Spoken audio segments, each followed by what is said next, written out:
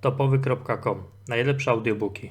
Nocny strażnik. Pół godziny po planowanym odlocie Tima Jamesona z Tampy ku jasnym światłom i wysokim budynkom Nowego Jorku samolot linii Delta nadal stał przy rękawie. Kiedy do kabiny weszli agent Delty oraz blondynka z identyfikatorem ochrony na szyi, rozległy się ostrzegawcze pomruki niezadowolonych pasażerów ściśniętych w klasie ekonomicznej. Czy mogę prosić o uwagę? Odezwał się głośno gość z Delty. Ile będzie tego opóźnienia? Zapytał ktoś. Bez owijania w bawełnę. Opóźnienie nie powinno być duże, a kapitan zapewnia, że dotrą państwo na miejsce o czasie. Na pokład chce jednak wejść agent federalny, więc ktoś z państwa będzie musiał oddać mu miejsce. Podniósł się jęk i Tim zauważył, że parę osób sięga po komórki, na wypadek gdyby zaczęły się kłopoty. W takich sytuacjach już się zdarzały. Tej osobie linie lotnicze Delta zapewnią darmowy bilet do Nowego Jorku na następny lot, czyli jutro o 6:45.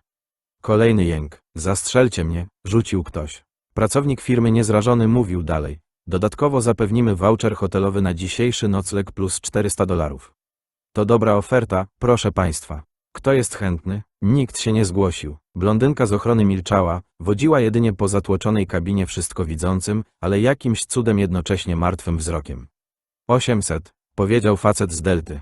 Plus voucher hotelowy i darmowy bilet. Gość gada jak gospodarz teleturnieju, mruknął jakiś mężczyzna w rzędzie przed Timem. Chętnych nadal nie było. 1400? Ciągle nic. Timowi wydało się to ciekawe, ale niezbyt zaskakujące.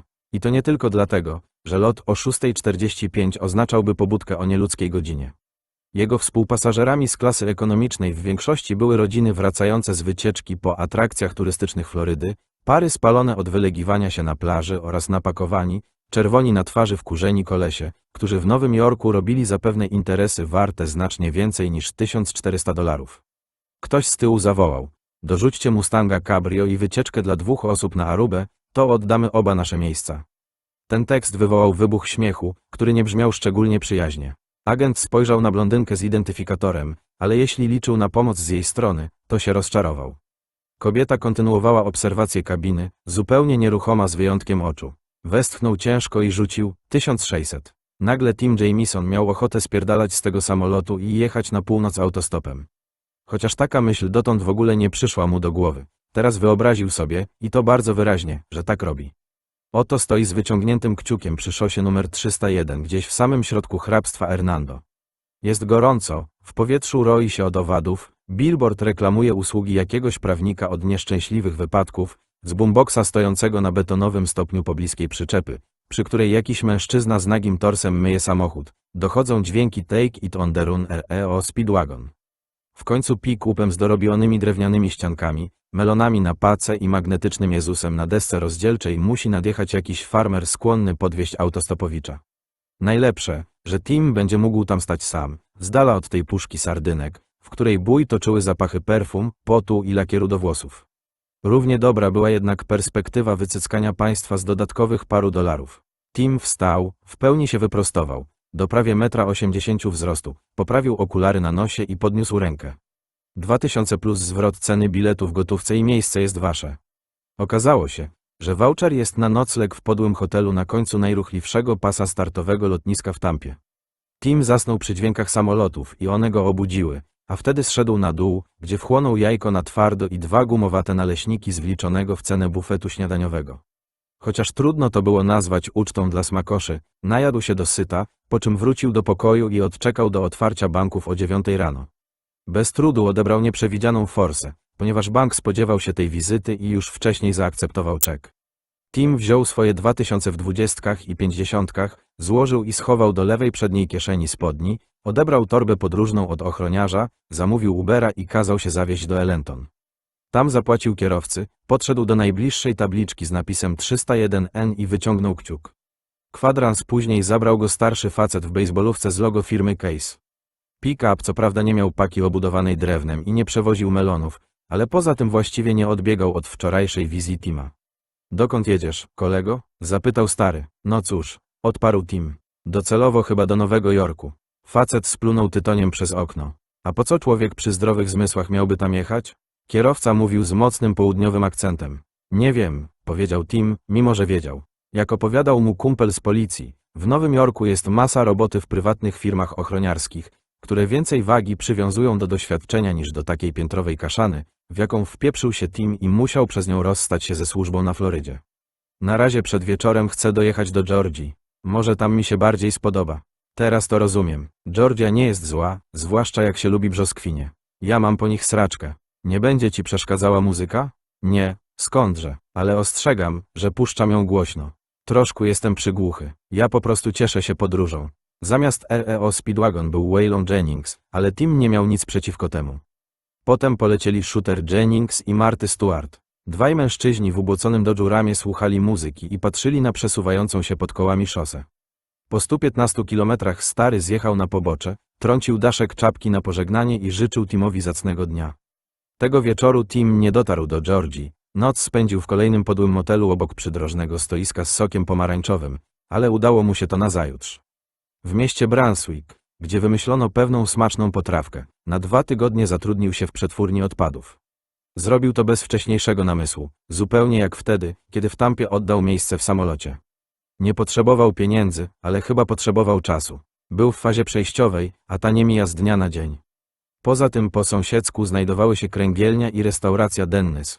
Trudno przebić takie połączenie. Dołożywszy wypłatę z przetwórni odpadów do kasy od linii lotniczych, Tim stał za Brunswickiem przy północnym wjeździe na autostradę I-95 i jak na tułacza czuł się całkiem nieźle sytuowany. Tkwił tak na słońcu przez ponad godzinę i już zaczął rozważać kapitulację i powrót do Dennis na szklankę zimnej, słodkiej herbaty, gdy zatrzymało się przy nim Volvo kombi. Cały tył auta był pełen kartonów. Starsza kobieta za kierownicą opuściła sterowaną elektrycznie szybę od strony pasażera i spojrzała na Tima przez grube szkła okularów.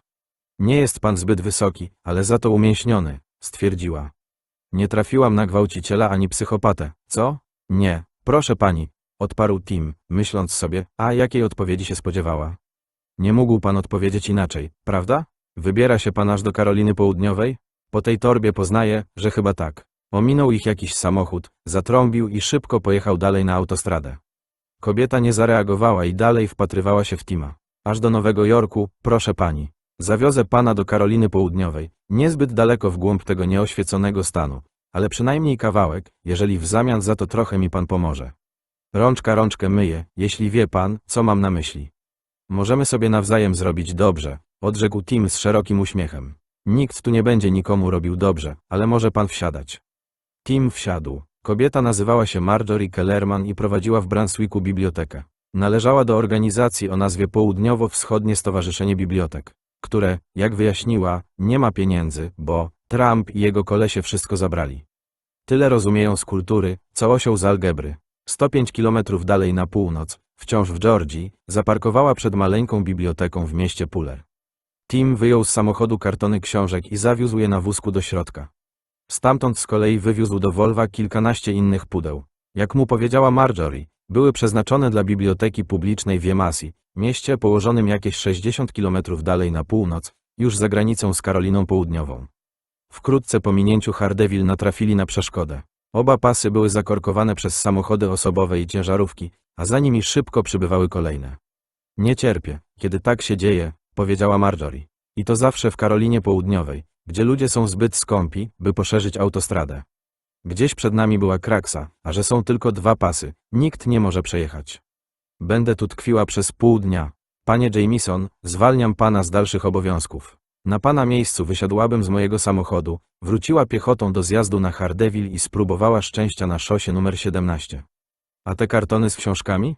Och, znajdę do pomocy inną parę krzepkich rąk. Odparła i uśmiechnęła się do Tima. Szczerze mówiąc, zobaczyłam, że pan tak stoi na słońcu i postanowiłam pozwolić sobie na ryzykanstwo. Jeśli jest pani pewna, korek na autostradzie przyprawiał go o klaustrofobię. Tim znowu czuł się tak, jak w połowie długości kabiny w klasie ekonomicznej samolotu. Bo jak nie, to zostanę. Nie goni mnie żaden termin ani nic takiego. Jestem pewna. Miło było pana poznać, panie Jamieson. I panią również, pani Kellerman. Potrzebuje pan wsparcia finansowego? Jeśli tak, znajdzie się u mnie z $10. Był wzruszony i zaskoczony, nie po raz pierwszy, życzliwością i szczodrością zwykłych ludzi, zwłaszcza tych, którzy sami nie mają zbyt wiele. Ameryka wciąż była dobrym miejscem, nawet jeśli niektórzy, w tym czasem on sam, bardzo się z tym nie zgadzali.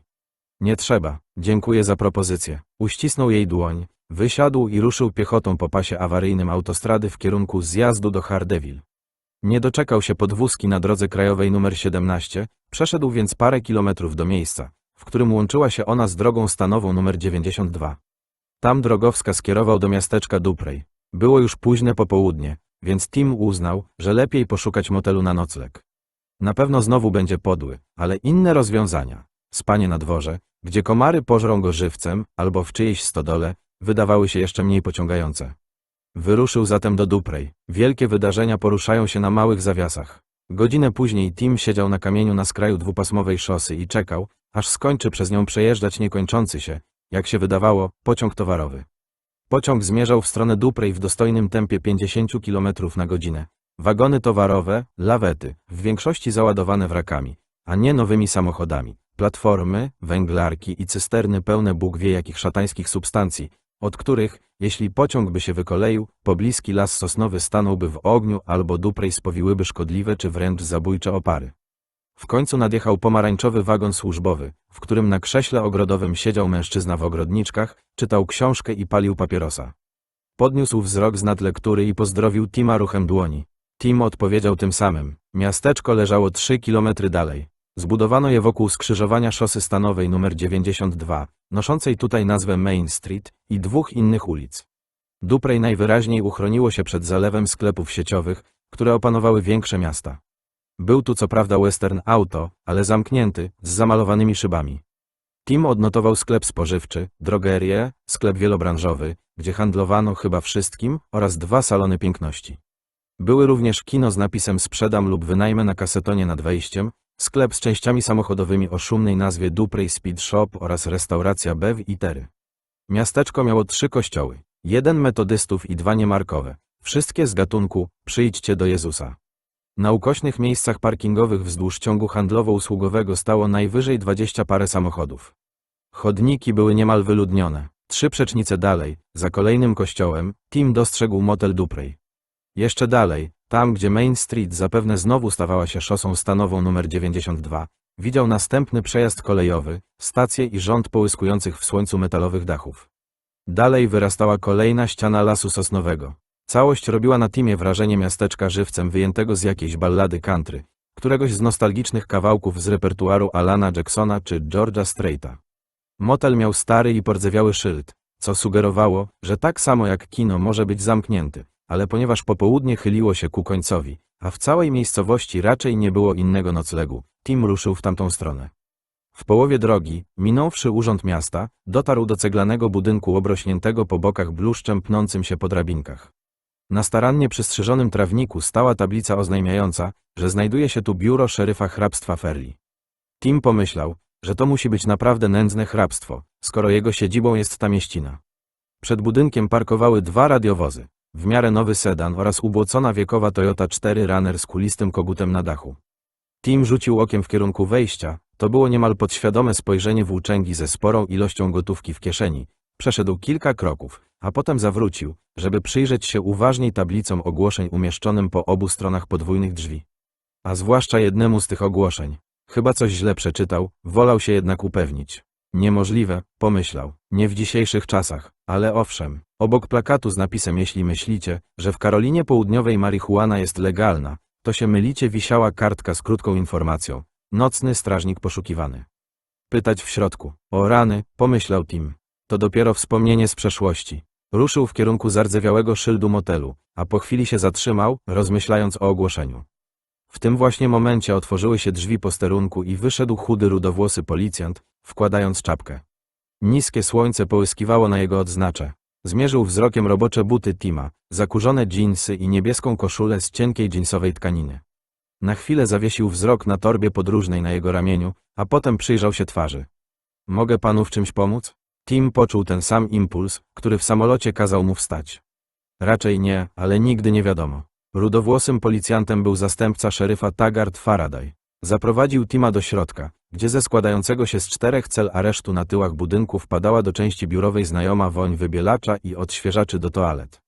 Faraday przedstawił Timowi Ronnie Gibson, zastępczynię szeryfa, kobietę w średnim wieku, obsługującą tego popołudnia dyspozytornie, a później poprosił go o prawo jazdy i jakiś inny dowód tożsamości. Tim sięgnął po swój identyfikator z komendy policji w Sarasocie i nie próbował ukryć faktu, że od 9 miesięcy jest nieważny. Mimo to na jego widok nastawienie obojga nieco się zmieniło. Nie jest pan mieszkańcem hrabstwa Fairlea, stwierdziła Gibson. Nie, przyznał Tim, ale mógłbym nim być, gdybym dostał tę posadę nocnego strażnika. Nie ma z tego kokosów, rzucił Faraday. A zresztą nie ja decyduję. Od zatrudniania i zwalniania jest szeryf Ashworth. Nasz poprzedni nocny strażnik przeszedł na emeryturę i wyjechał do Georgii, wyjaśniła jego koleżanka. Ma SLA, chorobę Lou Gehriga, miły człowiek, straszny pech, ale dobrze się tam nim opiekują, że też takie gówno zawsze przypałęta się do dobrych ludzi, dodał tak Faraday. Daj mu formularz, Ronnie. Następnie zwrócił się do Tima. Pracujemy tu w niewielkim składzie. Jest nas 7 osób, z tego 2 na niepełny etat. Podatników nie stać na więcej. Szeryf John jest teraz na patrolu. Jeżeli nie wróci do 5, góra w pół do 6, to znaczy, że pojechał do domu na kolację i będzie dopiero rano. Tak czy siak, będę tu dziś nocował. To znaczy pod warunkiem, że motel jest czynny. Och, Norbert powinien mieć parę wolnych pokoi. Ronnie Gibson wymieniła spojrzenia z Rudzielcem i oboje się rozśmiali. Domyślam się, że nie jest to 4-gwiazdkowy przybytek, powiedział Tim. Nie skomentuję, ale na pana miejscu przed położeniem się poszukałabym w pościeli takich małych czerwonych insektów. Dlaczego odszedł pan z policji w Sarasocie? Jest pan jeszcze za młody na emeryturę. O tym porozmawiam z waszym szefem, jeżeli mnie przyjmie na rozmowę. 2 zastępców szeryfa wymieniło kolejne, dłuższe, spojrzenie, a potem tak Faraday zwrócił się do koleżanki. No, daj mu ten wniosek, Ronnie. Miło pana poznać. Witamy w Duprej. Tutaj wystarczy postępować właściwie, a świetnie się dogadamy. Po tych słowach wyszedł, pozostawiając w sferze domysłów to, co mogłoby być zachowaniem niewłaściwym. Przez zakratowane okno Tim widział, jak zaparkowana przed budynkiem Toyota 4Runner opuszcza swoje miejsce i rusza tutejszą krótką główną ulicą. Formularz był na desce z klipsem. Tim usiadł na jednym z 3 krzeseł pod ścianą po lewej stronie, położył torbę podróżną między nogami i zaczął go wypełniać.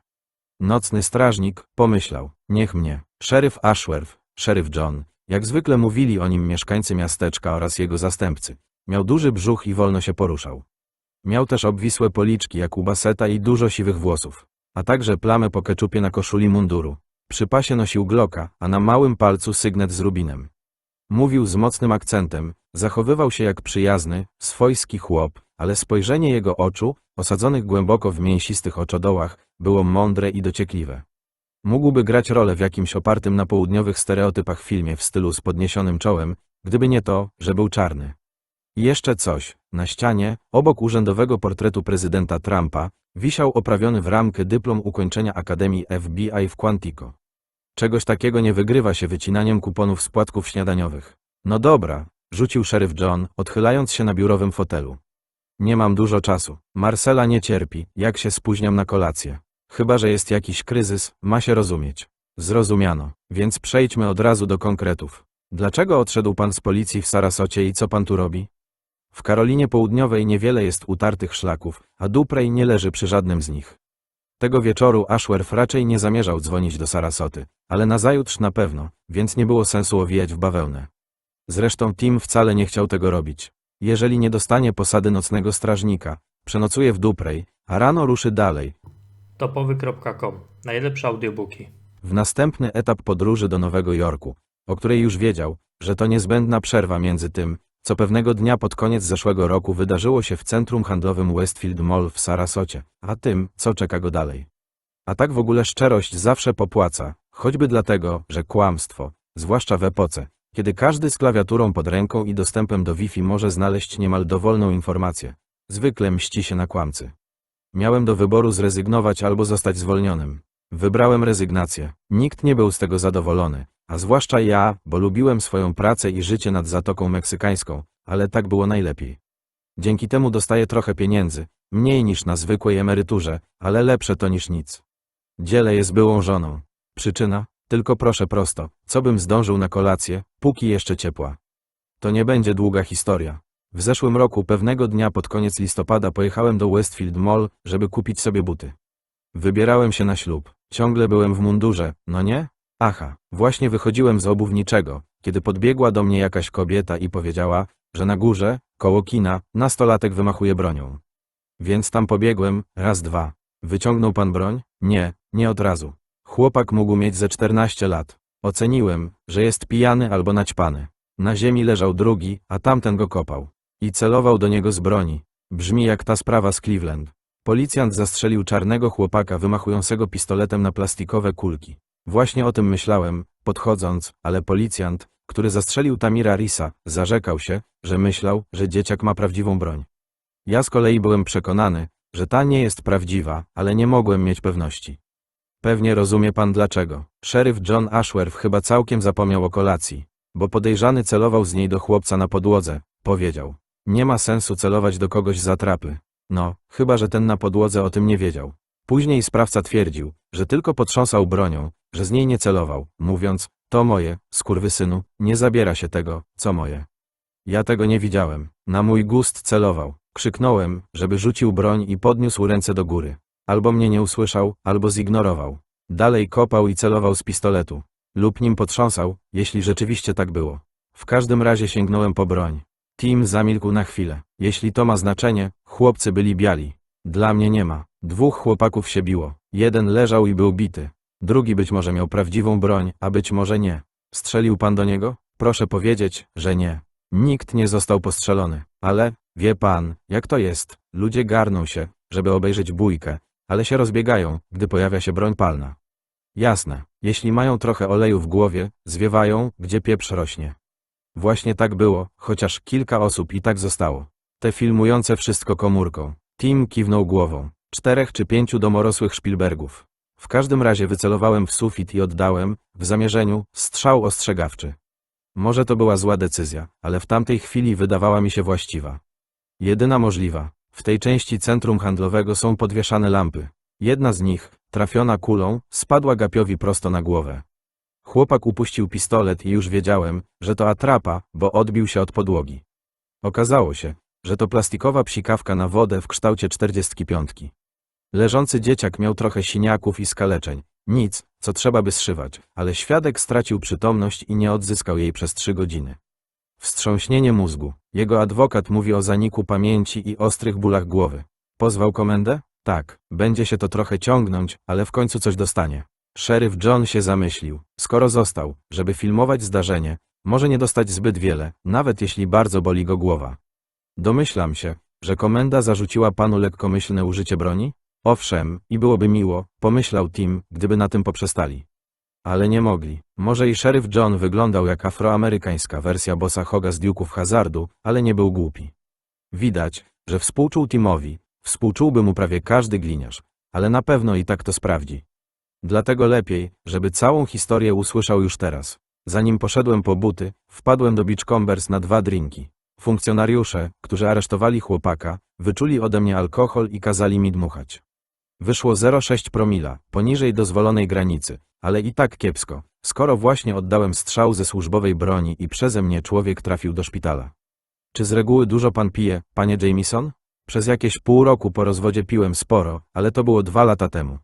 Teraz już nie, ale wiadomo, że nie mógłbym odpowiedzieć inaczej, pomyślał Tim. No to podsumujmy. Szeryf uniósł tłusty palec wskazujący. Był pan po służbie, czyli gdyby nie mundur, tamta kobieta w ogóle by do pana nie podbiegła. Pewnie nie, ale usłyszałbym zamieszanie i udał się na miejsce tak czy inaczej. Tak naprawdę policjant zawsze jest na służbie. Jak z pewnością sam pan wie. Ale czy miałby pan ze sobą broń?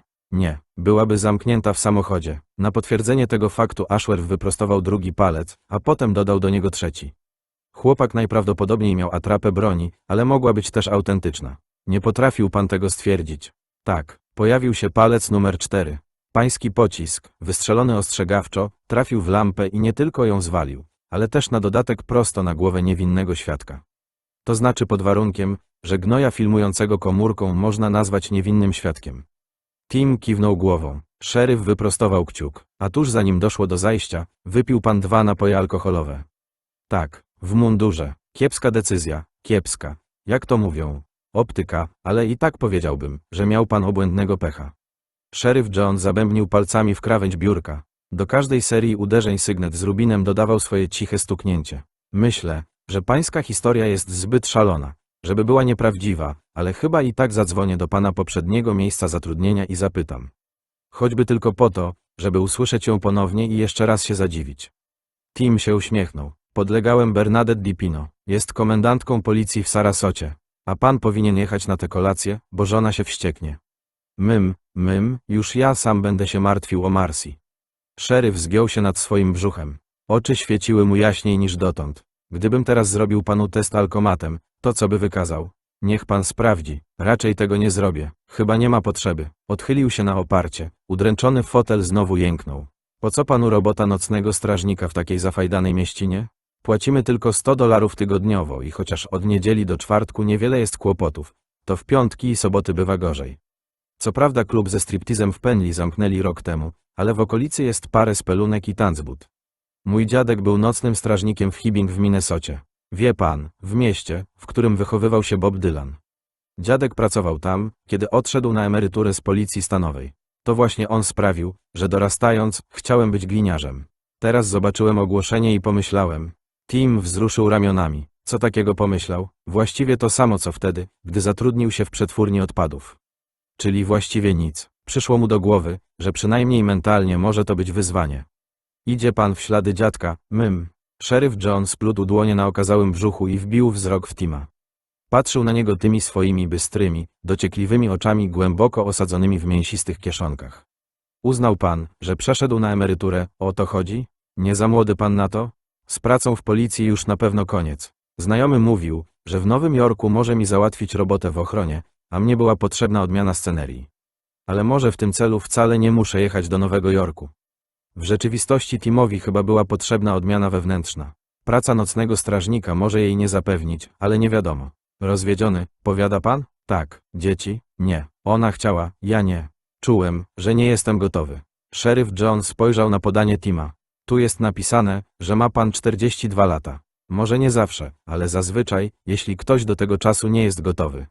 Urwał i jako wytrawny policjant liczył na to, że Tim sam zapełni ciszę. Ten jednak tego nie zrobił. Może docelowo wybiera się pan do Nowego Jorku, ale na razie nosi pana bez celu. Czy to trafna ocena? Tim zastanowił się i uznał, że trafna. Jeśli dam panu tę pracę, to skąd mam wiedzieć, że za 2 tygodnie albo miesiąc pana stąd po prostu nie wyniesie? Duprey nie jest najciekawszym miejscem pod słońcem, ani nawet w naszym stanie. Chodzi o to, proszę pana, że nie wiem, czy można na panu polegać. Zostanę tutaj, oczywiście zakładając, że sprawdzę się w tej robocie. Jeśli pan uzna, że nie, może mi pan powiedzieć. A jeśli ja postanowię, że chcę jechać dalej, poinformuję o tym z dużym wyprzedzeniem. Obiecuję, z tej roboty nie da się wyżyć. Tim wzruszył ramionami. Jak będzie trzeba, znajdę sobie coś jeszcze. Chce mi pan powiedzieć, że będę tu jedynym, który pracuje na 2 etaty, żeby związać koniec z końcem? Zresztą mam trochę oszczędności na początek. Szeryf John siedział chwilę w bezruchu, rozmyślając, a potem wstał. Zrobił to zaskakująco zwinnie jak na tak ciężkiego mężczyznę. Niech pan przyjdzie jutro rano i pomyślimy, co z tym zrobić. Koło 10 będzie w sam raz. Dość czasu, żeby pogadać z komendą policji w Sarasocie i przekonać się, czy mówię prawdę, pomyślał Tim. I sprawdzić, czy w mojej przeszłości nie ma jakichś innych plam. Podniósł się i wyciągnął rękę. Szeryf John miał porządny, silny uścisk. Gdzie pan dzisiaj nocuje, panie Jamieson? Tu, w motelu przy drodze, jeśli mają wolny pokój. O, Norbert na pewno ma dużo wolnych pokoi, powiedział szeryf. I raczej nie będzie próbował sprzedać panu zioła. Na mój gust ciągle ma pan w sobie coś z policjanta. Jeżeli trawi pan smażone potrawy, Bev jest otwarte do 7. Mnie najbardziej smakuje tam wątróbka z cebulą. Dziękuję. Za rozmowę też. Nie ma za co. Była bardzo ciekawa. A kiedy będzie się pan meldował w motelu, niech pan powie Norbertowi, że szeryf John kazał dać panu któryś z dobrych pokoi. Tak zrobię, ale i tak przed wejściem do łóżka sprawdziłbym, czy nie ma pluskiew. Tim się uśmiechnął. Już mi to poradzono. W Bewitery na kolację była smażona pierś z kurczaka z fasolką szparagową, a na deser placek z brzoskwiniami. Całkiem nieźle. Pokój przydzielony Timowi w motelu Duprey to już inna sprawa. Te, w których zatrzymywał się podczas podróży na północ, były przy nim jak pałace. Klimatyzator w oknie głośno terkotał, ale mało chłodził. Z zardzewiałego natrysku kapało i nie dało się na to nic poradzić. W końcu Tim położył ręcznik w brodziku, żeby wytłumić ten rytmiczny dźwięk. Abażur na lampce przy łóżku był przypalony w paru miejscach. Jedyny obrazek w pokoju, niepokojąca kompozycja przedstawiająca żaglowiec z załogą złożoną w całości z szeroko uśmiechniętych czarnoskórych mężczyzn wyglądających jak mordercy, wisiał nierówno. Tim go poprawił, ale obrazek zaraz znowu się przekrzywił. Na zewnątrz stało krzesło ogrodowe. Miało zapadnięte siedzenie, a nogi równie zardzewiałe jak ten felerny natrysk, utrzymało jednak ciężar Tima. Siedział z wyprostowanymi nogami, zabijał przysiadające na nim owady i patrzył na pomarańczowe słońce, które płonęło między drzewami niczym ogień w wielkim piecu. Ten widok przepełniał go zarazem szczęściem i melancholią. Mniej więcej kwadrans po 8 nadjechał kolejny niekończący się pociąg towarowy. Przetaczał się przez drogę stanową i obok magazynów na obrzeżach miasteczka. Ten cholerny Georgia Southern zawsze się spóźnia. Tim obejrzał się i zobaczył właściciela, a zarazem jedyną osobę, która pracowała wieczorem w tym zacnym przybytku. Facet był chudy jak szczapa. Kamizelka w tureckie wzory na nim wisiała. Nosił spodnie kaki ze zbyt krótkimi nogawkami, demonstrując w ten sposób białe skarpetki i stare trampki Conversa. Jego lekko szczurzą twarz wieńczyła staromodna fryzura na Beatlesa. Mowa, rzucił Tim, to bez znaczenia. Norbert wzruszył ramionami. Wieczorny pociąg przejeżdża bez zatrzymywania.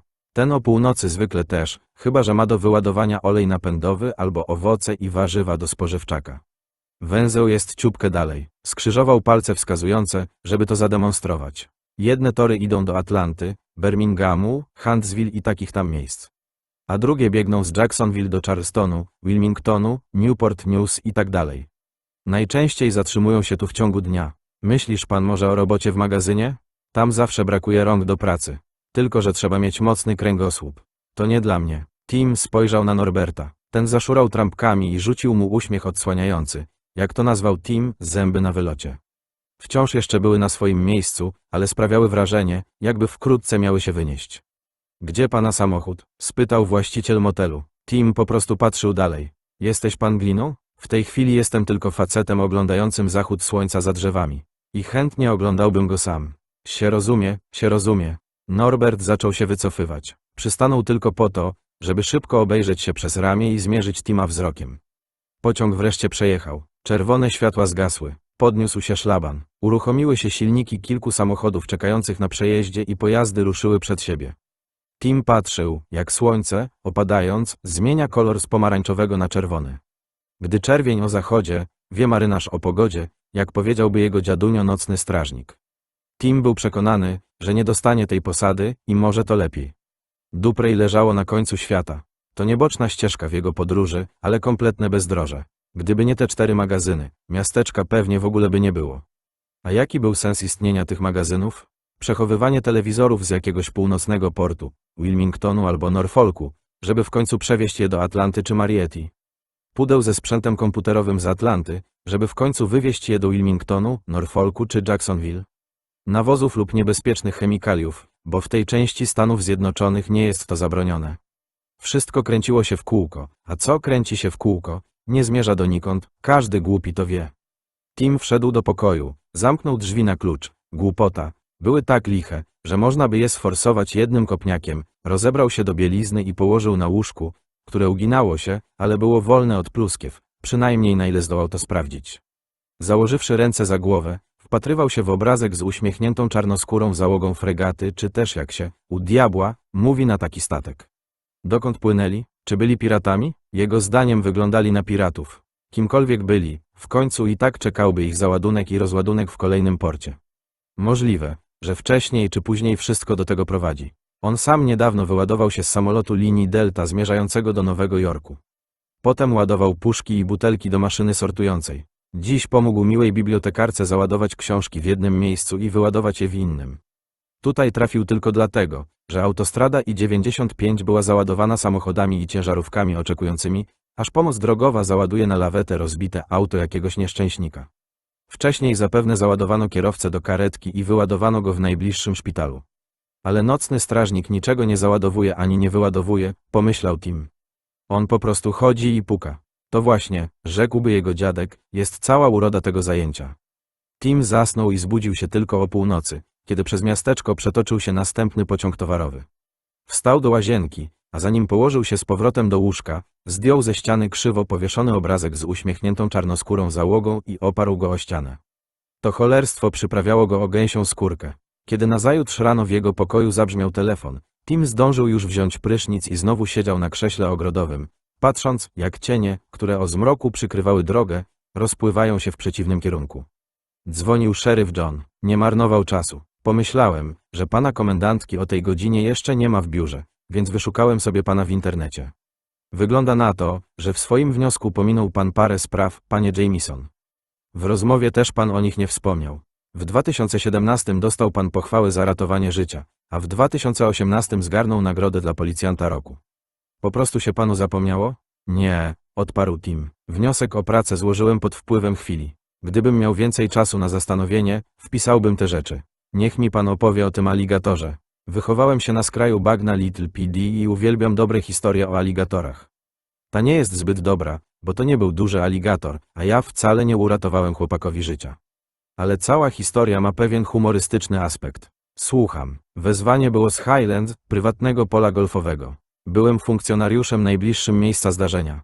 Chłopak wszedł na drzewo obok jednej z sadzawek. Miał 11-12 lat, coś takiego, i darł się w niebogłosy. Pod nim był aligator. Brzmi jak w historyjce o małym czarnym Sambo, stwierdził szeryf John. Tylko że z tego, co pamiętam, tam zamiast aligatora były tygrysy, a skoro ten chłopiec na drzewie był na prywatnym polu golfowym, to idę o zakład, że nie był czarny. Nie był, a aligator w zasadzie przysypiał. Miał tylko 1,5 metra, może 1,80 m. Pożyczyłem kij golfowy, 5 Iron, od ojca chłopaka, bo to on później zgłosił mnie do wyróżnienia i parę razy walnąłem go w łeb. Mam nadzieję, że aligatora, a nie ojca. Tim się roześmiał. Zgadza się. Aligator wrócił do sadzawki, dzieciak zszedł z drzewa i tyle tego było. Zamilkł na chwilę. Tylko że trafiłem do wieczornych wiadomości. Jak wywijam kijem golfowym. Prezenterka żartowała, że mam dobry zamach. Wie pan, humor golfowy. A ta nagroda policjanta roku? No cóż, komuś musieli ją przyznać, a ja zawsze punktualnie pojawiałem się w pracy i nigdy nie zadzwoniłem, że nie przyjdę, bo jestem chory. W słuchawce na dłuższą chwilę zapadła cisza. Nie wiem, odezwał się w końcu szeryf John. Czy to się nazywa taktowna skromność, czy niska samoocena, tak czy owak, nie podoba mi się. Wiem, że to z mojej strony duża szczerość po tak krótkiej znajomości, ale ja jestem z tych, którzy mówią, co myślą. Walę prosto z mostu, jak to niektórzy określają. Na przykład moja żona. Tim spojrzał na drogę, spojrzał na tory kolejowe, spojrzał na cofające się cienie. Zerknął na tutejszą wieżę ciśnień, górującą nad miasteczkiem niczym mechaniczny najeźdźca w filmie science fiction. Stwierdził, że to będzie kolejny upalny dzień. Stwierdził też coś jeszcze. Mógł w tej chwili albo dostać, albo stracić tę pracę. Wszystko zależało od tego, co teraz powie. Pozostawało pytanie, czy rzeczywiście mu na niej zależy, czy też to tylko kaprys zainspirowany rodzinną historią o dziadku Tomie. Panie Jamieson, jest pan tam jeszcze? Zapracowałem na tę nagrodę. Byli inni gliniarze, którzy mogli ją dostać, pracowałem z paroma świetnymi policjantami, ale zasłużyłem na nią. Wyjeżdżając z Sarasoty, niedużo ze sobą zabrałem, bo reszta ma przyjść pocztą, kiedy znajdę sobie coś w Nowym Jorku, ale to wyróżnienie wziąłem. Jest w mojej torbie. Jeśli pan chce, mogę pokazać. Chcę, ale nie dlatego, że panu nie wierzę, powiedział szeryf John. Po prostu chciałbym je zobaczyć. Ma pan niedorzecznie wysokie kwalifikacje jak na posadę nocnego strażnika, ale skoro panu na niej zależy, zaczyna pan dzisiaj o 23.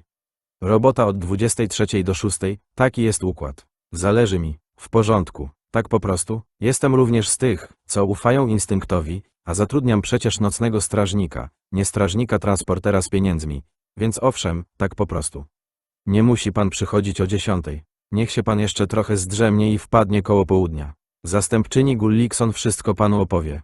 To nie zajmie dużo czasu. Nie ma w tym wielkiej filozofii, jak to mówią, ale w sobotnie noce na Main Street po zamknięciu barów spotka pan pewnie paru mądrali w podkręconych furach. Dobrze, dziękuję. Zobaczymy, czy równie wdzięczny będzie pan po pierwszym weekendzie. Jeszcze jedno, nie jest pan zastępcą szeryfa i nie ma pan uprawnień do noszenia broni palnej. Jeśli trafi pan na sytuację, z którą może sobie nie poradzić i która wyda się panu niebezpieczna, kontaktuje się pan z bazą. Rozumiemy się? Tak, mam nadzieję. Jeśli się dowiem, że zabiera pan ze sobą gnata, to zabierze się pan z tego miasta. Zrozumiano. W takim razie proszę się trochę zdrzemnąć. Od dziś będzie pan istotą nocy. Jak hrabia Dracula, pomyślał Tim. Rozłączył się, wywiesił na drzwiach tabliczkę nie przeszkadzać, zaciągnął cienką, smutną zasłonę w oknie, ustawił budzik w telefonie i z powrotem położył się spać. Zastępczyni szeryfa Wendy Gullikson, jedna z osób pracujących na posterunku na niepełny etat, o 10 lat młodsza od Ronnie Gibson, była niezłą szprychą, nawet mimo tego, że blond włosy ściągnęła w kok tak mocno, że prawie jęczały. Tim nie próbował jej czarować. Widział wyraźnie, że włączyła osłonę i nastawiła ją na pełną moc. Być może liczyła, że posadę nocnego strażnika dostanie ktoś inny, na przykład jej brat albo chłopak, przemknęło Timowi przez głowę. Dała mu mapę niezbyt okazałej dzielnicy biznesowej Duprey, krótkofalówkę przypinaną do paska oraz zegar czasu pracy, który również nosiło się przy pasku. Jak wyjaśniła, zegar nie miał baterii. Nakręcało się go na początku każdej zmiany. W 46 to musiał być ostatni krzyk techniki, powiedział Tim. W sumie nawet fajne, takie retro. Nie uśmiechnęła się. Zegar odbija się przy firmie Fromies, a potem drugi raz przy stacji kolejowej na zachodnim końcu Main Street. To 2600 metrów w każdą stronę. Ed Whitlock robił 4 rundy podczas każdej zmiany, czyli łącznie prawie 21 kilometrów. Nie będę musiał się odchudzać, to na pewno. Wciąż zero uśmiechu. Opracujemy z Ronnie Gibson grafik. Będzie pan miał 2 wolne noce w tygodniu, pewnie w poniedziałki i wtorki. Po weekendzie w miasteczku jest dosyć spokojnie, ale czasem trzeba będzie coś przesunąć, oczywiście pod warunkiem, że zostanie pan tu dłużej. Tim splótł dłonie na kolanach i spojrzał na kobietę z półuśmiechem. Funkcjonariuszko Gullikson, czy ma pani ze mną jakiś problem? Jeśli tak, niech pani przemówi teraz albo zamilknie na wieki. Miała nordycko-bladą cerę, więc nie zdołała ukryć rumieńca. Była dzięki temu jeszcze ładniejsza, ale Tim domyślał się, że i tak tego nie cierpi. Jeszcze nie wiem, czy mam. Czas pokaże. Jesteśmy zgraną ekipą. Małą, ale zgraną. Trzymamy się razem. A pan jest po prostu obcym facetem, który przyszedł z ulicy i dostał robotę. Tutejsi żartują z nocnego strażnika, a Ed dobrze znosił te docinki, bo to ważna praca, zwłaszcza w mieście, w którym jest tak mało policjantów. Lepiej zapobiegać niż leczyć, rzucił Tim. Tak mawiał mój dziadek. On też był nocnym strażnikiem. To dlatego zgłosiłem się do tej pracy. Może te słowa trochę ociepliły jej nastawienie. Jeśli chodzi o zegar czasu pracy, zgadzam się, że jest archaiczny. Powiem tyle, niech się pan przyzwyczai. Nocny strażnik to analogowa praca w epoce cyfrowej. Przynajmniej tutaj, w Duprey. Tim wkrótce przekonał się, co miała na myśli. W zasadzie był policjantem patrolu pieszego rodem mniej więcej z 1954 roku, tyle że bez pistoletu, nawet bez pałki. Nie miał prawa nikogo aresztować. Kilka większych firm w mieście zamontowało u siebie jakieś zabezpieczenia, ale w większości innych brakowało tego typu urządzeń. W sklepie wielobranżowym czy drogerii Obergs Tim sprawdzał, czy pali się zielona lampka alarmu i czy nie ma śladu włamywaczy. W mniejszych lokalach pociągał za klamki i gałki w drzwiach, zaglądał przez szyby i zgodnie z tradycją stukał 3 razy. Czasami ktoś reagował, machał albo coś mówił, ale zwykle nie, co Timowi nie przeszkadzało. Robił znaczek kredą i szedł dalej. W drodze powrotnej powtarzał procedurę, tym razem kolejno wymazując znaczki. Cały proces kojarzył mu się ze starym irlandzkim dowcipem. Paddy, jeśli przyjdziesz pierwszy, zrób kredą znaczek na drzwiach. Jeśli ja przyjdę pierwszy, tu go zmarzę. Stawianie tych znaczków wydawało się pozbawione wszelkiego praktycznego celu. Było po prostu tradycją, być może sięgającą dawnych czasów i powtarzaną przez całe zastępy nocnych strażników od czasów zakończenia wojny secesyjnej. Dzięki innemu zastępcy szeryfa pracującemu na część etatu Tim znalazł przyzwoite miejsce, w którym mógł się zatrzymać. George Burkett powiedział, że jego matka ma nad garażem małe umeblowane mieszkanie i wynajmie je tanio, jeśli Tim jest zainteresowany. Tylko 2 pokoje, ale całkiem ładne. Brat mieszkał tam przez parę lat, zanim przeprowadził się na Florydę. Załapał się na robotę w parku rozrywki Universal w Orlando. Przyzwoicie zarabia. Farciarz. Prawda, ale ile oni tam sobie za wszystko liczą na tej Florydzie? Głowa mała. Z tym, że ostrzegam cię, Tim, jeżeli zdecydujesz się wynająć, nie możesz późno puszczać głośnej muzyki. Mama nie lubi muzyki. Nie lubiła nawet, jak Floyd grał na banjo, chociaż gra diablo dobrze. Strasznie się o to kłócili. George, przecież mnie nocą prawie nigdy nie ma w domu.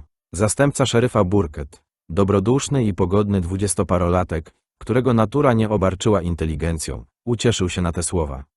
Rzeczywiście, zapomniałem. W każdym razie jest tam mały klimatyzator. Nic szczególnego, ale dzięki niemu jest na tyle chłodno, że daje się spać. Przynajmniej Floydowi to wystarczało. To co, piszesz się? Tim się pisał i choć turkoczący klimatyzator w oknie na niewiele się zdał, łóżko było wygodne, pokój dzienny przytulny, a z prysznica nie kapało. Kuchnia ograniczała się do mikrofalówki i płyty grzejnej, ale on i tak jadał głównie w bewitery, więc mu to nie przeszkadzało. Czynsz był natomiast bezkonkurencyjny, $70 tygodniowo. George opisywał matkę jako bez mała smoczycę, ale pani Burkett okazała się poczciwiną z tak silnym akcentem, że człowiek nie rozumiał połowy z tego, co mówiła. Czasem zostawiała Timowi pod drzwiami trochę chleba kukurydzianego albo kawałek ciasta zawiniętego w pergamin. Czuł się tak, jakby wynajmował mieszkanie u chochlika z południa. Norbert Hollister, szczurowaty właściciel motelu, miał rację. Firma Składy i magazyny Duprej wiecznie cierpiała na niedobór pracowników i stale szukała ludzi. Tim domyślał się, że tam, gdzie trzeba wykonywać pracę fizyczną za najniższą dopuszczoną prawem stawkę godzinową. W Karolinie Południowej wynosiła ona $7.25. Częste zmiany kadrowe są normą. Poszedł porozmawiać z brygadzistą, Walem Jaretem, i ten zgodził się go zatrudnić na 3 godziny dziennie, od 8 rano. Dzięki temu Tim miał dość czasu, żeby się umyć i coś zjeść po zakończeniu służby strażnika. Tak oto, oprócz wypełniania nocnych obowiązków, znów coś załadowywał i wyładowywał. Tak to już jest na świecie, powiedział sobie. Tak to już jest, zresztą to tylko chwilowe. W miarę jak jego pobyt w tym południowym miasteczku się przedłużał, Tim Jamieson wpadał w kojącą rutynę. Nie zamierzał mieszkać w Duprej do końca życia, ale był sobie w stanie wyobrazić, że zostanie tu do Bożego Narodzenia, może nawet w malutkim mieszkaniu nad garażem postawi malutką sztuczną choinkę, albo wręcz do przyszłego lata. Nie była to bynajmniej oaza kultury i rozumiał, dlaczego większość tutejszej młodzieży pragnie uciec przed monochromatyczną nudą, on jednak się nią rozkoszował. Wiedział, że z czasem się to zmieni, ale na razie było w porządku. Pobudka o 18:00, kolacja w Bev, czasami samotna, czasami z jednym z zastępców szeryfa, służba nocnego strażnika przez następne 7 godzin, śniadanie w Bev, jazda wózkiem widłowym w składach i magazynach Duprej do 11:00, kanapka i cola albo słodka herbata na lunch w cieniu stacji kolejowej, powrót do domu pani Burkett, sen do 18:00. W wolne dni Tim czasami spał bez przerwy przez 12 godzin.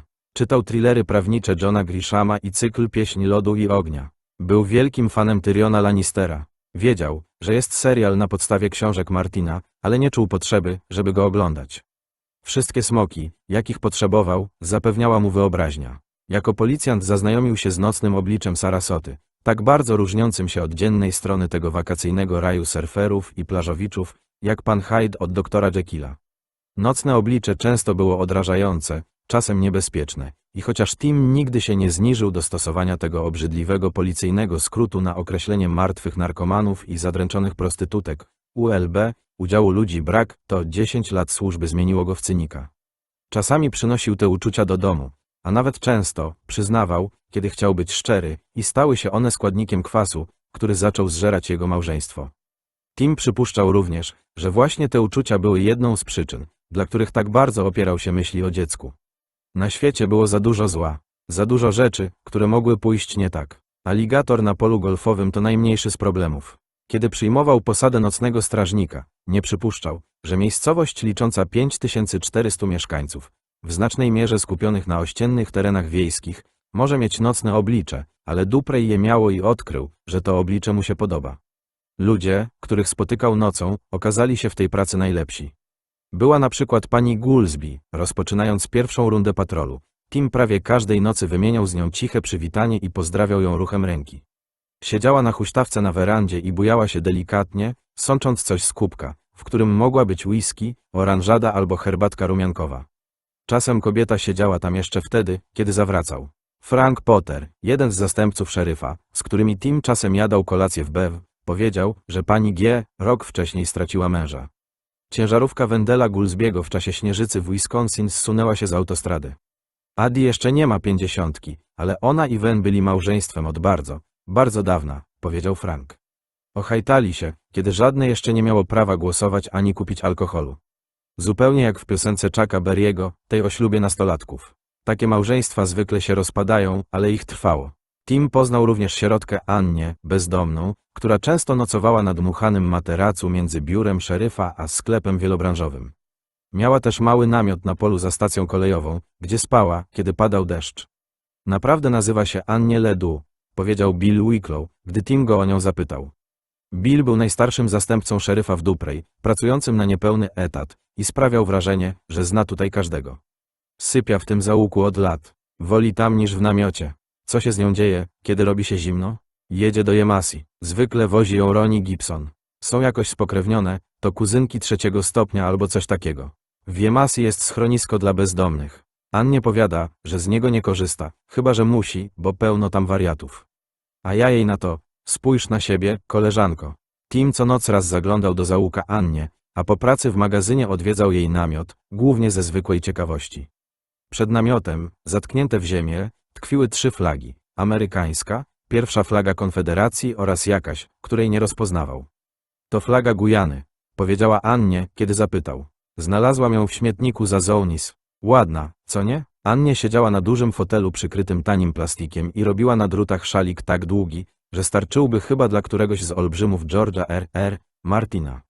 Była całkiem przyjazna, nie wykazywała objawów tego, co koledzy Tima z policji w Sarasocie nazywali syndromem bezdomnego paranoika.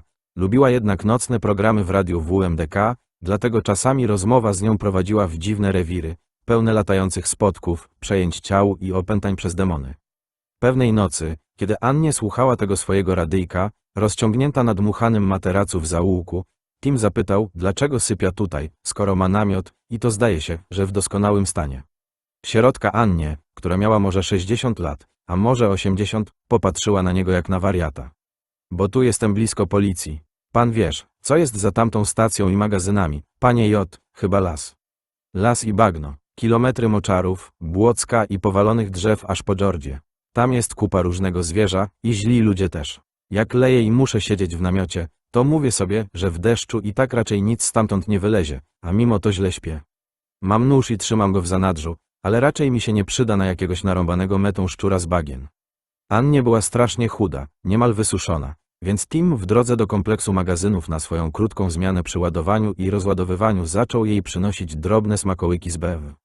Czasem była to torebka gotowanych orzeszków ziemnych albo chrupek Max Cracklin, kiedy indziej ciastka Moon Pie albo tarta wiśniowa.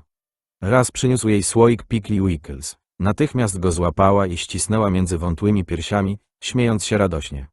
Wicklesy. Nie jadłam Wicklesów, odkąd Hector był szkrabem. Dlaczego jesteś dla mnie taki dobry, panie J? Nie wiem, powiedział Tim. Chyba po prostu cię lubię, Annie. Mogę spróbować? Podała mu słoik. Jasne. I tak go musisz otworzyć, bo ja mam straszny artretyzm. Wyciągnęła ręce i rozczapierzyła palce tak powykręcane, że przypominały kawałki drewna wyrzucone na brzeg. Ciągle jeszcze szyję i robię na drutach, ale Bóg jeden raczy wiedzieć, jak długo dam radę. Tim otworzył słoik, trochę się skrzywił, gdy poczuł mocny zapach octu i wyłowił jednego pikla, który ociekał czymś, co równie dobrze mogło być formaldehydem. Oddawaj, oddawaj, podał słoik kobiecie, a pikla zjadł. Chryste, Annie, teraz chyba do końca życia będę miał wykrzywione usta. Roześmiała się, pokazując nieliczne zęby, które jej jeszcze zostały. Najlepsze są z chlebem z masłem i zimną ercekolą. Albo z piwem, ale tego to ja już nie piję. Co dziergasz? Czy to jest szalik? Nasz pan nie przyjdzie we własnym stroju, odpowiedziała Annie. Idź już, panie J, i rób swoje. Uważaj na ludzi w czarnych samochodach.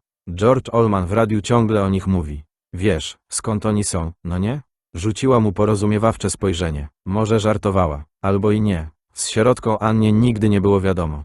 Kolejnym mieszkańcem nocnej strony Duprey był Corbett Denton. Pracował w miasteczku jako fryzjer i znano go w okolicy jako dobosza, z powodu jakiegoś nastoletniego wyskoku, którego szczegółów nikt właściwie nie pamiętał, oprócz tego, że efektem było miesięczne zawieszenie w prawach ucznia szkoły średniej. Może za młodu był dzikusem, ale te czasy dawno minęły.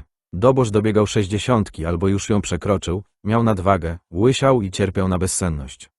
Kiedy nie mógł spać, siadał na schodkach swojego zakładu i przyglądał się pustej głównej ulicy. Pustej, ma się rozumieć, nie licząc Tima.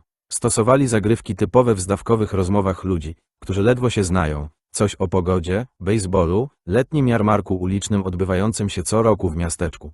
Ale pewnej nocy Denton powiedział coś, co uruchomiło u Tima żółty alarm. Wiesz, Jameson, wydaje nam się, że żyjemy, ale to nasze życie wcale nie jest prawdziwe. To tylko gra cieni i bardzo się ucieszę, jak wreszcie zgaśnie światło. W ciemności wszystkie cienie znikają. Tim usiadł na schodkach zakładu fryzjerskiego pod trójkolorowym słupkiem, którego niekończąca się spirala na noc znieruchomiała. Zdjął okulary, wytarł je w koszulę i z powrotem włożył. Mogę powiedzieć coś szczerze? Spytał. Dobosz Denton pstryknął papierosem do rynsztoka i błysnęło kilka iskier. Dawaj, między północą a 4 każdy powinien mieć prawo mówić, co myśli. Tak przynajmniej uważam. Mówisz jak człowiek cierpiący na depresję. Dobosz parsknął śmiechem. Sherlock Holmes się znalazł. Powinieneś pójść do doktora Ropera. Są takie proszki, po których człowiek nabiera pogodniejszego nastawienia. Bierze je moja była. chociaż pewnie dużo bardziej rozpogodziła się dzięki temu, że się mnie pozbyła. Tim uśmiechnął się, by pokazać, że to żart, ale dobosz Denton nie odpowiedział uśmiechem, tylko się podniósł. Wiem o tych proszkach, Jameson. Są jak gorzała i trawa. I pewnie jak ekstazji, które dzisiaj biorą dzieciaki, gdy chodzą na te swoje rejwy, czy jak na to mówią. Te rzeczy sprawiają, że przez chwilę wierzysz, że to wszystko jest prawdziwe. Że ma znaczenie, ale nie jest i nie ma. Daj spokój, rzucił cicho Tim. Tak nie można. Moim zdaniem wręcz trzeba, odparł fryzjer i ruszył w stronę schodów do swego mieszkania nad zakładem. Szedł wolno i ociężale. Tim patrzył za nim zaniepokojony. Pomyślał, że dobosz Denton to jeden z takich ludzi, którzy w pewną deszczową noc postanawiają się zabić. Może razem z psem, jeśli dobosz go ma. Jak egipski faraon. Tim rozważał, czy nie pomówić o tym z szeryfem Johnem, ale potem przypomniał sobie Wendy Gullikson, która wciąż była przy nim dość spięta. Ostatnie, na czym mu zależało, to żeby ona albo któryś z pozostałych zastępców szeryfa uznał, że Tim się wywyższa. Nie był już policjantem, tylko miejscowym nocnym strażnikiem. Lepiej odpuścić, ale nigdy tak do końca nie przestał myśleć o doboszu Dentonie. Pewnej nocy pod koniec czerwca Tim podczas obchodu zauważył dwóch chłopców, którzy z plecakami na plecach i pojemnikami na drugie śniadanie w dłoniach szli Main Street w kierunku zachodnim. Mogliby tak iść do szkoły, gdyby nie to, że była 2 nad ranem. Nocnymi spacerowiczami okazali się bliźniacy Bilsonowie. Wkurzyli się na rodziców, którzy z powodu kiepskich stopni synów nie chcieli ich zabrać na kiermasz rolniczy Danning. Głównie mieliśmy truje, żadnej pały, powiedział Robert Bilson. I zdaliśmy do następnej klasy. Co w tym złego? To nie w porządku, włączył się Roland Bilson. Będziemy na kiermaszu z samego rana i dostaniemy robotę. Słyszeliśmy, że ciągle potrzebują robotników niewykolegowanych. Timowi przeszło przez głowę, by go uświadomić, że chodzi o robotników niewykwalifikowanych, ale stwierdził, że to bez znaczenia. Chłopcy, nie chcę was rozczarowywać, ale macie, ile? Z 11 lat, 12, odparli chórem. Dobra, 12. Nie tak głośno, ludzie śpią. Nikt was na tym marnym kiermaszu nie zatrudni. Zamiast tego wsadzą was do festynowego aresztu i potrzymają tam do przyjazdu rodziców. A do tego czasu ludzie będą przychodzić i gapić się na was. Może nawet rzucać orzeszkami albo chrupkami. Bracia Bilsonowie spojrzeli na niego z konsternacją i być może odrobiną ulgi. Powiem wam, co teraz zrobicie, ciągnął Tim. Natychmiast wrócicie do domu, a ja będę szedł za wami, żeby się upewnić, że kolektywnie nie zmieniliście zdania. Co to znaczy kolektywnie? To taki sposób myślenia, który podobno wykazują bliźniacy, a przynajmniej tak mówią ludzie. Wyszliście drzwiami czy oknem? Oknem, powiedział Roland. Dobrze, wrócicie tak samo. Jak wam się poszczęści, rodzice nawet się nie zorientują, że was nie było. Nie powie im pan? To Robert. Nie, chyba że wytniecie ten numer drugi raz. Wtedy powiem im nie tylko o tym, co zrobiliście, ale też, że mi pyskowaliście, jak was złapałem. Ale przecież wcale nie pyskowaliśmy. Zaprotestował zszokowany Roland. Skłamie, powiedział Tim. Jestem w tym dobry. Ruszył za chłopcami. Patrzył, jak Robert Bilson podsadza brata do otwartego okna. Potem Tim sam w ten sposób pomógł Robertowi. Zaczekał, czy gdzieś w domu zapali się światło sygnalizujące, że niedoszli uciekinierzy za moment zostaną nakryci, a kiedy się tak nie stało, kontynuował obchód. W piątkowe i sobotnie wieczory na ulicach było więcej ludzi, przynajmniej do 12 albo 1 w nocy. Głównie par na randkach. Później czasem zdarzała się inwazja, jak to określił szeryf John. Mądrali w podkręconych furach, czyli młodych ludzi w podrasowanych samochodach osobowych i pick-upach, którzy pędzili pustą główną ulicą Duprej 100 albo 110 km na godzinę, jeden obok drugiego, budząc mieszkańców dokuczliwym rykiem tłumików. Nieraz któregoś z nich zatrzymywał zastępca szeryfa albo funkcjonariusz policji stanowej, żeby go spisać, albo przymknąć, gdy alkomat pokazał więcej niż 0,9 promila. Ale chociaż w weekendy nocą było na służbie 4 miejscowych policjantów, takie zatrzymania zdarzały się rzadko. Zwykle podobne numery uchodziły na sucho. Tim poszedł odwiedzić sierotkę Annie. Siedziała przed swoim namiotem i robiła na drutach bambosze. Mimo artretyzmu jej palce poruszały się w tempie błyskawicy. Tim zapytał, czy nie chciałaby zarobić $20. Annie odparła, że parę groszy zawsze się przyda, ale to będzie zależało od roboty. Gdy wyjaśnił, o co chodzi, zarechotała. Bardzo chętnie, panie J., pod warunkiem, że dorzucisz parę słoików Wikisów. Annie, która najwyraźniej wyznawała maksymę, że jak już coś robić, to na dużą skalę, wykonała dla niego transparent szeroki na 9 metrów i wysoki na 2. Tim przymocował go do stalowego wałka, który sam wykonał, zespawawszy kilka kawałków rury w warsztacie firmy Fromies, sprzedaż i naprawa małych silników. Kiedy wyjaśnił szeryfowi Johnowi, co zamierza, a ten się zgodził, Tim i tak Faraday zawiesili wałek nad skrzyżowaniem 3 ulic, w tym Main Street, na lince, którą z jednej strony przymocowali do frontowej ściany drogerii Oberks, a z drugiej do nieczynnego kina. W piątkowe i sobotnie wieczory w porze zamknięcia barów Tim ciągnął za sznurek i rozwijał transparent niczym roletę w oknie.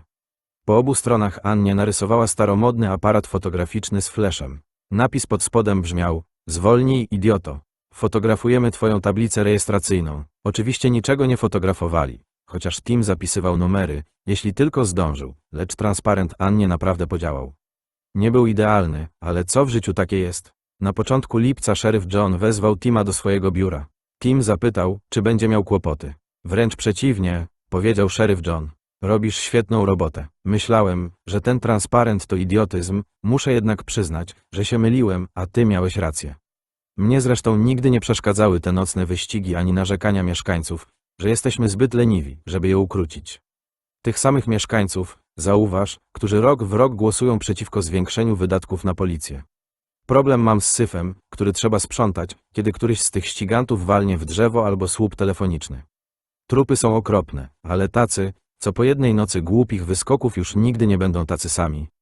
Czasami mam wrażenie, że to jeszcze gorsze. Na szczęście w tym roku czerwiec był w porządku, a nawet jeszcze lepszy. Może to tylko wyjątek od reguły, myślę jednak, że nie.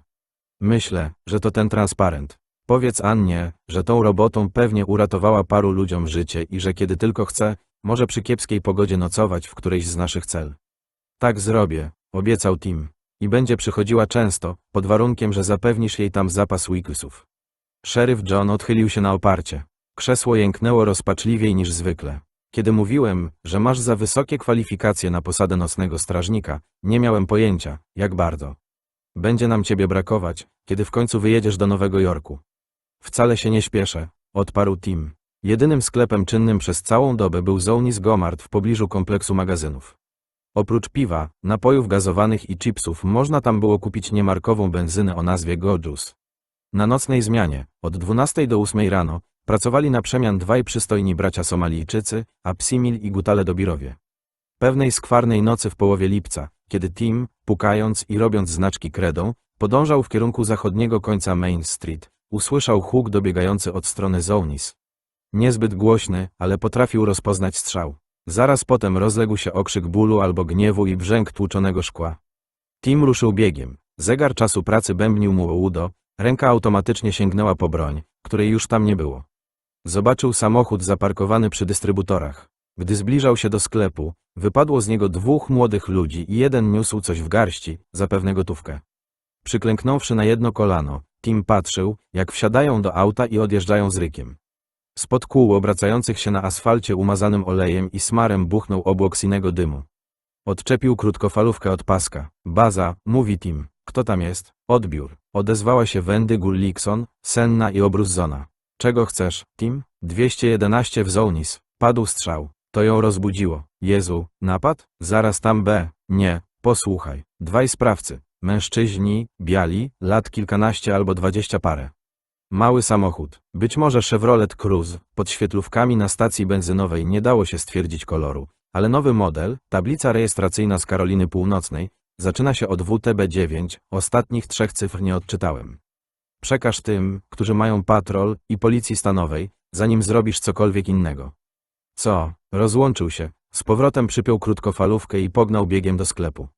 Szyba naprzeciwko lady była rozbita, a kasa otwarta. Jeden z braci Dobirów leżał na boku w rosnącej kałuży krwi. Oddychał z trudem, a każdy wdech kończył się świstem. Tim przyklęknął obok niego. Panie Dobira, muszę pana obrócić na plecy. Proszę, nie, boli. Nie wątpił, że boli, ale musiał obejrzeć obrażenia. Kula weszła wysoko po prawej stronie niebieskiej firmowej bluzy Zownis, która teraz była błotniście fioletowa od krwi. Krew ciekła też Dobirze z ust i wsiąkała w brudkę. Kiedy zakaszlał, drobne kropelki ochlapały twarz i okulary Tima. Tim znowu sięgnął po krótkofalówkę i odetchnął z ulgą, że Gullikson została na posterunku. Wendy, potrzebna karetka z Dunning. Jak najszybciej. Jeden z Dobirów jest ranny, kula chyba trafiła w płuco. Policjantka przyjęła meldunek i chciała o coś zapytać, lecz Tim znów się rozłączył, upuścił krótkofalówkę na podłogę i ściągnął swój t-shirt. Przycisnął go do dziury w piersi mężczyzny. Panie Dobira, może pan to chwilę przytrzymać?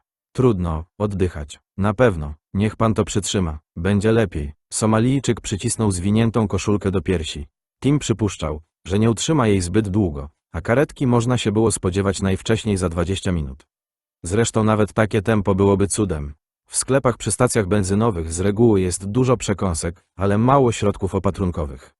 Była jednak wazelina. Tim złapał słoiczek, a z sąsiedniej alejki wziął paczkę pieluch. Rozerwał ją, biegnąc do leżącego.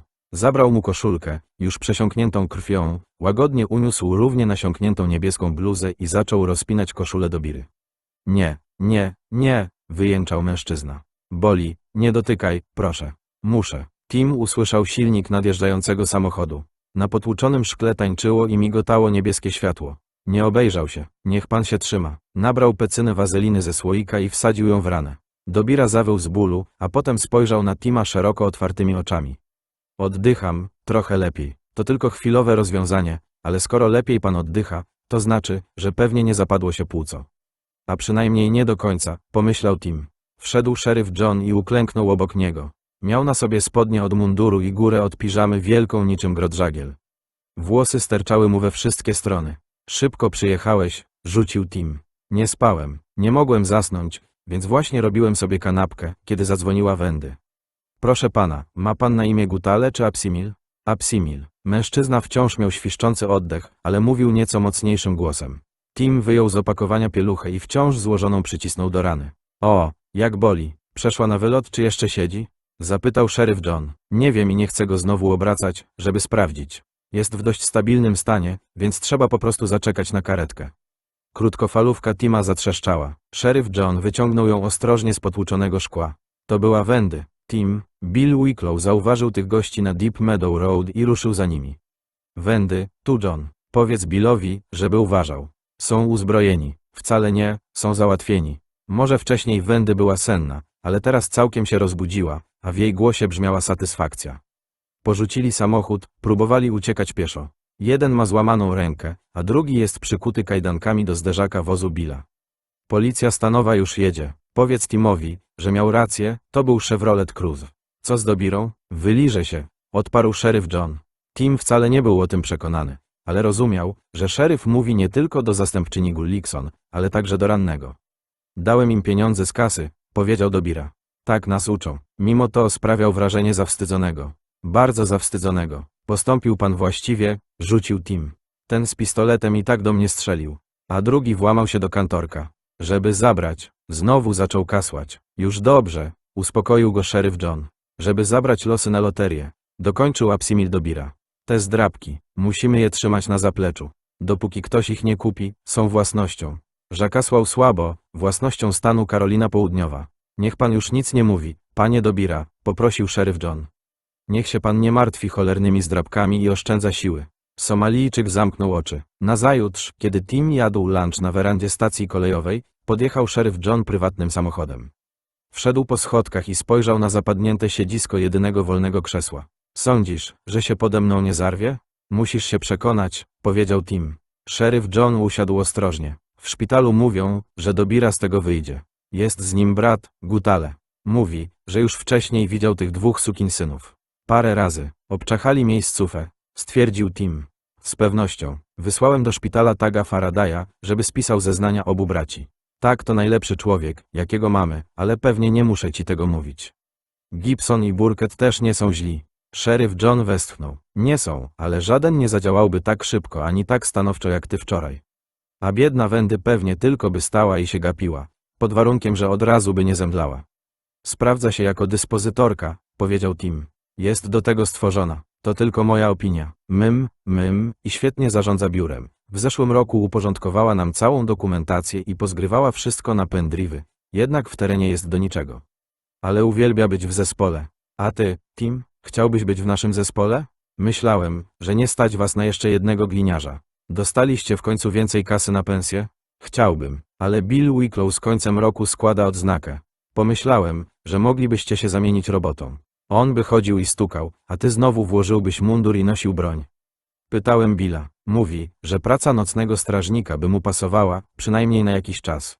Mogę się zastanowić? Nie widzę przeciwwskazań. Szeryf John wstał. Do końca roku jeszcze 5 miesięcy. Ale chętnie byśmy cię przyjęli. Zastępczyni Gullikson również? Szeryf John uśmiechnął się szeroko. Wendy trudno do siebie przekonać, ale wczoraj dużo w tym celu zrobiłeś. Naprawdę? A gdybym zaprosił ją na kolację? Jak myślisz, co by powiedziała? Myślę, żeby się zgodziła, pod warunkiem, że nie chcesz jej zabrać do Bev. Taka ładna dziewczyna oczekiwałaby, że pójdziecie co najmniej do Roundup w Dunning. Albo do tej meksykańskiej knajpy w Hardeville. Dzięki za radę, nie ma za co. I pomyśl nad tą robotą. Tak zrobię. I zrobił. Wciąż jeszcze o niej myślał, kiedy nieco później tego lata w pewną upalną noc rozpętało się piekło. Bystry chłopak. Pewnego pięknego ranka w kwietniu tego samego roku, parę miesięcy przed przybyciem Tima Jamiesona do Duprey, Herberta i Eileen Ellisów wprowadzono do gabinetu Jima Greera, jednego z 3 szkolnych psychologów w szkole dla wyjątkowych dzieci imienia Brodericka w Minneapolis. Luke nie wpakował się w jakieś kłopoty, prawda? Zapytała Eileen, gdy usiedli. Bo jeśli tak, to nic nam nie mówił. Bynajmniej, powiedział Greer. Miał 30 parę lat, przerzedzone ciemne włosy i poważną twarz. Był w sportowej koszuli rozpiętej pod szyją i wyprasowanych dżinsach. Proszę posłuchać, wiedzą państwo, jak w naszej szkole wszystko działa, prawda? Jak musi działać, biorąc pod uwagę możliwości umysłowe naszych uczniów. Są oceniani, ale nie za pomocą stopni. To niemożliwe. Mamy tu 10-latków z lekkim autyzmem, którzy rozwiązują zadania matematyczne dla szkół średnich, ale czytają na poziomie 3. klasy. Mamy dzieci biegle mówiące w 4 językach, ale nie radzące sobie z mnożeniem ułamków.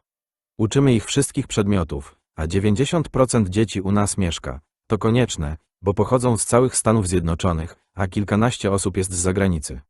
Ale skupiamy uwagę na ich szczególnych talentach, wszelkiego rodzaju. Z tego powodu tradycyjny system, w którym dzieci, począwszy od przedszkola, zdają do kolejnych klas, aż do 12, jest dla nas właściwie bezużyteczny.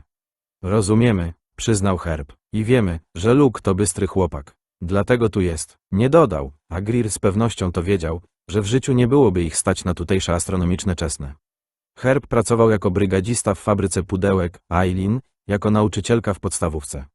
Luke był jednym z niewielu uczniów dochodzących i jednym z bardzo nielicznych stypendystów. Bystry? Niezupełnie, rzucił Greer. Spuścił wzrok na otwartą teczkę leżącą na jego nieskazitelnie czystym biurku, a Eileen nagle miała przeczucie. Albo poproszą ich o wypisanie syna ze szkoły, albo odbiorą mu stypendium, co i tak zmusiłoby ich do wypisania syna ze szkoły. Rok nauki w Brodericku kosztował plus minus $40,000, mniej więcej tyle samo co na Harvardzie. Greer powie, że to jedna wielka pomyłka, że Luke wcale nie jest taki bystry, jak wszyscy myśleli. Jest normalnym dzieckiem, które czyta wyjątkowo dobrze jak na swój wiek i jakimś cudem wszystko zapamiętuje. Eileen wiedziała z własnych lektur, że u małych dzieci pamięć eidetyczna nie jest bynajmniej taka rzadka.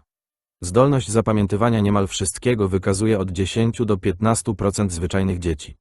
Haczyk polegał na tym, że ten talent zazwyczaj znika w wieku dojrzewania, a Luke właśnie się do niego zbliżał. Psycholog się uśmiechnął. Powiem wprost, szczycimy się tym, że mamy pod opieką wyjątkowe dzieci, ale nigdy dotąd nie było w tej szkole ucznia takiego jak Luke.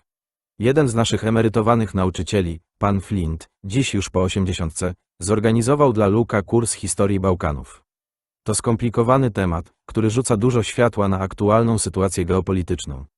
Tak przynajmniej twierdzi pan Flint. Po tygodniu przyszedł do mnie i powiedział, że czuje się przy państwa synu tak, jak musieli się czuć żydowscy uczeni, kiedy Jezus nie tylko ich nauczał, ale też upominał, że nie to ich czyni nieczystymi, co wkładają do ust, lecz co z nich wychodzi.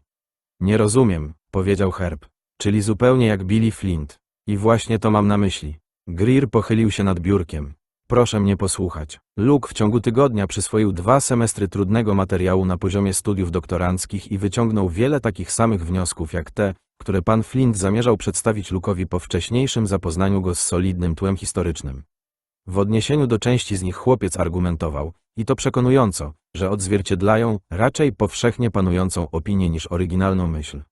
Chociaż, jak zaznaczył pan Flint, Luke zrobił to niezwykle uprzejmie.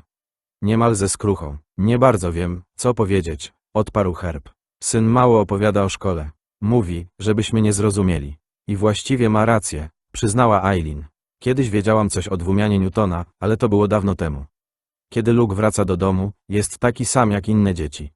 Po odrobieniu lekcji i wykonaniu domowych obowiązków włącza z boksa albo gra w kosza na podjeździe ze swoim kolegą Rolfem. Nadal ogląda SpongeBoba. Herb zastanowił się, po czym dodał, chociaż zwykle z książką na kolanach. Tak, pomyślała Eileen. Ostatnio były to zasady socjologii. Wcześniej William James. Jeszcze wcześniej Wielka Księga a przedtem dzieła wszystkie Cormaca McCarthy'ego. Czytał w taki sposób, w jaki pasą się krowy na pastwisku, które swobodnie chodzą tam, gdzie trawa jest najzieleńsza. Te kwestie mąż Eileen postanowił ignorować, bo przerażała go jej dziwność. Eileen również była tym przerażona i pewnie dlatego nie wiedziała o kursie z historii Bałkanów. Luke o tym nie wspominał, bo nie zapytała. Mamy tu geniuszy, powiedział Greer. Określiłbym tak dobrze ponad połowę wszystkich uczniów Brodericka. Ale oni mają swoje ograniczenia. Luke jest inny, bo u niego to jest globalne. Nie chodzi o jedną rzecz, ale o wszystko. Wątpię, żeby kiedykolwiek zawodowo grał w baseball albo koszykówkę. Jeżeli odziedziczy wzrost po mojej rodzinie, będzie za niski na zawodowego koszykarza. Herb się uśmiechał. No, chyba że zostanie drugim Spudem Webbem. Cicho, skarciła męża Eileen. Mimo to gra z entuzjazmem, ciągnął Greer. Lubi sport, nie uważa go za stratę czasu. Na boisku nie jest ofermą. Dogaduje się z kolegami, nie jest introwertykiem i nie ma żadnych zaburzeń emocjonalnych. Luke to zwyczajny, stosunkowo wyluzowany amerykański dzieciak, który nosi koszulki zespołów rockowych i czapkę daszkiem do tyłu.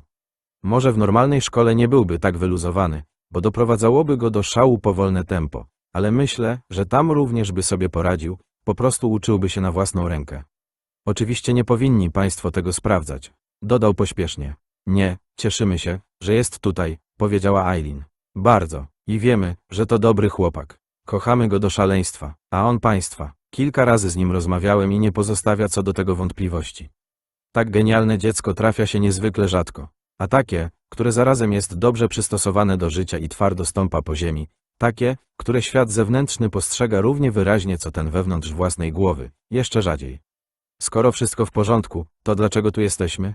Zapytał Herb. Nie żebym nie lubił słuchać, jak wychwala pan naszego syna, nic z tych rzeczy. A tak na marginesie, dalej ogrywam go w króla, chociaż ma niezły rzut hakiem. Greer odchylił się na oparcie fotela. Jego uśmiech zniknął. Są państwo tutaj, ponieważ zbliżamy się do granicy tego, co możemy zrobić dla Luka, i on o tym wie. Wyraził zainteresowanie dość niezwykłymi studiami. Chciałby iść na inżynierię w Massachusetts Institute of Technology w Cambridge i jednocześnie na anglistykę w Emerson College w Bostonie po drugiej stronie rzeki. Co takiego? Zapytała Eileen. Jednocześnie? Tak. A egzaminy SAT? Nic innego nie przyszło jej do głowy. Podejdzie do nich za miesiąc, w maju. W szkole średniej North Community. I pozamiata. Będę musiała spakować mu lunch, pomyślała Eileen. Słyszała, że w stołówce w Northcom dają okropne jedzenie. Po chwili milczenia odezwał się oszołomiony Herb. Proszę pana, nasz syn ma dopiero 12 lat. I to zaledwie od miesiąca. Może rozkminił, o co chodzi w Serbii, ale miną jeszcze 3 lata, zanim puści mu się wąs. Pan, to, rozumiem, co państwo czują, ale nie prowadzilibyśmy tej rozmowy, gdyby nie to, że reszta psychologów szkolnych i ciała pedagogicznego również uważa, że Luke jest do tego gotowy pod względem osiągnięć w nauce, społecznym i emocjonalnym. Owszem, na obu uczelniach. Nie wyślę 12-latka na drugi koniec kraju, żeby mieszkał wśród studentów, którym wolno legalnie pić i chodzić do klubów, oświadczyła Eileen. Może gdyby miał tam jakichś krewnych, u których mógłby się zatrzymać, byłoby inaczej, ale... Greer z aprobatą kiwał głową. Rozumiem, w pełni się z panią zgadzam. I Luke sam wie, że nie jest gotowy żyć samodzielnie, nawet pod opieką. Podchodzi do tego bardzo trzeźwo, ale z powodu obecnej sytuacji zaczyna być sfrustrowany i nieszczęśliwy, ponieważ jest głodny wiedzy. Wręcz jej złakniony. Nie wiem, jakie cudowne gadżety tkwią w jego głowie. Nikt z nas tego nie wie, a najbliżej był pewnie stary Flint, gdy mówił o Jezusie nauczającym żydowską starszyznę.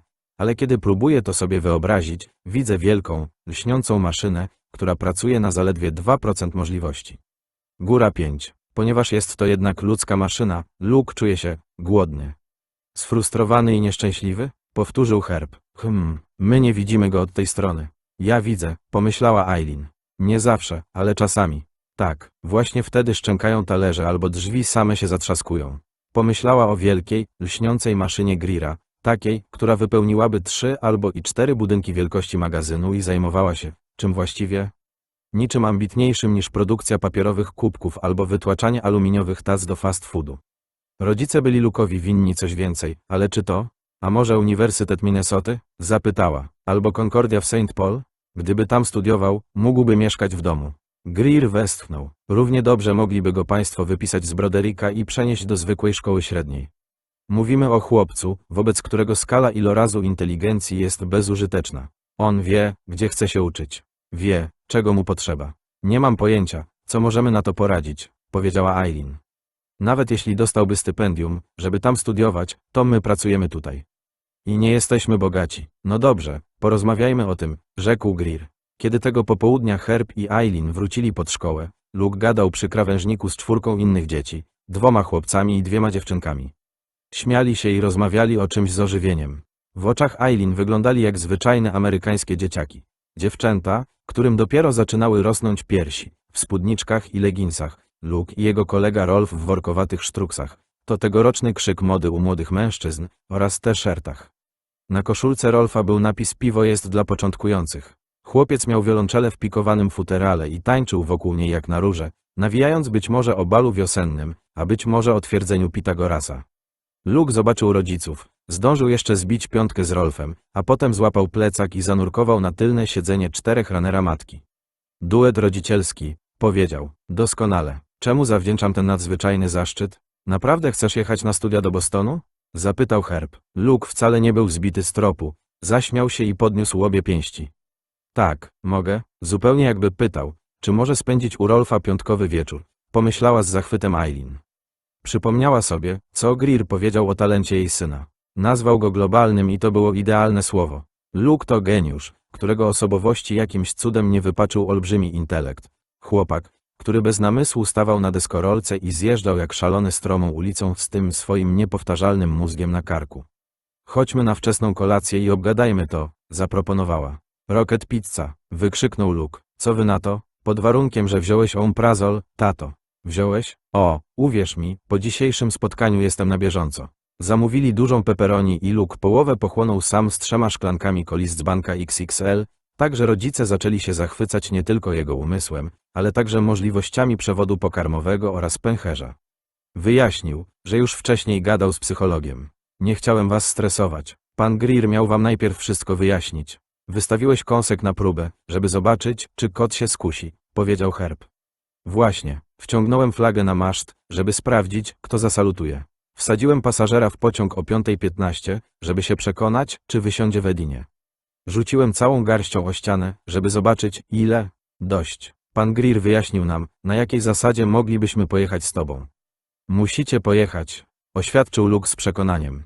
Jestem za młody, żeby nie towarzyszyli mi szanowni mater i pater. Poza tym, spojrzał na rodziców z ponad cmentarzyska pizzy. Nie mógłbym pracować. Bardzo bym za wami tęsknił. Eileen nakazała oczom, żeby nie wypełniały się łzami, ale oczywiście jej nie posłuchały. Herb podał jej serwetkę. Pan Greer, przedstawił scenariusz, powiedziała. Taki, w którym chyba, można by, rodzino, wszedł jej w słowo Luke. Kto chce ostatni kawałek? Cały twój, odparł Herb. Obyś dożył tej szalonej imatrykulacji. Menaża college, rzucił chłopiec i parsknął śmiechem. Rozmawiał z wami o bogatych absolwentach, prawda? Eileen odłożyła serwetkę. Chryste, Luki, rozmawiałeś ze szkolnym psychologiem o perspektywach finansowych swoich rodziców? Kto z nas jest dorosły w tej dyskusji? Zaczynam mieć wątpliwości. Wyluzuj, mamacita, to logiczne. Chociaż pierwotnie pomyślałem o kapitale żelaznym. Szkoła ma olbrzymi. Mogłaby sfinansować z niego waszą przeprowadzkę i w ogóle by tego nie odczuła. Ale członkowie zarządu nigdy by tego nie zatwierdzili, mimo że to ma sens. Naprawdę? Zdziwił się Herb. O tak. Luke z entuzjazmem pogryzł pizzę, przełknął i popił kolą. Jestem inwestycją. Akcją o dużym potencjale wzrostu. Inwestujesz centy, kosisz dolary, co nie?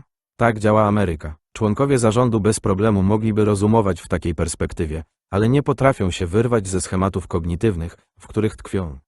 Schematów kognitywnych, powtórzył jego ojciec. Tak, wiesz, schematów powstałych wskutek dialektyki odziedziczonej po przodkach. Być może to wręcz plemienne, chociaż myśl o plemieniu członków zarządu jest dość komiczna. Oni myślą tak, jeśli zrobimy to dla niego, może trzeba będzie to zrobić także dla innego dziecka. To jest właśnie ten schemat, przekazywany z pokolenia na pokolenie. Powszechnie panująca opinia, dodała Eileen. Dokładnie, mamo. Członkowie zarządu przerzucą odpowiedzialność na bogatych absolwentów, ludzi, którzy zarobili kupę siana, myśląc poza stereotypami, ale nadal kochają niebiesko-biały sztandar Brodericka. Pan Greer to zorganizuje. Przynajmniej na to liczę. Układ wygląda tak. Oni pomogą mnie, a potem ja pomogę szkole, kiedy będę już bogaty i sławny. Tak naprawdę nie zależy mi ani na jednym, ani na drugim, jestem do szpiku kości synem klasy średniej, ale może mimo wszystko się wzbogacę na zasadzie skutku ubocznego. Oczywiście przy założeniu, że nie zachoruję na jakąś okropną chorobę, nie zginę w ataku terrorystycznym ani nic w tym stylu. Nie mów takich rzeczy, które mogą ściągnąć nieszczęście, upomniała go Eileen i zrobiła nad zaśmieconym stolikiem znak krzyża. Przesądy, mamo, odparł Luke pobłażliwie. Zrób mi tę przyjemność. No i wytrzyj usta, masz na nich sos do pizzy. Wygląda, jakby dziąsła ci krwawiły. Chłopiec otarł usta. Według pana Greera, odezwał się Herb, pewne zainteresowane osoby rzeczywiście są skłonne opłacić przeprowadzkę i finansować nas przez 16 miesięcy. Czy mówił, że ci sami ludzie, którzy za was zapłacą, pomogą wam znaleźć nową pracę? Luke'owi świeciły się oczy. I to lepszą, bo jeden z absolwentów szkoły to Douglas Finkel. Tak się składa, że jest właścicielem American Paper Products, a to twoje klimaty. Twoja strefa komfortu, gdzie opona styka się z as. Nazwisko Finkela rzeczywiście padło, potwierdził Herb. Czysto hipotetycznie. Poza tym, Luke z błyskiem wokół odwrócił się do matki. Obecnie w Bostonie nauczyciele są w cenie. Dla kogoś z twoim doświadczeniem średnia roczna pensja na starcie to 65 000. Synu, skąd ty to wszystko wiesz? Zapytał Herb. Luke wzruszył ramionami. Głównie z Wikipedii. Sprawdzam też główne źródła cytowane w tamtejszych artykułach. Chodzi przede wszystkim o to, żeby być na bieżąco ze swoim środowiskiem. Moim środowiskiem jest szkoła Brodericka. Wszystkich członków zarządu już znałem, najbogatszych absolwentów musiałem sobie wyszukać. Eileen sięgnęła przez stolik, wyjęła synowi z ręki resztkę ostatniego kawałka pizzy i położyła ją na blaszanej tacce z pozostawionymi brzegami. Luki, nawet gdyby to było możliwe, nie tęskniłbyś za kolegami? Chłopcu zamgliły się oczy. Tak, zwłaszcza za Rolfem. I za Mają też. Co prawda oficjalnie nie możemy zapraszać dziewczyn na bal wiosenny, ale nieoficjalnie jestem z nią umówiony. Więc tak, tylko że czekali. Ich synowi, zawsze elokwentnemu, często wręcz gadatliwemu, teraz jakby trudno było się wysłowić. Zaczął coś mówić, przerwał, znów zaczął i znów przerwał. Nie wiem, jak to powiedzieć. Nie wiem, czy w ogóle mogę. Spróbuj. Zachęcił go ojciec. W przyszłości przed nami jeszcze wiele ważnych rozmów, ale w tej chwili ta jest najważniejsza. Więc spróbuj. Tak jak co godzinę. Na przodzie restauracji pojawił się Richie Rocket i zaczął tańczyć Mambo No. 5. Eileen patrzyła, jak mężczyzna odziany w srebrny kombinezon kosmiczny gestami rąk w rękawicach zaprasza do tańca ludzi przy pobliskich stolikach. Dołączyło do niego kilkoro małych dzieci, śmiały się i podrygiwały do taktu, a ich rodzice przyglądali się, robili zdjęcia i bili brawo. Nie tak dawno, zaledwie 5 krótkich lat temu, jednym z takich dzieci był Luke. A teraz rozmawiali o niewyobrażalnych zmianach. Eileen nie miała pojęcia, jak to się stało, że dziecko takie jak on urodziło się komuś takiemu jak oni, zwyczajnym ludziom ze zwyczajnymi aspiracjami i oczekiwaniami. Czasami tęskniła za czymś innym, czasami dosłownie nienawidziła roli, w jakiej zostali obsadzeni, ale nigdy nie nienawidziła Luke'a i nie mogłaby go znienawidzić. Był jej syneczkiem, jednym jedynym.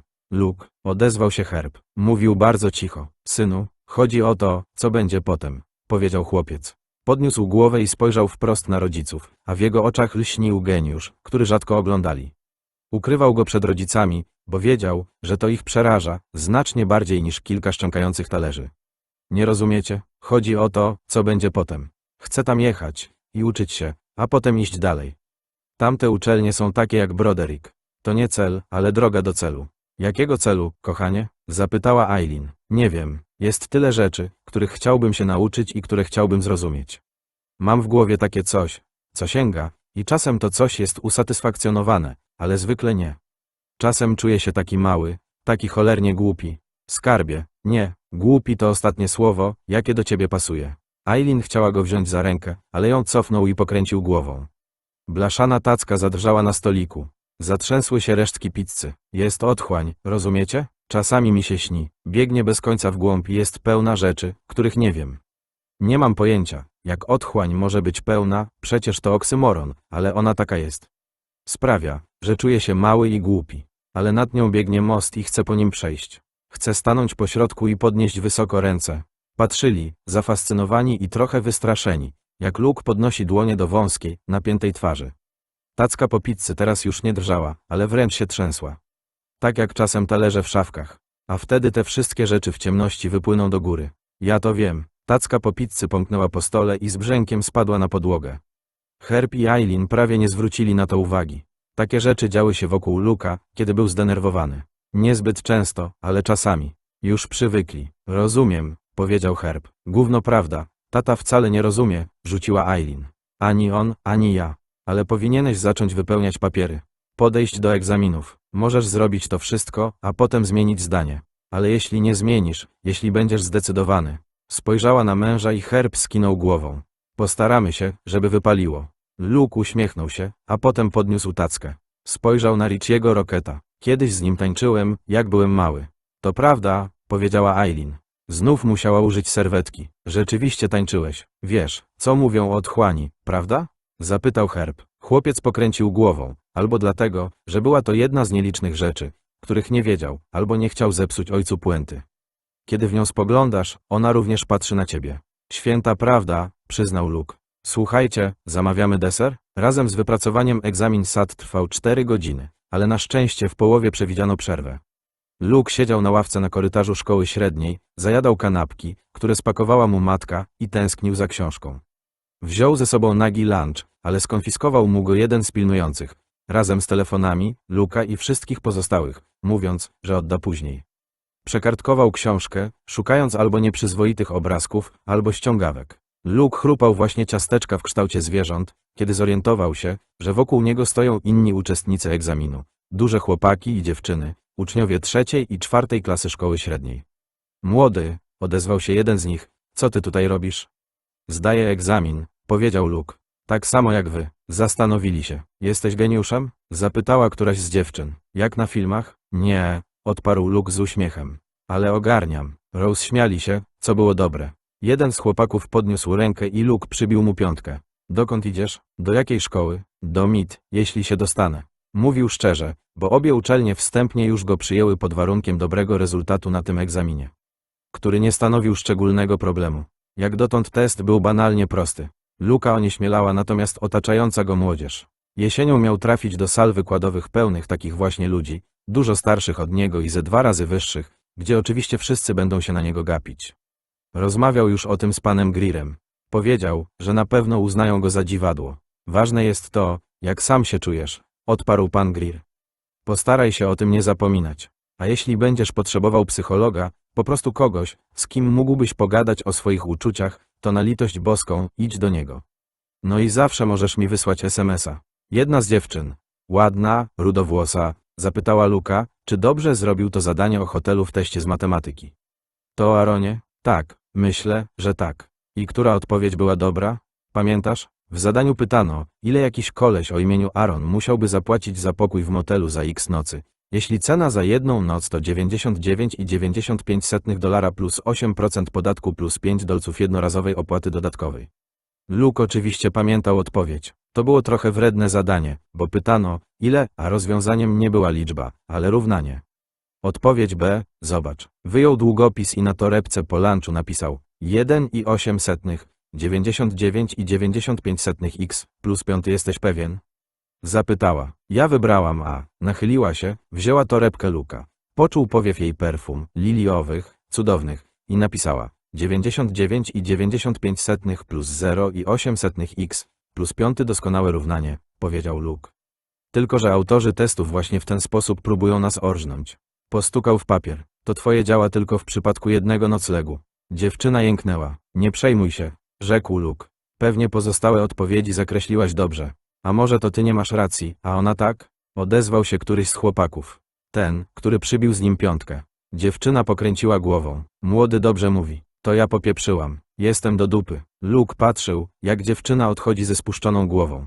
Jeden z chłopców ruszył za nią i objął ją w pasie. Luke mu zazdrościł. Obok niego usiadł wysoki przystojniak w designerskich okularach. Czy to jest dziwne? Zapytał. To znaczy być tobą? Luke się zastanowił. Czasami, odparł. Ale zwykle to po prostu, no wiesz, życie. Z sali wychylił się jeden z pilnujących i zadzwonił ręcznym dzwonkiem. Zapraszam, wchodzimy. Luke wstał z pewną ulgą i wyrzucił torebkę do kosza na śmieci, który stał przy drzwiach sali gimnastycznej. Po raz ostatni zerknął na ładną rudowłosą dziewczynę, a kiedy wchodził do środka, kosz przesunął się parę centymetrów w lewo. Druga połowa egzaminu była równie łatwa jak pierwsza, a wypracowanie, jak sądził Luke, poszło znośnie. W każdym razie się nie rozpisywał. Wychodząc ze szkoły, zauważył tę ładną rudą. Siedziała sama na ławce i płakała. Zastanawiał się, czy zawaliła test, a jeśli tak, to jak bardzo, tak, że nie dostanie się na wymarzoną uczelnię, czy tak, że wyląduje w koledżu miejskim. Zastanawiał się, jak to jest mieć mózg, który nie zna wszystkich odpowiedzi. I czy powinien podejść i ją pocieszyć. I czy przyjęłaby pocieszenie od niego, w zasadzie ciągle małego pętaka. Pewnie kazałaby mu się poddać działaniu grawitacji i spadać. Zastanawiał się nawet nad tym, w jaki sposób przesunął się kosz na śmieci. To była upiorna sprawa. Przyszło mu do głowy, z mocą olśnienia, że życie to w zasadzie jeden długi egzamin SAT, tyle że zamiast 4 czy 5 możliwych odpowiedzi jest kilkadziesiąt. Włącznie z porąbanymi typu czasami i może tak, może nie. Machała do niego mama, odmachał i podbiegł do samochodu. Kiedy wsiadł i zapiął pasy, zapytała, jak mu poszło. Pozamiatałem, powiedział. Rzucił jej promienny uśmiech, ale nie potrafił przestać myśleć o rudowłosej dziewczynie. Jej płacz był przykry, ale to, jak spuściła głowę, kiedy zwrócił jej uwagę na błąd w równaniu, niczym kwiat podczas suszy, było z jakiegoś powodu jeszcze gorsze. Nakazał sobie, żeby o tym nie myśleć, ale oczywiście tak się nie da. Spróbuj nie myśleć o białym niedźwiedziu, powiedział kiedyś Fiodor Dostojewski, a będziesz widzieć to przeklęte zwierzę co chwilę. Mamo, co, myślisz, że pamięć to dar czy przekleństwo? Nie musiała się zastanawiać. Bóg raczy wiedzieć, co sobie właśnie przypomniała. Jedno i drugie, kochanie. W czerwcu o 2:00 nad ranem, kiedy Tim Jamieson patrolował główną ulicę w Duprej, na jednym z północnych przedmieść Minneapolis czarny SUV skręcił w Wildersmouth Drive. To była obłędna nazwa ulicy. Luke i jego kolega Rolf mówili zamiast tego Wildersmouth, częściowo dlatego, że brzmiało jeszcze bardziej absurdalnie, a częściowo, bo obaj mieli ochotę cmoknąć dziewczynę, i to obłędnie. W SUV siedzieli mężczyzna i 2 kobiety. On miał na imię Denny, one, Michelle i Robin. Denny prowadził. W połowie zakręcającej cichej ulicy zgasił światła, podjechał powoli do krawężnika i zgasił silnik. Jesteście pewne, że ten nie jest TP, no nie? Bo nie wziąłem czapki z alufolii. Ha, odparła Robin całkiem beznamiętnie. Siedziała z tyłu. To przeciętny teka, powiedziała Michelle. Nie masz się czym gorączkować. Do roboty. Denny otworzył schowek między przednimi siedzeniami i wyjął telefon komórkowy wyglądający tak, jakby uciekł z lat 90. Kanciasty prostokątny korpus i krótka, gruba antenka. Podał go Michelle. Kiedy wybierała numer, Denny podniósł fałszywe dno schowka i wyciągnął spod niego cienkie lateksowe rękawiczki, 2 Glocki 37 oraz puszkę aerozolu, która według etykiety zawierała odświeżacz powietrza Glade. Jeden z pistoletów podał w tył do Robin, drugi zachował dla siebie, a Michelle wręczył aerozol. Naprzód, drużyna, naprzód. Zaczął skandować, wkładając rękawiczki. Rubin, czas za ślubin. Skończ to licealne pieprzenie, prychnęła Michelle. Potem odezwała się do telefonu, który przytrzymywała ramieniem, tak by sama mogła wciągnąć rękawiczki. Simons, odbiór? Odbiór, potwierdził Simons. Tu Rubin. Jesteśmy na miejscu. Wyłącz system. Czekała, słuchając Jerry'ego Simonsa na drugim końcu linii. W domu Ellisów, gdzie Luke i jego rodzice spali, konsolety alarmowe DeWalt w przedpokoju i kuchni zgasły. Michelle dostała sygnał do działania i pokazała towarzyszom wyciągnięty kciuk. Dobra, gotowe. Robin przerzuciła przez ramię średniej wielkości damską torebkę z zestawem podręcznym. Kiedy wysiadali z SUV, a z tablicą rejestracyjną patrolu stanowego Minnesoty, w kabinie nie zapaliło się światło. Przeszli gęsiego między domami Ellisów i Destinów, gdzie Rolf również spał, być może śniąc o obłędnym cmokaniu, i przez kuchnię dostali się do środka. Robin szła pierwsza, ponieważ miała klucz. Przystanęli przy kuchence. Z torby wyjęła 2 kompaktowe tłumiki i 3 pary lekkich gogli na elastycznych paskach. Wyglądali w tych goglach jak insekty, ale dzięki nim spowita cieniem kuchnia stała się jasna. Denny i Robin przykręcili tłumiki do luf. Michelle przeprowadziła ich przez salon do przedpokoju, a potem po schodach na górę. Korytarzem na piętrze poruszali się powoli, lecz ze sporą pewnością siebie. Ich kroki tłumił chodnik. Denny i Robin stanęli przed pierwszymi zamkniętymi drzwiami. Michelle poszła dalej do drugich. Obejrzała się na towarzyszy, a potem wetknęła puszkę aerozolu pod pachę, żeby unieść obie dłonie z rozczapieżonymi palcami. Dajcie mi 10 sekund. Robin skinęła głową i odpowiedziała wyciągniętym kciukiem. Michelle otworzyła drzwi i weszła do pokoju Luka. Zawiasy cicho zapiszczały. Kształt w łóżku. Widać było tylko kępkę włosów, lekko się poruszył, a potem znieruchomiał. O 2:00 nad ranem chłopak powinien być martwy dla świata, Pogrążony w najgłębszym śnie, ale najwidoczniej nie był. Może mali geniusze sypiają inaczej niż zwykłe dzieci, kto wie. Na pewno nie Michelle Robertson. Na ścianach wisiały 2 plakaty, w goglach oba widoczne jak w dzień. Jeden przedstawiał deskorolkarza w locie, ze zgiętymi kolanami, rozpostartymi ramionami i obróconymi nadgarstkami. Na drugim byli Ramones, zespół punkowy, którego Michelle słuchała w gimnazjum. Chyba wszyscy członkowie już nie żyli, odeszli na wielką Rockaway Beach w niebie. Przeszła przez pokój, licząc w myślach. 4, 5. Przy 6 trąciła biodrem biurko chłopaka. Stojący na nim puchar przewrócił się. Hałas nie był głośny, ale dzieciak obrócił się na plecy i otworzył oczy. Mamo? Jasne, powiedziała Michelle. Co tylko chcesz. Widziała, jak w oczach chłopca rodzi się niepokój. Mały otworzył usta, żeby powiedzieć coś jeszcze. Wstrzymała oddech i prysnęła aerozolem 5 centymetrów od jego twarzy. Padł jak zabity. Efekt zawsze był taki, a potem budzili się jakieś 6-8 godzin później bez śladu kaca. Lepsze życie dzięki chemii, pomyślała Michelle i liczyła dalej. 7, 8, 9. Na 10 Denny i Robin weszli do pokoju Herba i Eileen. Natychmiast zauważyli problem. Kobieta nie leżała w łóżku. Drzwi do łazienki były otwarte i na podłogę padał przez nie trapez światła. Za jasno na gogle. Zdjęli je i upuścili. Sypialnia miała posadzkę z lakierowanego twardego drewna, więc w cichym pokoju podwójne stuknięcie było wyraźnie słyszalne. Herb, dobiegł cichy głos z łazienki. Przewróciłeś szklankę z wodą? Robin podeszła do łóżka, wyjęła Glocka z zapaska spodni na plecach. Tymczasem Denny ruszył w kierunku drzwi do łazienki, nie starając się tłumić kroków. Na to było już za późno. Stanął przy drzwiach z pistoletem uniesionym do twarzy. Na poduszce po stronie kobiety wciąż odgniatał się ślad jej głowy. Robin podniosła tę poduszkę, przyłożyła do twarzy mężczyzny i przez nią strzeliła. Glock cicho zakasłał, nic ponadto, i wypluł na wierzch małą chmurkę brązowego pyłu. Eileen wyszła z łazienki ze zmartwioną miną. Herb, wszystko w P. Zobaczyła Denniego, złapał ją za gardło, przyłożył Glocka do jej skroni i pociągnął za spust. Broń znowu cicho zakasłała. Kobieta osunęła się na podłogę. Tymczasem Herb Ellis wierzgał nogami, nadymając kołdrę, pod którą sypiał ze swoją nieżyjącą żoną. Robin strzeliła w poduszkę jeszcze 2 razy. Drugi strzał był już jak szczeknięcie, a nie kaszel, trzeci zaś, jeszcze głośniejszy. Denny podniósł poduszkę. Za dużo się naoglądałaś Ojca Chrzestnego? Chryste, Robin, odstrzeliłaś facetowi pół głowy. Co z tym teraz zrobią w zakładzie pogrzebowym? Wykonałam robotę i to się liczy. Prawda była taka, że nie lubiła na nich patrzeć, kiedy strzelała, na to, jak światło gaśnie w ich oczach. Musisz się ogarnąć, dziewczyno. Ten trzeci strzał był głośny. Chodź. Podnieśli gogle i przeszli do pokoju chłopca. Denny dźwignął Luka na ręce. Żadnych problemów. Mały ważył nie więcej niż 40 kilo. I dał znak ruchem głowy, żeby kobiety ruszyły przodem. Wyszli tą samą drogą, przez kuchnię.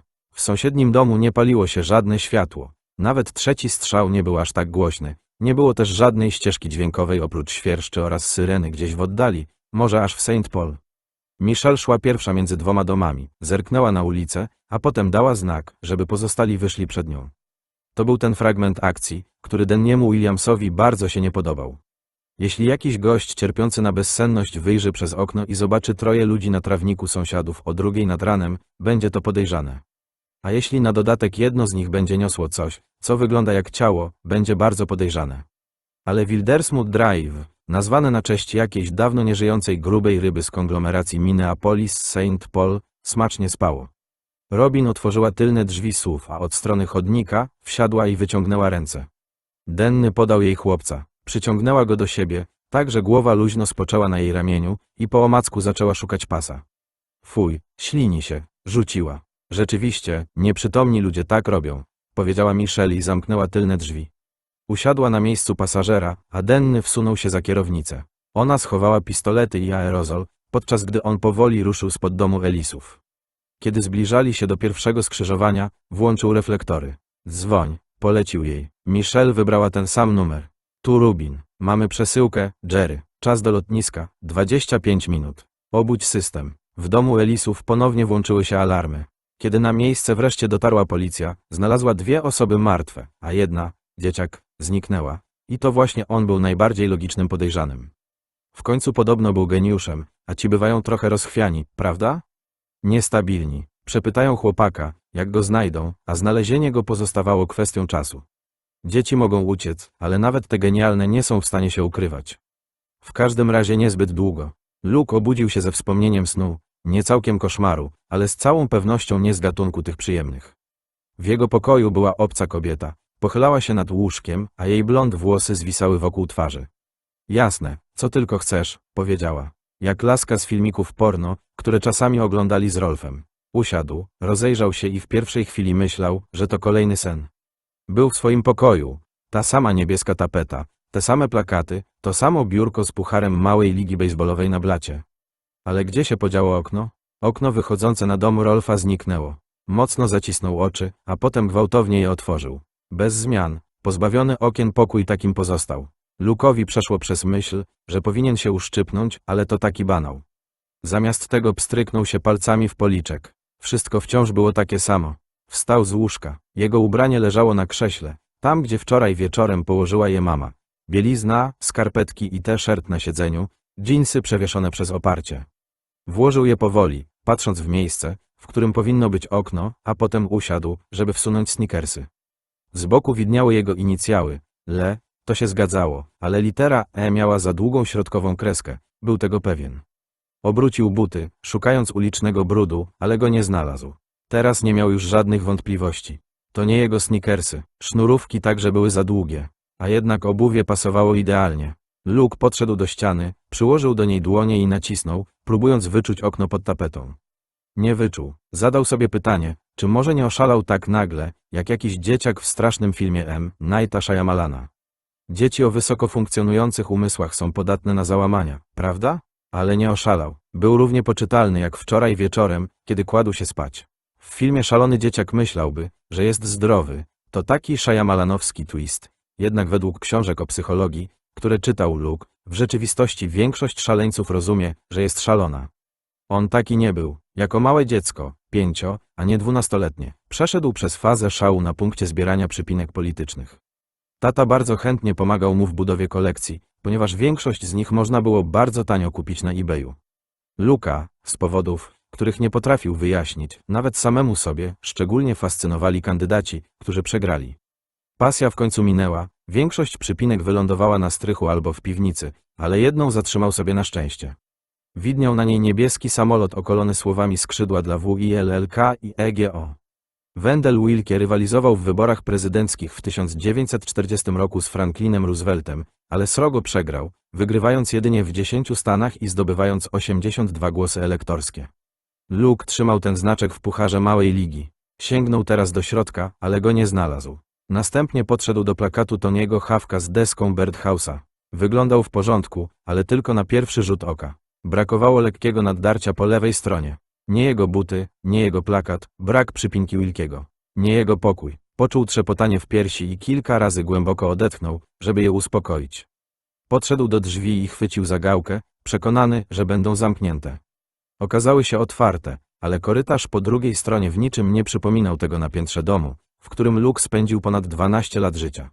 Zamiast drewnianej boazerii był tam mur z pustaków pomalowanych na bladozielono. Naprzeciwko drzwi wisiał plakat przedstawiający 3 dzieci w wieku Luke'a, które biegły po łące przez wysoką trawę. Jedno z nich zastygło w wyskoku. Były albo obłąkane, albo szaleńczo szczęśliwe. Hasło na dole plakatu sugerowało tę drugą opcję. Brzmiało: kolejny dzień w raju. Luke wyszedł z pokoju. Na prawo korytarz kończył się surowymi podwójnymi drzwiami, takimi z dźwignią paniczną. Na prawo, ze 3 metry przed drugimi takimi drzwiami, na podłodze siedziała dziewczyna. Miała na sobie dzwony i bluzkę z bufiastymi rękawami. Była czarnoskóra, choć wyglądało na to, że jest mniej więcej w wieku Luke'a, chyba paliła papierosa. Pani Sigsbee siedziała za biurkiem i patrzyła w komputer. Była ubrana w dopasowany kostium od Diane van Furstenberg, który nie ukrywał jej nadzwyczaj szczupłej sylwetki. Siwe włosy miała idealnie uczesane. Obok stał dr Hendricks. Dzień dobry, strachu na wróble, pomyślała, ale nigdy nie powiedziałaby tego na głos. No proszę, odezwała się. Oto on, nasz nowo przybyły, Lucas Ellis. Pierwszy i ostatni raz przeleciał się Gulfstreamem i nawet o tym nie wie. Wszystko wskazuje na to, że prawdziwy z niego geniusz. Już niedługo, powiedział dr Hendricks i zaśmiał się swoim firmowym śmiechem. Najpierw wydech, potem wdech, trochę jakby rżał. Ten jego śmiech, wystające przednie zęby oraz niezwykły wzrost. Mężczyzna miał ponad 2 metry, złożyły się na przydomek, który nadali mu technicy Donkey Kong. Pani Sigsbee obróciła się i surowo zmierzyła go wzrokiem. To nasi podopieczni. Nie czas na kiepskie żarty, Dan. Przepraszam. Miał jednak ochotę dodać. Ale kogo ty oszukujesz, Sigersowa? Powiedzenie tego na głos byłoby nierozsądne, a poza tym to czysto retoryczne pytanie. Hendricks wiedział, że ona nie oszukuje nikogo, a zwłaszcza siebie samej.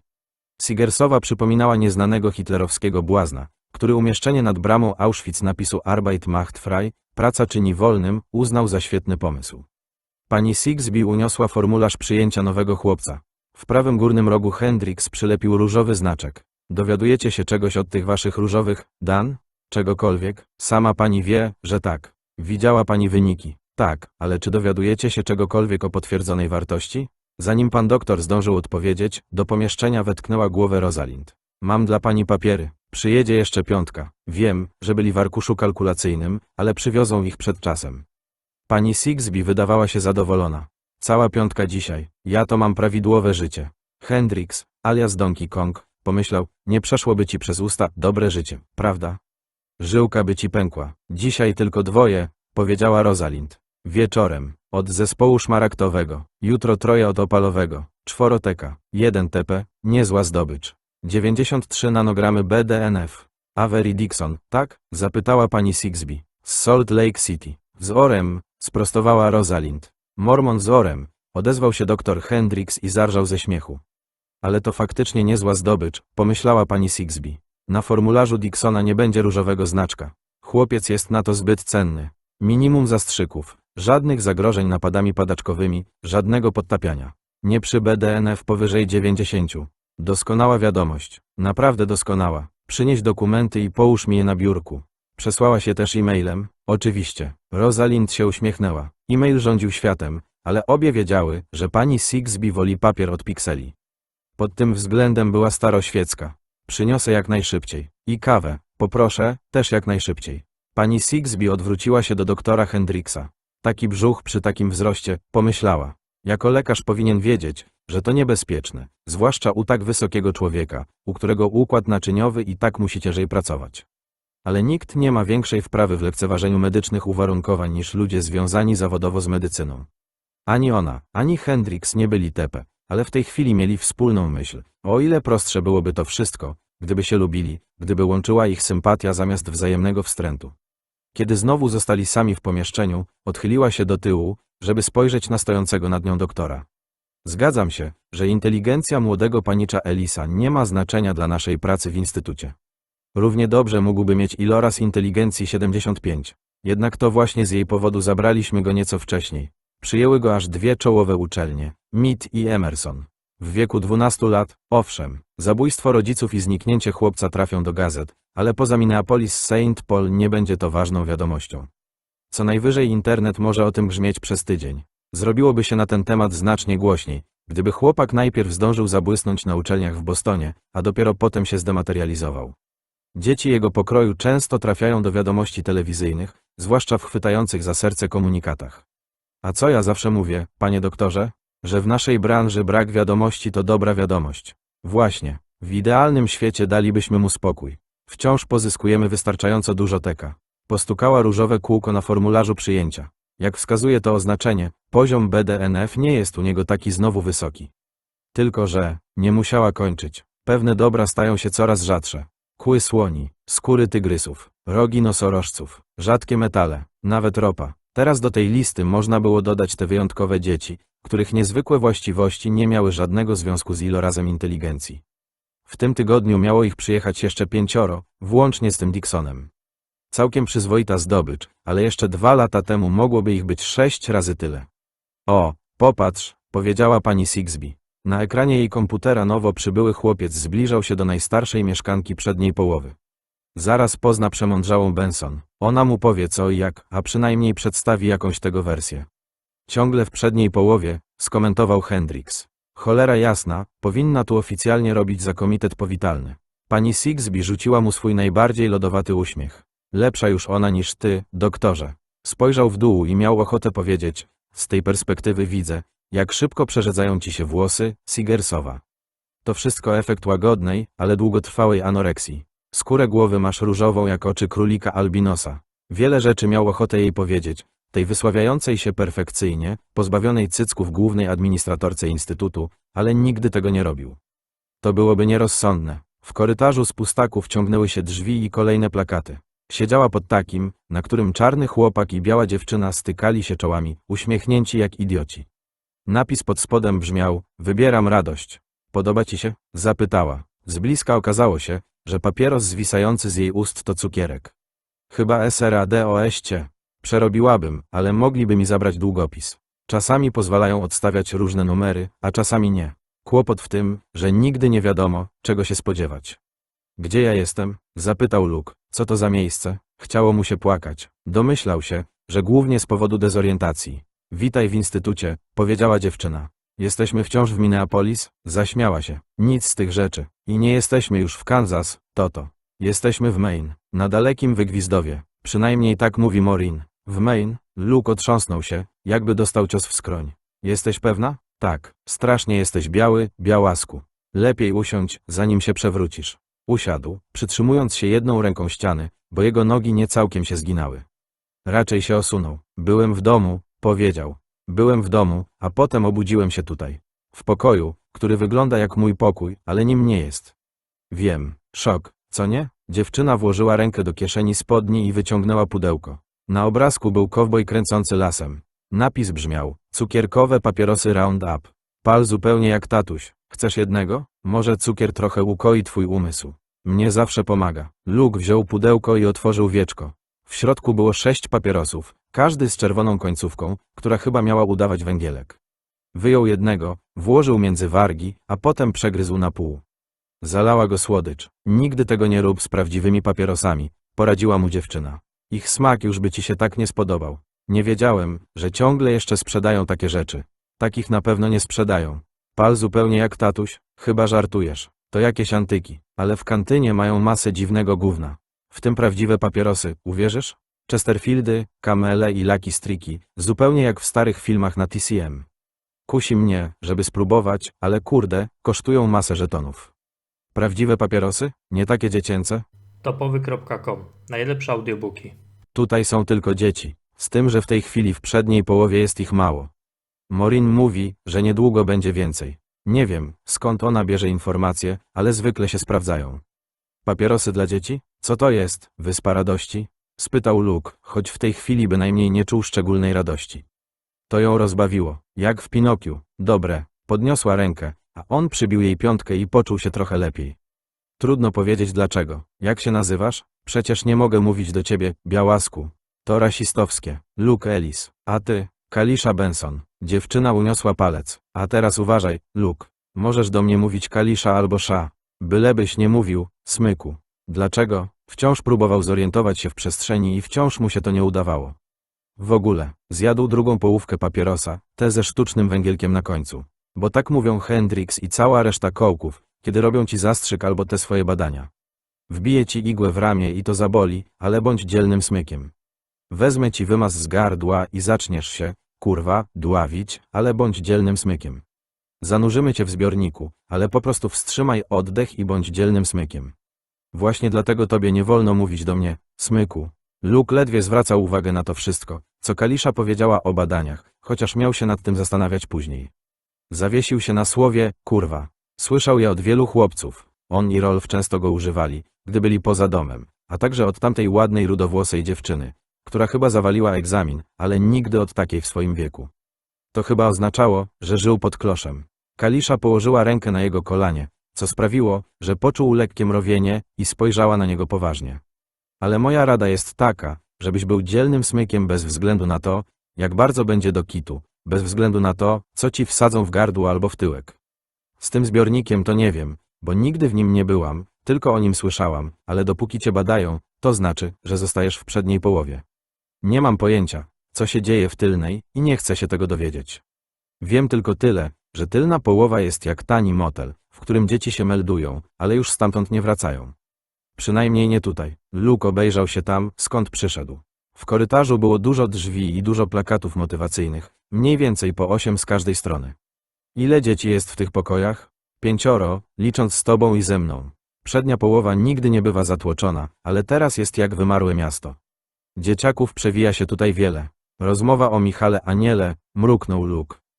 Nic. Co? Otworzyły się jedne z podwójnych drzwi na końcu korytarza i pojawiła się w nich kobieta w brązowej sukience, odwrócona do nich plecami.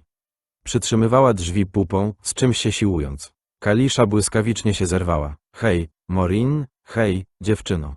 Czekaj, pomożemy. Ponieważ powiedziała, pomożemy, a nie, pomogę, Luke wstał i ruszył za nią.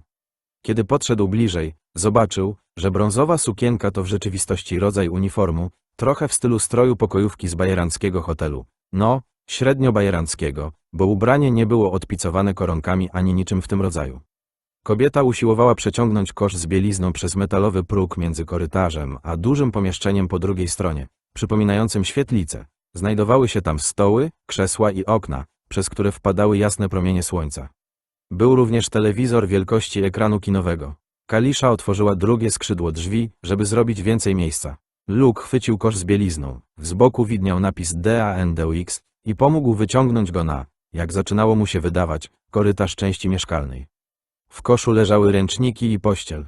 Dziękuję, synu, powiedziała kobieta. Była dość stara, we włosach miała sporo siwizny i wydawała się zmęczona. Na identyfikatorze nad jej obwisłą lewą piersią widniało imię Maureen. Zmierzyła chłopca wzrokiem. Jesteś tu nowy, Luke, prawda? Luke Ellis. Skąd pani wiedziała? Mam cię w grafiku. Wysunęła nieco z kieszeni złożoną kartkę, po czym z powrotem ją schowała. Luke wyciągnął do kobiety rękę, tak jak go nauczono. Miło mi panią poznać. Maureen ją uścisnęła. Wydawała się sympatyczna, więc chyba naprawdę było mu miło, że ją poznał. Nie było mu natomiast miło tu być. Bał się i martwił nie tylko o siebie, ale też o rodziców. Na pewno zdążyli zauważyć jego nieobecność. Chyba trudno im będzie uwierzyć, że uciekł, ale czy mogliby dojść do innego wniosku, widząc jego pusty pokój? Wkrótce zacznie go szukać policja, o ile już nie zaczęła, ale jeśli Kalisza ma rację, będzie szukać bardzo daleko stąd. Dłoń Maureen była ciepła i sucha. Jestem Maureen Alvorson, pokojówka i ogólnie dziewczyna do wszystkiego. Będę się opiekować twoim pokojem, żebyś miał ładnie. Nie dodawaj jej pracy. Wtrąciła się Kalisza, rzucając mu groźne spojrzenie. Maureen się uśmiechnęła. Kochana jesteś, Kaliszo. Ten tutaj nie wygląda mi na bałaganiarza, nie to co Niki. Ten to jak Pigpen z fistaszków. Jest teraz w swoim pokoju? Nie widzę go na placu zabaw z George'em i Iris. Znasz Nikiego? Odparła Kalisza. Jak wstanie przed 13, to mówi, że miał wczesną pobudkę. Wobec tego sprzątnę u innych, ale lekarze chcą go u siebie o 1:00. Jeżeli sam nie wstanie, tu go obudzą. Miło cię poznać, Luke. Po tych słowach kobieta ruszyła dalej, tym razem pchając wózek, zamiast go ciągnąc. Chodź, powiedziała Kalisza, łapiąc Luka za rękę. Chociaż martwił się o rodziców, znów poczuł to mrowienie. Pociągnęła go w kierunku świetlicy. Chciał się tu rozejrzeć, a zwłaszcza sprawdzić automaty, prawdziwe papierosy, czy to możliwe, ale gdy tylko drzwi się za nimi zamknęły, Kalisza spojrzała mu z bliska prosto w oczy. Minę miała poważną, niemal groźną.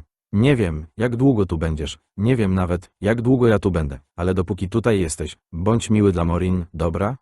Pracuje tu masa wrednych gnojów, ale ona nie jest jednym z nich. Ona jest miła i ma problemy. Jakie problemy? Zadał to pytanie głównie przez grzeczność. Wyglądał przez okno na plac zabaw. Widział tam 2 dzieci, chłopaka i dziewczynę, może w takim wieku jak on, a może nieco starszych. Po pierwsze, myśli, że jest chora, ale nie chce iść do lekarza, bo nie stać jej na chorowanie. Zarabia tylko jakieś 40 000 rocznie, a rachunków ma ze 2 razy tyle. Albo więcej. Mąż narobił długów i zmył się. A długi cały czas narastają, co nie? Przez odsetki. Działka, odparł Luke. Tak to nazywa mój tata. Jak przy podziale łupu przez bandytów, a tata mówi, że operatorzy kart kredytowych to w zasadzie bandziory. Biorąc pod uwagę, jakie naliczają odsetki złożone, ma. Co ma? Rację? Tak. Luke przestał obserwować dzieci na dworze, zapewne George'a i Iris, i odwrócił się do Kaliszy. Ona ci to wszystko powiedziała? Dziecku, musisz być świetna w kontaktach interpersonalnych. Dziewczyna wydawała się zaskoczona, a potem się roześmiała, głośno, biorąc się pod boki i odchylając głowę. Wyglądała teraz jak kobieta, nie jak dziecko. Kontakty intrapersonalne, niezłe masz słownictwo, Luki. Nie, intra, tylko inter, sprostował. Chyba że spotykasz się z całą grupą, żeby jej doradzać w sprawie kredytów albo coś w tym stylu. Przerwał. To był, żart. Do tego kiepski, dowcip nerda. Kalisza zmierzyła go wzrokiem od góry do dołu, a potem jeszcze raz do góry, czym ponownie wywołała u Luka nie takie znowu nieprzyjemne mrowienie. Mądry z ciebie gość, co? Wzruszył ramionami. Zwykle się nie popisywał. Nie ma gorszego sposobu zawierania znajomości i wpływania na ludzi. Raczej był zdenerwowany, zagubiony, zmartwiony i, dlaczego tego nie przyznać, bał się jak cholera. Coraz trudniej było nie nazywać tego doświadczenia porwaniem. Bądź co bądź, zabrano go z domu, kiedy spał, a jeśli Kalisza mówiła prawdę, obudził się tysiące kilometrów dalej. Czy rodzice puściliby go bez awantury albo walki? Mało prawdopodobne. Cokolwiek go spotkało, miał nadzieję, że mama i tata przez cały czas spali. Obstawiam, że cholernie mądry. Jesteś TP czy Teka? Myślę, że Teka. Nie wiem, o czym mówisz. Tylko że być może wiedział. Przypomniał sobie, jak czasem w szafkach szczękały talerze, drzwi jego pokoju same się otwierały lub zamykały, a w Rocket pizza tacka spadła na ziemię. Oraz jak w dniu egzaminów SAT sam z siebie przesunął się kosz na śmieci. TP to telepatia, Teka to telekineza. Kalisza uśmiechnęła się i wymierzyła w niego palec. Naprawdę mądry z ciebie chłopak. Telekineza, zgadza się. Jesteś albo jednym, albo drugim. Podobno nikt nie ma obu talentów jednocześnie, tak przynajmniej mówią technicy. Ja jestem TP. Te ostatnie słowa wypowiedziała z pewną dumą. Czytasz w myślach? Odparł Luke. Jasne. Codziennie, a w niedzielę 2 razy. A myślisz, że skąd tyle wiem o Morin? Nie opowiedziałaby nikomu o swoich problemach, nie ona. Zresztą nie znam żadnych szczegółów, tylko ogólny zarys. Zastanowiła się. Jest też coś o małym dziecku. I to dziwna sprawa. Kiedyś pytałam Morin, czy ma dzieci, i powiedziała, że nie. Kalisza wzruszyła ramionami. Zawsze to potrafiłam, to znaczy raz na jakiś czas, nie ciągle. Ale to nie jest coś w stylu zdolności superbohatera. Inaczej już bym się stąd wyrwała. Mówisz poważnie? Tak, a oto twój pierwszy test. Pierwszy z wielu. Myślę o jakiejś liczbie między 1 a 50. Co to za liczba? Nie mam pojęcia, rzucił Luke. Naprawdę? Nie udajesz? Absolutnie nie udaję. Podszedł do drzwi po drugiej stronie pokoju. Na dworze chłopak rzucał piłką do kosza, a dziewczyna odbijała się na trampolinie. Nic wyszukanego, tylko siady proste i od czasu do czasu obrót. Żadne z nich nie sprawiało wrażenia, że dobrze się bawi, raczej po prostu zabijali czas. To George i Iris? Zapytał Luke. Tak. Kalisza stanęła obok niego. George i Iris Stanop. Oboje Teka. Teka są częstsi niż TP. Ej, Mondralo, jest słowo częstsi. Czy mówi się bardziej części? Jest. Jak powiesz bardziej części, to ktoś zapyta, o jakie części ci chodzi. Zastanawiała się przez chwilę, a potem się roześmiała i wycelowała w niego palec. Dobre, możemy wyjść? Jasne. Drzwi na plac zabaw nigdy nie są zamknięte.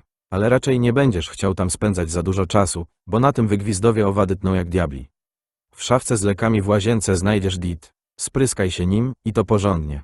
Najlepiej cały się nim oblej. Morin mówi, że sytuacja z owadami później trochę się uspokoi, kiedy wyklują się ważki, ale na razie żadnych nie widziałam. Czy to miłe dzieciaki? George i Iris? Jasne, chyba tak. To znaczy nie kumplujemy się jakoś strasznie. George'a znam dopiero tydzień. Iris przyjechała tu. Chyba 10 dni temu. Coś w tym stylu. Oprócz mnie najdłużej jest tu Nick. Nick Wilholm. Nie spodziewaj się, że w przedniej połowie nawiążesz jakieś głębsze znajomości, Mondralo. Jak już mówiłam, dzieci przewija się tu wiele. I nikt nie gada o Michale Aniele. Od jak dawna tu jesteś? Prawie od miesiąca. Jestem tu stara, więc powiesz mi, co tu się dzieje? Luke ruchem głowy wskazał dzieci na dworze. Czy oni mi powiedzą? Powiemy ci, co wiemy, co mówią nam salowe i technicy, ale mam wrażenie, że to głównie kłamstwa. George myśli tak samo. Za to Iris. Kalisza się zaśmiała. Ona jest jak agent Mulder w tym serialu z Archiwum X. Chcę uwierzyć. W co? Dziewczyna rzuciła mu takie spojrzenie, jednocześnie mądre i smutne, że znów bardziej wyglądała jak dorosła niż jak dziecko. Że to tylko drobny objazd na wielkiej autostradzie życia, a ostatecznie wszystko dobrze się skończy, jak w Scooby-Doo. Gdzie twoi rodzice? Jak tu trafiłaś? Dorosłe spojrzenie zniknęło. Nie chcę o tym teraz rozmawiać. Dobrze, może on też nie chciał. Przynajmniej na razie, a kiedy poznasz Nickiego, nie przejmuj się, jak zacznie się nakręcać. To jego sposób, żeby się wyładowywać, a niektóre jego nawyki są. Zastanowiła się, interesujące. Skoro tak mówisz, zrobisz coś dla mnie? Jasne, jeżeli potrafię. Przestań do mnie mówić, Mondralo. Mam na imię Luke, używaj go, dobra? Da się zrobić. Wyciągnął rękę do drzwi, ale ona położyła dłoń na jego nadgarstku. Jeszcze coś, zanim wyjdziemy. Odwróć się, Luke. Odwrócił się. Była od niego ze 3 centymetry wyższa. Nie wiedział, że go pocałuje, zanim to zrobiła. Prosto w usta. Na sekundę wsunęła mu nawet język między wargi, co spowodowało już nawet niemrowienie, ale autentyczny wstrząs, zupełnie jak po wetknięciu palca do kontaktu. Jego pierwszy prawdziwy pocałunek i to 100% wildercmok. Rolf byłby strasznie zazdrosny, pomyślał Luke, na ile w tej chwili mógł myśleć. Kalisza odsunęła się z zadowoloną miną. Nie myśl sobie, że chodzi o wielką miłość albo coś w tym stylu. Nie jestem nawet pewna, czy robię ci przysługę, ale możliwe, że tak. Przez pierwszy tydzień pobytu tutaj byłam w kwarantannie. Żadnych zastrzyków na kropki. Wskazała plakat wiszący na ścianie obok automatu z cukierkami. Przedstawiał chłopca siedzącego na krześle i radośnie wskazującego palcem kolorowe kropki na białej ścianie. Obok stał uśmiechnięty lekarz. Biały kitel, stetoskop na szyi, z dłonią na ramieniu chłopca. Nad zdjęciem widniało hasło zastrzyki na kropki, a pod spodem: im szybciej je zobaczysz, tym szybciej wrócisz do domu. Co to w ogóle znaczy? W tej chwili to nieważne. Moi rodzice byli totalnymi antyszczepionkowcami i 2 dni po tym, jak trafiłam do przedniej połowy, zachorowałam na ospę wietrzną. Kaszel, wysoka gorączka, paskudne wielkie czerwone krosty, full service. Chyba już mi przeszło, skoro mnie wypuścili i znowu testują, ale może jeszcze trochę zarażam. Jak będziesz miał farta, to zachorujesz i spędzisz parę tygodni na piciu soku i oglądaniu telewizji zamiast na kłuciu igłami i robieniu rezonansów. Dziewczyna za oknem zauważyła ich i pomachała. Kalisza odpowiedziała tym samym. Zanim Luke zdążył powiedzieć coś jeszcze, otworzyła drzwi. Idziemy. Przestań robić taką głupią minę i chodź poznać rodzinkę. Zastrzyki na kropki. Za drzwiami świetlicy i kantyny Kalisza objęła Luka ramieniem i przyciągnęła. Myślał, właściwie to miał nadzieję, że znowu go pocałuje, ale zamiast tego zaczęła mu szeptać na ucho. Łaskotała go ustami, przyprawiając o gęsią skórkę. Gadaj, o czym chcesz, ale nic nie mów o Maureen, dobra? Wydaje nam się, że oni słuchają tylko czasami, ale lepiej uważać. Nie chcemy, żeby miała przez nas kłopoty. Maureen, jasne, ta pokojówka, ale kim byli oni? Luke nigdy nie czuł się tak bardzo zagubiony, nawet kiedy jako 4-latek na niekończący się kwadrans zgubił się matce w centrum handlowym Mall of America. Tymczasem, zgodnie z przewidywaniem Kaliszy, znalazły go owady. Małe, czarne, krążyły mu nad głową całą chmarą. Większość powierzchni placu zabaw pokrywał drobny żwir. Strefę do gry w koszykówkę, gdzie nadal grał ten chłopak, George, wyłożono asfaltem, a trampolinę otoczono czymś gąbkowatym, na wypadek gdyby ktoś źle skoczył i wyleciał przez krawędź. Były też różne huśtawki i zjeżdżalnia, pole do gry w shuffleboard, siatka do badmintona, linarium oraz kolekcja walców w jaskrawych kolorach, z których małe dzieci mogły zbudować tunel, tylko że teraz nie było tutaj żadnych dzieci na tyle małych, żeby z tego korzystać. Przy stołach piknikowych ciągnęła się długa zielona szafka z napisami gry i sprzęt oraz proszę odkładać rzeczy na miejsce. Plac zabaw otaczało wysokie na co najmniej 3 metry ogrodzenie z siatki. Luke zauważył kamery wycelowane w 2 narożniki. Były zakurzone, jakby od dłuższego czasu nikt ich nie czyścił.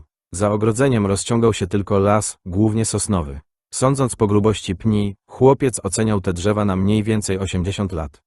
Wzór, podany w książce Drzewa Ameryki Północnej, którą przeczytał pewnego sobotniego popołudnia, kiedy miał z 10 lat, był prosty. Nie trzeba liczyć słojów, wystarczy oszacować obwód drzewa i podzielić przez liczbę pi, żeby uzyskać średnicę, a potem pomnożyć przez średni współczynnik wzrostu dla północnoamerykańskich sosen, wynoszący 4,5. Łatwo to policzyć, a także wyciągnąć wniosek, że drzew nie ścinano tutaj od dawna, być może od kilku pokoleń. Gdziekolwiek znajdował się instytut, stał pośrodku starego drzewostanu, czyli na zupełnym pustkowiu.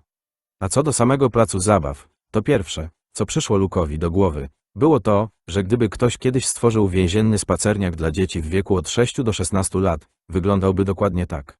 Dziewczyna, Iris, zobaczyła ich i pomachała. 2 razy odbiła się na trampolinie, aż kucyk jej furkotał, a potem wykonała ostatni zeskok i wylądowała na sprężystym podłożu na rozstawionych nogach i ugiętych kolanach. Kogo tam masz? To Luke Ellis, odpowiedziała Kalisza. Nowy, przyjechał dziś rano. Cześć, Luke. Iris podeszła i wyciągnęła rękę. Była chuda, wyższa od Kaliszy o kilka centymetrów. Miała miłą, ładną twarz, a na policzkach i czole połyskiwała, jak domyślał się Luke, mieszanka potu i płynu na owady. Iris Stanop przywitał się, świadom tego, że owady, które kojarzył z Minnesoty, ale nie miał pojęcia, jak nazywają się tutaj, polubiły jego smak. Nie jest mi miło, że tu jestem, ale chyba miło mi cię poznać. Jestem z Abilene w Teksasie, a ty, z Minneapolis. To wiem, gdzie to jest, rzuciła Iris. Kraina miliarda jezior czy jakieś gówno w tym stylu. George, Krzyknęła Kalisza. Gdzie twoje maniery, młody człowieku? Chodź no tutaj. Jasne, ale zaraz. To jest ważne. George stanął na linii rzutów wolnych na skraju asfaltu, przycisnął piłkę do piersi i zaczął mówić cichym, pełnym napięcia głosem. Proszę państwa, po 7 zaciętych spotkaniach o wszystkim zdecyduje właśnie ten moment. Druga dogrywka. Wizards przegrywają z Celtics 1 punktem, a George Hill, który przed chwilą wszedł z ławki, ma szansę zapewnić zespołowi wygraną z linii rzutów wolnych. Jeśli trafi jeden rzut, Wizards znów wyrównają. Jeśli trafi oba, przejdzie do historii. Jego zdjęcie prawdopodobnie trafi do koszykarskiej galerii sław, być może wygra kabriolet Tesla. Chyba na zamówienie, wtrącił Luke. Tesla nie robi kabrioletów, przynajmniej na razie. George nie zwracał na niego uwagi. Nikt się nie spodziewał, że Hill znajdzie się w takiej sytuacji, a już na pewno nie on sam. W Capital One Arena zapadła niesamowita cisza. I wtedy ktoś puszcza bąka. Krzyknęła Iris. Wsunęła język między wargi i wydała przeciągły, bulgoczący dźwięk. Ale się spierdział. Co za smród. Hill oddycha głęboko. 2 razy kozłuje piłkę, z czego jest znany. Oprócz tego, że jest gadułą, George ma bardzo bujną wyobraźnię. Wyjaśniła Luke'owi Iris. Można się przyzwyczaić. George zerknął w stronę pozostałej trójki. Hill rzuca gniewne spojrzenie na samotną fankę Celtics, która próbuje mu przeszkadzać z okolicy linii środkowej. To ta dziewczyna, która wygląda na głupią, a do tego jest niewiarygodnie brzydka. Iris znowu pierdnęła ustami. Teraz Hill odwraca się z powrotem do kosza. Rzuca. Niedolot. Jezu, George, to było beznadziejne, powiedziała Kalisza. Albo, kurwa, zremisuj, albo przegraj, żebyśmy mogli pogadać. Ten chłopak nie wie, co się z nim stało. A my to niby wiemy, prychnęła Iris. George wyprostował kolana i rzucił. Piłka toczyła się po obręczy. Długo się zastanawiała, a potem nie wpadła. Celtics wygrywają, zawołała Iris. Podskoczyła jak cheerleaderka i potrząsnęła niewidzialnymi pomponami. A teraz chodź tutaj i przywitaj się z nowym. Chłopak podszedł, opędzając się od owadów. Był niski i przysadzisty. Luke pomyślał, że te jego fantazje to jedyna szansa na zawodową grę w koszykówkę. Miał bladoniebieskie oczy, które Luke'owi kojarzyły się z filmami z Paulem Newmanem i Steve'em McQueenem, które on i Rolf oglądali na TCM. Kiedy przypomniał sobie, jak leżeli wyciągnięci przed telewizorem, zajadając popcorn, zrobiło mu się niedobrze. Ej, młody, jak się nazywasz? Luke Ellis. Ja jestem George Hill, ale pewnie dziewczyny już ci powiedziały. Jestem dla nich Bogiem. Kalisza złapała się za głowę, jakby ją bolała. Iris pokazała mu środkowy palec. Bogiem miłości, dodał George. Ale Adonisem, a nie Kupidynem, powiedział Luke, trochę wczuwając się w sytuację. A przynajmniej próbując. Adonis to Bóg pożądania i piękna. Skoro tak mówisz, jak ci się tu na razie podoba? Do kitu, nie? Co to za miejsce? Kalisza mówi o nim instytut, ale co to znaczy? Równie dobrze można mówić, że to dom pani Sigsby dla zbłąkanych dzieci o zdolnościach parapsychicznych, odpowiedziała Iris i splunęła. Luke czuł się nawet nie tak, jakby zaczął oglądać film od środka, ale serial od połowy 3. sezonu. I to taki o skomplikowanej fabule. Kim jest pani Sigsby? Królową suką, odparł George. Poznasz ją i radzę, żebyś nie pyskował. Nie lubi, jak jej ktoś pyskuje. Jesteś TP czy Teka? Zwróciła się Iris do Luke'a. Myślę, że Teka. Tak naprawdę był tego raczej pewien.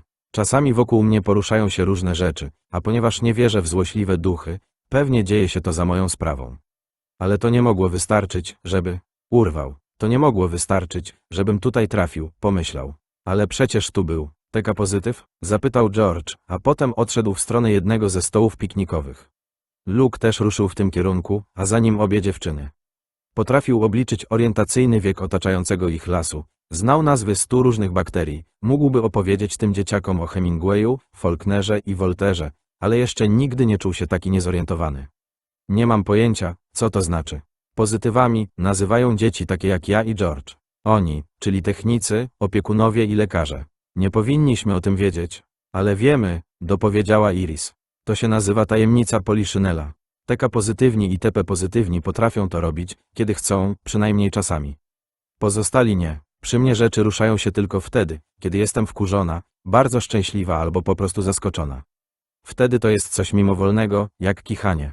Czyli jestem przeciętna. Przeciętnych TK i TP nazywają różowymi. Dlaczego? Zapytał Luke. Bo jeśli jesteś zwyczajny, to na papierach w twojej teczce jest mała różowa kropka. Nie powinniśmy wiedzieć, co jest w naszych teczkach, ale ja któregoś dnia widziałam swoją. Oni czasem bywają nieostrożni. Lepiej uważaj, bo inaczej nieostrożnie dobiorą ci się do tyłka, ostrzegła ją Kalisza. Różowym robi się więcej testów i zastrzyków, wyjaśniła Iris. Ja raz byłam w zbiorniku. Tam jest do kitu, ale nie jakoś tragicznie. Co to? Ja jestem TK pozytywny. Wszedł mu w słowo George. W mojej teczce nie ma nic różowego. Zero różu u tego dzieciaka. Widziałeś swoją teczkę? Zapytał Luke. Nie musiałem. Jestem zarąbisty. Patrz. George nie koncentrował się niczym jogin. Po prostu sobie stał. Wydarzyło się jednak coś niesamowitego. Przynajmniej Luke'owi wydało się niesamowite, bo na dziewczętach chyba nie zrobiło wrażenia. Chmura owadów kłębiących się wokół głowy George'a nagle poleciała do tyłu, układając się w coś na kształt ogona komety, zupełnie jakby uderzył w nią silny podmuch wiatru. Tylko że żadnego wiatru tutaj nie było. Widzisz? Rzucił George. TK pozytyw w akcji. Tylko że to nie trwa długo. Rzeczywiście, owady wróciły, znów latały wokół niego, odpychane tylko przez woń płynu, którym się spryskał. Ten twój drugi rzut, przypomniał sobie Luke. Mógłbyś sprawić, żeby wpadło? George z żalem pokręcił głową. Chciałabym, żeby przywieźli tu jakiegoś naprawdę potężnego TK pozytywa, powiedziała Iris. Jej ekscytacja poznaniem nowego przybysza prysła. Dziewczyna wyglądała na zmęczoną, wystraszoną i starszą niż w rzeczywistości. Luke oceniał jej wiek na jakieś 15 lat. Takiego, który teleportowałby nas stąd w pizdu. Usiadła na ławce jednego ze stołów piknikowych i przykryła dłońmi oczy. Kalisza dosiadła się do niej i objęła ją ramieniem. Nie, skarbie, daj spokój, wszystko będzie dobrze. Wcale nie będzie, odparła Iris. Popatrz, jestem jak poduszka na igły. Wyciągnęła ręce. Na lewej miała 2 plastry, na prawej 3. Potem potarła oczy i przybrała, jak przypuszczał Luke, swój bojowy wyraz twarzy. To jak, nowy, umiesz poruszać przedmiotami, kiedy chcesz? Luke nie rozmawiał o kontroli umysłu nad materią, znanej jako psychokineza, z nikim oprócz rodziców. Mama powiedziała, że ludzie baliby się, gdyby o tym wiedzieli. Tata uważał, że to najmniej ważna z cech Luka. Chłopiec zgadzał się z obojgiem, ale te dzieci wcale się nie bały, a tutaj to było coś istotnego. Nie miał co do tego wątpliwości. Nie umiem nawet ruszać uszami. Parsknęli śmiechem, a on się odprężył. Znalazł się w dziwnym, strasznym miejscu, ale przynajmniej te dzieciaki wydawały się w porządku. Od czasu do czasu coś się przesuwa, to wszystko. Talerze albo sztućce. Bywa, że drzwi same się zatrzasną. Raz czy dwa zapaliła się lampka na moim biurku. To nie jest nigdy nic wielkiego. Kurczę, w sumie nawet nie byłem pewien, że ja to robię. Myślałem, że to może z powodu wiatru, albo głębokich wstrząsów sejsmicznych. Cała trójka patrzyła na niego mądrym wzrokiem. No dobra, przyznał. Byłem pewien, moi rodzice też, ale to nie była żadna wielka sprawa. Może byłoby inaczej, gdyby nie jego obłędna inteligencja, pomyślał. W wieku 12 lat dostał się na 2 uczelnie. Wyobraźmy sobie 7-latka, który gra na fortepianie jak Van Cliburn. Czy ktokolwiek przejmowałby się tym, że przy okazji robi proste sztuczki karciane? Albo umie ruszać uszami? Tego jednak Luke nie mógł powiedzieć George'owi, Iris i Kaliszy. Zabrzmiałoby, jakby się przechwalał. Masz rację, to wcale nie jest wielka sprawa. Zawołała z pasją Kalisza. I to jest właśnie pojebejn. Nie jesteśmy Ligą Sprawiedliwości ani X-Menami. Czy my zostaliśmy porwani? Luke modlił się, żeby parsknęli śmiechem. Modlił się, żeby ktoś powiedział, oczywiście, że nie. No, ba, odparł George. Dlatego, że potrafisz na sekundę przegonić owady? Że, Luke pomyślał o tacce spadającej ze stołu w Rocket Pizza. Że czasami, kiedy wchodzę do pokoju, drzwi się za mną zamykają? Wiesz, gdyby zamykali tu ludzi za urodę, Iris i Sha ciągle byłyby wolne, powiedział George. Debil, rzuciła Kalisza. George się uśmiechnął. Cóż za niezwykle wyszukana riposta. Na poziomie, naskocz mi. Czasami nie mogę się doczekać, aż trafisz do tylnej połowy, włączyła się Iris. Pewnie Bóg mnie za to pokaże, ale... Zaraz, przerwał jej Luke. Czekajcie, zacznijcie od początku. To właśnie jest początek, kolego, odezwał się ktoś za nimi. Niestety, przy okazji pewnie i koniec. Luke ocenił wiek nowo przybyłego na 16 lat, ale później dowiedział się, że przestrzelił o 2 lata. Nicky Wilholm był wysoki, miał niebieskie oczy i nieuczesaną czuprynę, czarniejszą niż smoła i błagającą o podwójną dawkę szamponu. Miał na sobie pogniecioną koszulę i szorty w takim samym stanie. Białe sportowe skarpetki obsunęły mu się do połowy, a sneakersy były brudne. Luke przypomniał sobie, jak Maureen mówiła, że przypomina Pigpena z fistaszków. Pozostali patrzyli na niego z ostrożnym szacunkiem i Luke natychmiast to wyczuł. Kalisza, Iris i George byli równie jak on niezadowoleni, że tutaj są, ale starali się zachować pozytywne nastawienie. pomijając chwilę zwątpienia Iris, sprawiali wrażenie trochę zwariowanej gromadki, która w tych okolicznościach próbuje sobie jakoś radzić. Ten gość natomiast wydawał się zupełnie inny. W tym momencie Nikki nie wyglądał na wściekłego, ale z pewnością musiał być taki dość niedawno. Miał rozcięcie na spuchniętej dolnej wardze, które właśnie się goiło, blednący ślad po podbitym oku oraz świeży siniec na policzku. Czyli rozrabiaka. Luke widział już w życiu parę takich osób, kilka trafiło się nawet w Brodericku. On i Rolf trzymali się od nich na dystans, ale jeśli, jak zaczynał przypuszczać, Instytut był rzeczywiście więzieniem, to od Nickiego Wilholma nie da rady trzymać się z daleka. Pozostała trójka chyba jednak się go nie bała, co było dobrym znakiem. Może Nickiego wkurzał cel przyświecający istnieniu placówki noszącej bezbarwną nazwę Instytutu, ale przy kolegach wydawał się spięty. Skoncentrowany. Ślady na twarzy mimo wszystko sugerowały nieprzyjemne scenariusze, zwłaszcza jeśli z natury chłopak wcale nie był awanturnikiem. Może sprawcą obrażeń był dorosły? Gdyby coś takiego zrobił nauczyciel, nie tylko w Brodericku, ale też prawie wszędzie, wyleciałby z pracy, pewnie został pozwany, a może nawet wylądował w areszcie. Luke pomyślał o słowach Kaliszy. Nie jesteśmy już w Kansas, to. Jestem Luke Ellis. Wyciągnął rękę, nie bardzo wiedząc, czego się spodziewać. Nicky ją zignorował i otworzył zieloną szafkę z rzeczami. Grasz w szachy, Ellis? Ci troje są do niczego. Z Donną Gibson jakoś dawało się grać, ale 3 dni temu trafiła do tylnej połowy. I już więcej jej nie zobaczymy, dodał smętnie George. Gram, ale teraz nie mam ochoty, odparł Luke. Chcę się dowiedzieć, gdzie jestem i co tu się dzieje. Nick wyjął szachownicę i pudełko z 2 armiami. Szybko je rozstawił i patrzył przez włosy opadające na oczy, zamiast odgarnąć je z czoła. Jesteś w instytucie, gdzieś na pustkowiu w Maine. Tu nawet nie ma miejscowości, są tylko współrzędne na mapie. TR-110. Sza wychwyciła je od paru osób. Donna też i jeszcze Pete Littlejohn. To następny TP, który trafił do tylnej połowy. Wydaje się, że Peteja nie ma już od wieków, a to dopiero tydzień, odezwała się smutno Kalisza.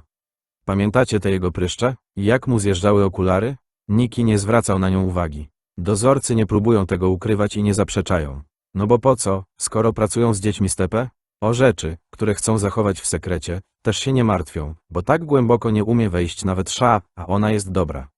W kartach Zenera trafiam 9 na 10 razy, powiedziała Kalisza. Nie chwaliła się, po prostu oznajmiała fakt. I umiałabym stwierdzić, jak ma na imię twoja babcia, gdybyś o niej w tej chwili pomyślał, ale głębiej do umysłu ci nie sięgnę. Moja babcia ma na imię Rebeka, pomyślał Luke. Rebeka. Kiedy Kalisza zobaczyła jego zaskoczoną minę, zachichotała jak dziecko, którym jeszcze nie tak dawno była. Twoje są białe, powiedział Nicky. Ja zawsze gram czarnymi. Nicky to nasz honorowy buntownik, oznajmił George. I ma na dowód blizny, dodała Kalisza. W niczym mu to nie pomaga, ale nie umie się powstrzymać. A w pokoju ma bałagan, to kolejny przejaw dziecinnego nieposłuszeństwa, którym tylko dodaje Maureen roboty. Nicky odwrócił się do niej bez uśmiechu. Gdyby Maureen rzeczywiście była takim aniołem, jak ci się wydaje, to by nas stąd wyciągnęła.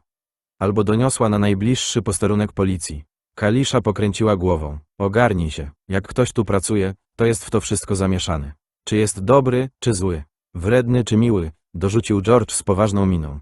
Poza tym najbliższy posterunek policji jest pewnie gdzieś daleko stąd i siedzi tam banda wsioków, stwierdziła Iris. A skoro już przyznałeś sobie rolę głównego wyjaśniacza, Nick, to może naprawdę powiesz chłopakowi co i jak? Rany, już zapomniałeś, jak dziwnie było się obudzić w pokoju, który wygląda jak twój. Nick usiadł, odchylił się na oparcie krzesła i skrzyżował ręce na piersiach. Luke zauważył, w jaki sposób Kalisza na niego patrzy i pomyślał, że jeśli kiedyś go pocałuje, to nie tylko po to, żeby go zarazić ospą wietrzną. Dobra, Ellis, powiem ci, co wiemy. Albo co nam się wydaje. To nie zajmie dużo czasu. Drogie panie, jeśli będziecie chciały coś dodać, nie krępujcie się. A ty, George, trzymaj gębę na kłódkę, jak tylko poczujesz, że zbiera ci się napieprzenie od rzeczy. Dzięki, prychnął George. Prędzej dam ci pojeździć moim Porsche. Kalisza jest tu najdłużej, ciągnął Nicky. Przez tę jej ospę wietrzną. Ile dzieci widziałaś tutaj przez ten czas? Dziewczyna się zastanowiła. Pewnie ze 25, może trochę więcej. Nicky kiwnął głową. One, to znaczy my, pochodzą z całego kraju. Sza jest z Ohio, Iris z Teksasu, George z Glory Hole w Montanie. Jestem z Billings, wtrącił George. To naprawdę szacowne miasto. Najpierw nas znakują jak jakieś ptaki wędrowne albo cholerne bizony. Nicky odgarnął włosy i odgiął ucho, żeby pokazać Luke'owi kółko z jasnego metalu 2 razy mniejsze od 10-centówki. Potem nas badają, robią nam testy, dają zastrzyki na kropki, znowu badają i robią następne testy. Różowi mają więcej zastrzyków i więcej testów. Ja byłam w zbiorniku. Powiedziała znów Iris. Brawo ty, rzucił Nick. Jak ktoś jest pozytywem, to każą mu robić sztuczki jak zwierzątku. Ja jestem taka pozytywny, ale nasz gaduła George radzi sobie z tymi sprawami dużo lepiej niż ja. A był tu taki jeden chłopak, już nie pamiętam imienia, jeszcze lepszy od George'a. Bobby Washington, podpowiedziała Kalisza. Mały czarny dzieciak, może 9-letni. Potrafiłby ci zepchnąć talerz ze stołu. Nie ma go już. Ile, Niki? 2 tygodnie? Trochę mniej. Gdyby to były 2 tygodnie, to bym się z nim minął. Jednego dnia był jeszcze na kolacji, a już następnego zabrali go do tylnej połowy. Puf, było i nie ma. Ja powinnam być następna. Już chyba kończą testy. Moje też, dodał Niki. Prawdopodobnie będą zadowoleni, jak się mnie pozbędą. Nawet na pewno. Zgodził się z nim George. Dawali nam zastrzyki, powiedziała Iris. Niektóre bolą, niektóre nie, niektóre jakoś na ciebie działają, niektóre nie. Ja po jednym dostałam gorączki i strasznie bolała mnie głowa. Myślałam, że zaraziłam się ospą wietrzną od Kaliszy, ale następnego dnia mi przeszło. Robią ci zastrzyki tak długo, aż zaczniesz widzieć kropki i słyszeć buczenie. Ty miałaś lekko, wtrąciła Kalisza. Było parę takich dzieciaków, jeden miał na imię Morty, nie pamiętam nazwiska. Ten, który dłubał w nosie. I trzymał się z Bobbym Washingtonem. Ja też zapomniałam jego nazwiska. Zabrali go do tylnej połowy ze 2 dni po tym, jak ja tu trafiłam. Tyle, że może wcale nie. Nie był tutaj długo, a po którymś zastrzyku wyskoczyła mu cała masa kropek. Powiedział mi o tym w stołówce. I że serce waliło mu jak szalone. Myślę, że poważnie zachorował. Zawiesiła głos. Może nawet umarł. George z przerażeniem patrzył na Iris szeroko otwartymi oczami. Cynizm i nastoletnie lęki są spoko, ale powiedz, że tak naprawdę w to nie wierzysz. Nie chciałabym wierzyć, to na pewno. Zamknijcie się wszyscy, odezwał się Niki. Pochylił się nad szachownicą, wbijając wzrok w Luka. Porywają nas, tak, bo mamy zdolności parapsychiczne, tak. Jak nas znajdują? Nie wiem, ale to musi być duże przedsięwzięcie, bo to miejsce też jest duże. Jebany kombinat. Mają lekarzy, techników, ludzi, których nazywają opiekunami, zupełnie jakby ktoś postawił w tym lesie szpital. No i mają ochronę, dodała Kalisza. Właśnie, kieruje nią taki wielki łysy zjeb. Nazywa się Stackhouse. To jakiś obłęd, powiedział Luke. Takie coś w Ameryce? To nie jest Ameryka, to Królestwo Instytutu. Alice, kiedy pójdziemy do stołówki na lunch, wyjrzyj przez okna. Zobaczysz masę drzew, ale jak się dobrze przyjrzysz, zobaczysz jeszcze jeden budynek. Z zielonych pustaków, zupełnie jak ten. Chyba ma się zlewać z lasem. W każdym razie to jest tylna połowa. Tam zabierają dzieci po zakończeniu zastrzyków i testów. Co tam się dzieje? Tym razem odpowiedziała Kalisza, nie wiemy. Luke już chciał spytać, czy wie to Maureen, ale przypomniał sobie, co Kalisza szepnęła mu na ucho, oni słuchają. Wiemy tyle, ile nam mówią, wyjaśniła Iris. Mówią, że wszystko będzie dobrze. Niki krzyknął tak głośno i tak niespodziewanie, że Luke aż odskoczył i prawie spadł z ławki. Czarnowłosy chłopak wstał i spojrzał prosto w zakurzony obiektyw jednej z kamer. Luke przypomniał sobie coś jeszcze, co powiedziała mu Kalisza, kiedy poznasz Nikiego, nie przejmuj się, jak zacznie się nakręcać. To jego sposób, żeby się wyładowywać. Zachowują się jak misjonarze sprzedający Jezusa bandzie Indian, którzy są tak. Naiwni? Zasugerował Luke. Właśnie, to. Niki ciągle wpatrywał się w kamerę. Bandzie Indian, którzy są tak naiwni, że uwierzą we wszystko. W to, że jak oddadzą swoją ziemię za garść paciorków i parę zapchlonych, koców, to pójdą do nieba, gdzie spotkają wszystkich swoich martwych przodków i na zawsze będą szczęśliwi. To właśnie my, naiwni Indianie, którzy uwierzą we wszystko, co brzmi dobrze, co brzmi jak szczęśliwe, Zakończenie. Obrócił się do nich gwałtownie, włosy fruwały mu na wszystkie strony, oczy płonęły, pięści miał zaciśnięte. Luke zobaczył gojące się rozcięcia na kłykciach chłopaka. Wątpił, by Niki odpłacił komuś pięknym za nadobne. Bądź co bądź, był tylko dzieciakiem, ale komuś na pewno dał się we znaki. Myślicie, że kiedy zabrali go do tylnej połowy, Bobby Washington miał jakieś wątpliwości, czy próby się skończyły? A Pete Littlejohn? Orłami to oni nie byli. Chryste, okno bezpiecznie można było przy nich otworzyć, na pewno by nie wyfrunęli. Znowu odwrócił się do brudnej kamery w górze. Przez to, że mógł się wyżyć tylko przed nią, scena wyglądała trochę niedorzecznie, ale Luke i tak był pełen uznania. Ten chłopak nie zaakceptował sytuacji. Słuchajcie, wy tam, Możecie mi spuszczać w pierdol i możecie mnie zabrać do tylnej połowy, ale będę walczył do końca. Nick Wilholm niczego nie oddaje za paciorki i koce. Usiadł, ciężko dysząc. Potem się uśmiechnął, pokazując dołeczki, białe zęby i pogodne spojrzenie. Zniknęła nagle posępna, nadąsana postać, jak gdyby nigdy jej nie było. Luka nie pociągali chłopcy, ale widząc ten uśmiech, rozumiał, dlaczego Kalisza i Iris patrzą na Nickiego jak na lidera boysbandu. Powinni mnie wziąć do swojego zespołu, a zamiast tego tkwię tutaj jak w kurniku. Umiałbym sprzedać to miejsce lepiej niż Sigsbee, Hendrix i reszta lekarzy. Ja mam przekonanie. To z pewnością, przyznał Luke, ale nie do końca rozumiem, do czego pijesz. No właśnie, Nicky, chyba trochę zszedłeś z tematu, zgodził się George. Nicky znowu skrzyżował ręce na piersiach. Zanim skopię ci tyłek w szachy, nowy, podsumuje sytuację. Przywożą nas tutaj, robią na nas testy, szprycują nas Bóg wie czym, a potem robią jeszcze więcej testów. Część dzieciaków trafia do zbiornika, a wszystkie przechodzą dziwne badanie wzroku, podczas którego masz wrażenie, że zaraz zemdlejesz. Mamy pokoje, które wyglądają jak te w domu, co ma chyba, nie wiem, ukoić nasze wrażliwe emocje. Aklimatyzacja psychologiczna, powiedział Luke. To nawet sensowne. W stołówce jest dobre żarcie. Wyobraź sobie, że możemy zamawiać z menu, fakt, że skromnego.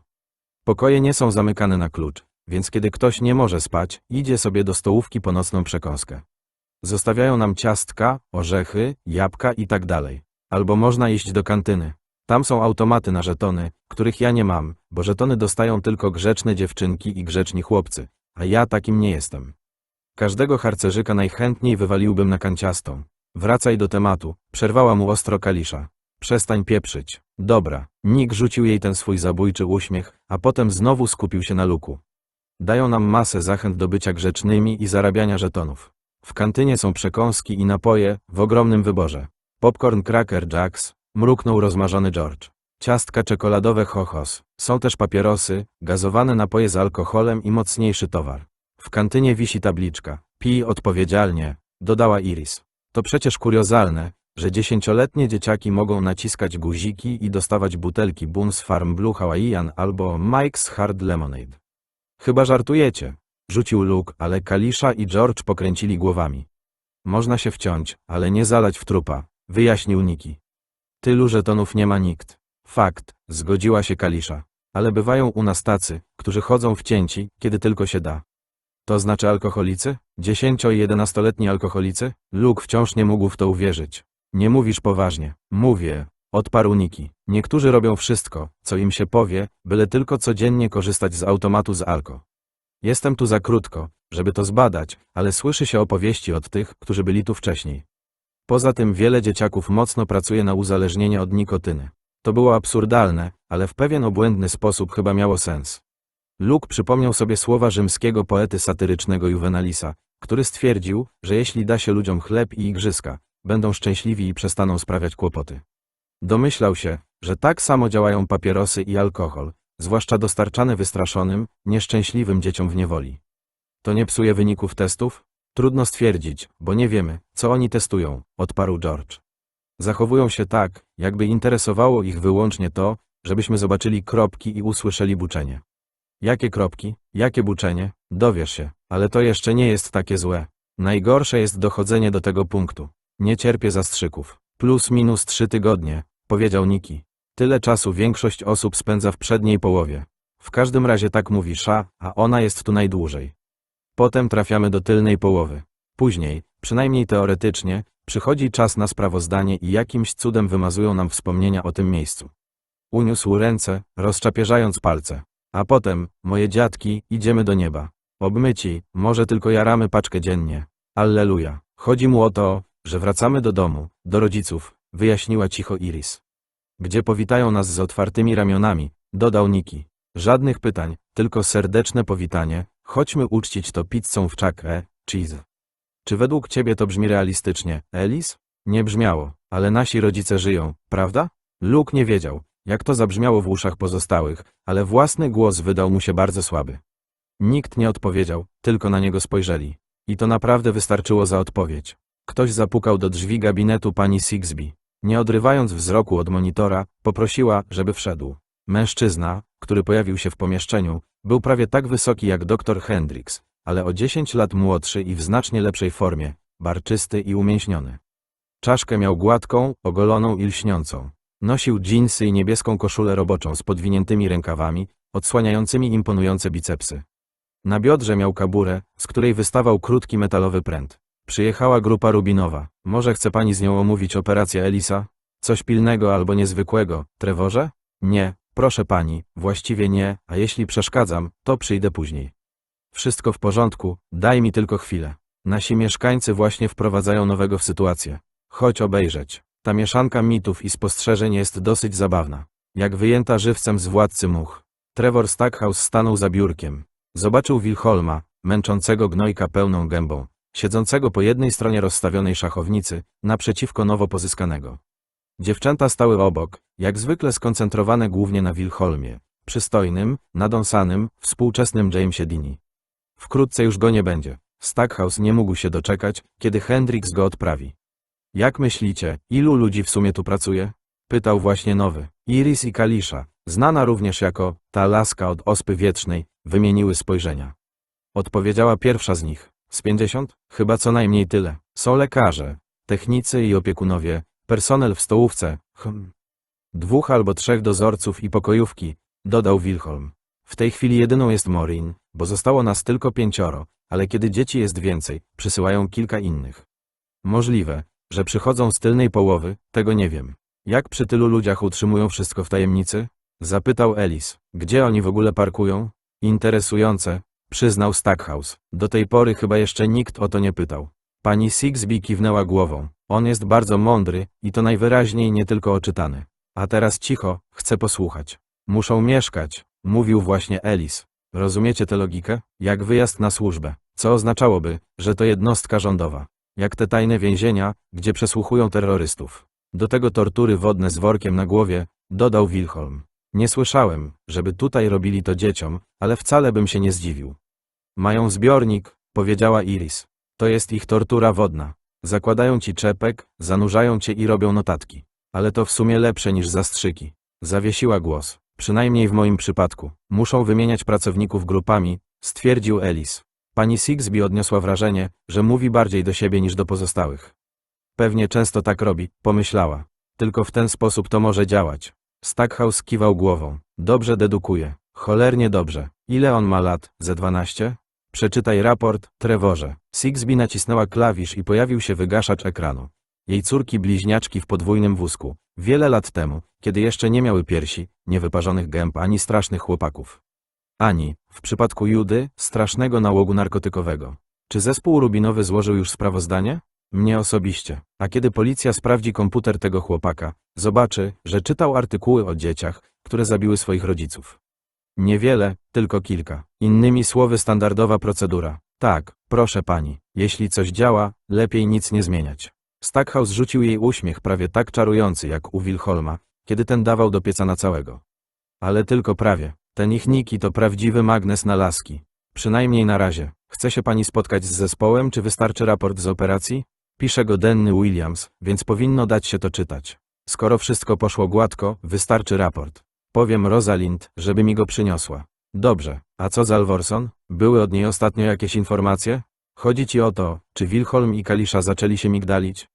Sigsbee uniosła brew. Czy to dla ciebie istotne z perspektywy bezpieczeństwa, Trevorze? Mam w dupie, czy się migdalą. Kibicuję im, żeby poszli na całość i stracili dziewictwo, dopóki jeszcze jest szansa. O ile jeszcze je mają.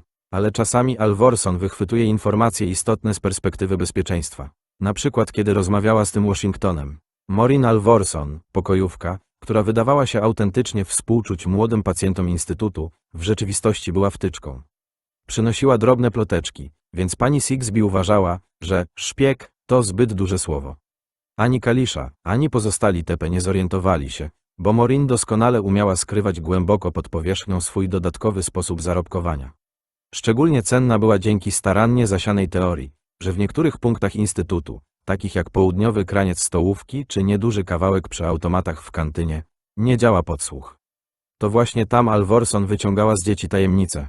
Zwykle chodziło o nędzne drobiazgi, ale czasem wśród słabizny trafiały się perełki. Na przykład kiedy mały Washington wyjawił Maureen, że myśli o samobójstwie.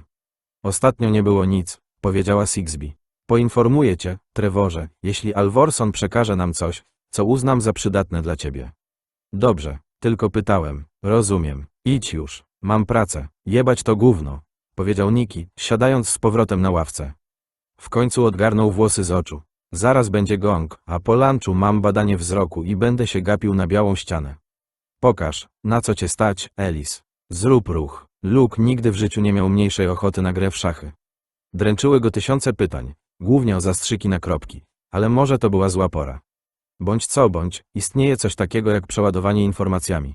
Przesunął pionek królewski o 2 pola. Nicky zrobił to samo. Luke odpowiedział gońcem królewskim, grożąc zbiciem pionka. Po chwili wahania Nicky przemieścił hetmana o 4 pola po skosie, czym praktycznie przypieczętował sprawę. Luke ruszył swojego hetmana, zaczekał, aż Nicky wykona dowolne posunięcie, które nie miało żadnego znaczenia, a potem przysunął hetmana tuż do króla. Nicky spojrzał na szachownicę i skrzywił się. Mat, w 4 ruchach? Żartujesz? Luke wzruszył ramionami. To się nazywa mat szewski i działa tylko wtedy, gdy gra się białymi, wyjaśnił. Następnym razem przewidzisz go i skontrujesz. Najlepiej przesunąć pionek hetmański o 2 pola albo pionek królewski o 1. Czy jak to zrobię, i tak możesz mnie pokonać? Możliwe. Dyplomatyczna odpowiedź. Ta prawdziwa brzmiała, oczywiście. Ja cię kręcę. Nicky nadal wpatrywał się w szachownicę. Zajebiste. Kto cię tego nauczył? Przeczytałem parę książek. Nicky podniósł wzrok i wydawało się, że dopiero teraz widzi Luka po raz pierwszy. Potem zadał to samo pytanie co Kalisza. Mądry z ciebie gość, co, młody? Na tyle mądry, żeby cię ograć, odparła Iris, ratując Luka przed koniecznością odpowiedzi. W tym właśnie momencie rozległ się gong złożony z 2 dźwięków, ding-dong. Idziemy na lunch, powiedziała Kalisza. Umieram z głodu. Chodź, Luke. Przegrany odnosi grę na miejsce. Nicky ułożył palce w kształt pistoletu, wycelował w nią i udał, że strzela, ale jednocześnie się uśmiechał. Luke wstał i poszedł za dziewczynami. Przy drzwiach do świetlicy dogonił go George i złapał za ramię.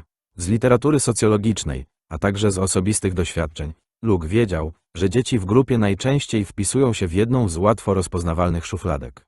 Jeśli Nicky Wilholm był tu buntownikiem, George robił za klasowego błazna. Tylko że teraz miał śmiertelnie poważną minę. Mówił cicho i szybko. Nick jest spoko, lubię go, a dziewczyny za nim szaleją. Ty pewnie też go polubisz, i dobrze, ale nie wzoruj się na nim. On nigdy nie pogodzi się z tym, że tu tkwimy, no, ale tkwimy, więc wybieraj, o co walczysz. Na przykład kropki. Jak je zobaczysz, to powiedz. Jak nie, to mów, że nie. Nie kłam. Oni wiedzą. Dogonił ich Nicky. O czym gadacie, Georgie? Chciał wiedzieć, skąd się biorą dzieci, odparł Luke. Powiedziałem, żeby zapytał ciebie. Jezu, następny pieprzony dowcipniś. Tego nam właśnie było trzeba. Nicky złapał Luka za szyję i udał, że go dusi. Luke miał nadzieję, że to oznaka sympatii, może nawet szacunku. Chodźmy jeść. To, co nowi koledzy nazywali kantyną, było częścią świetlicy zlokalizowaną naprzeciwko dużego telewizora. Luke chciał się przyjrzeć automatom, ale pozostali szli szybko, więc nie zdążył. Zauważył natomiast tabliczkę, o której wspominała Iris, pij odpowiedzialnie. Więc może wcale go nie nabierali z tym alkoholem.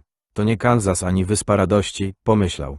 To kraina czarów. Ktoś przyszedł w nocy do mojego pokoju i wepchnął mnie do króliczej nory. Stołówka okazała się wprawdzie nie tak duża jak w szkole imienia Brodericka, ale niewiele jej brakowało. Było ich tam tylko 5, przez co wydawała się jeszcze obszerniejsza.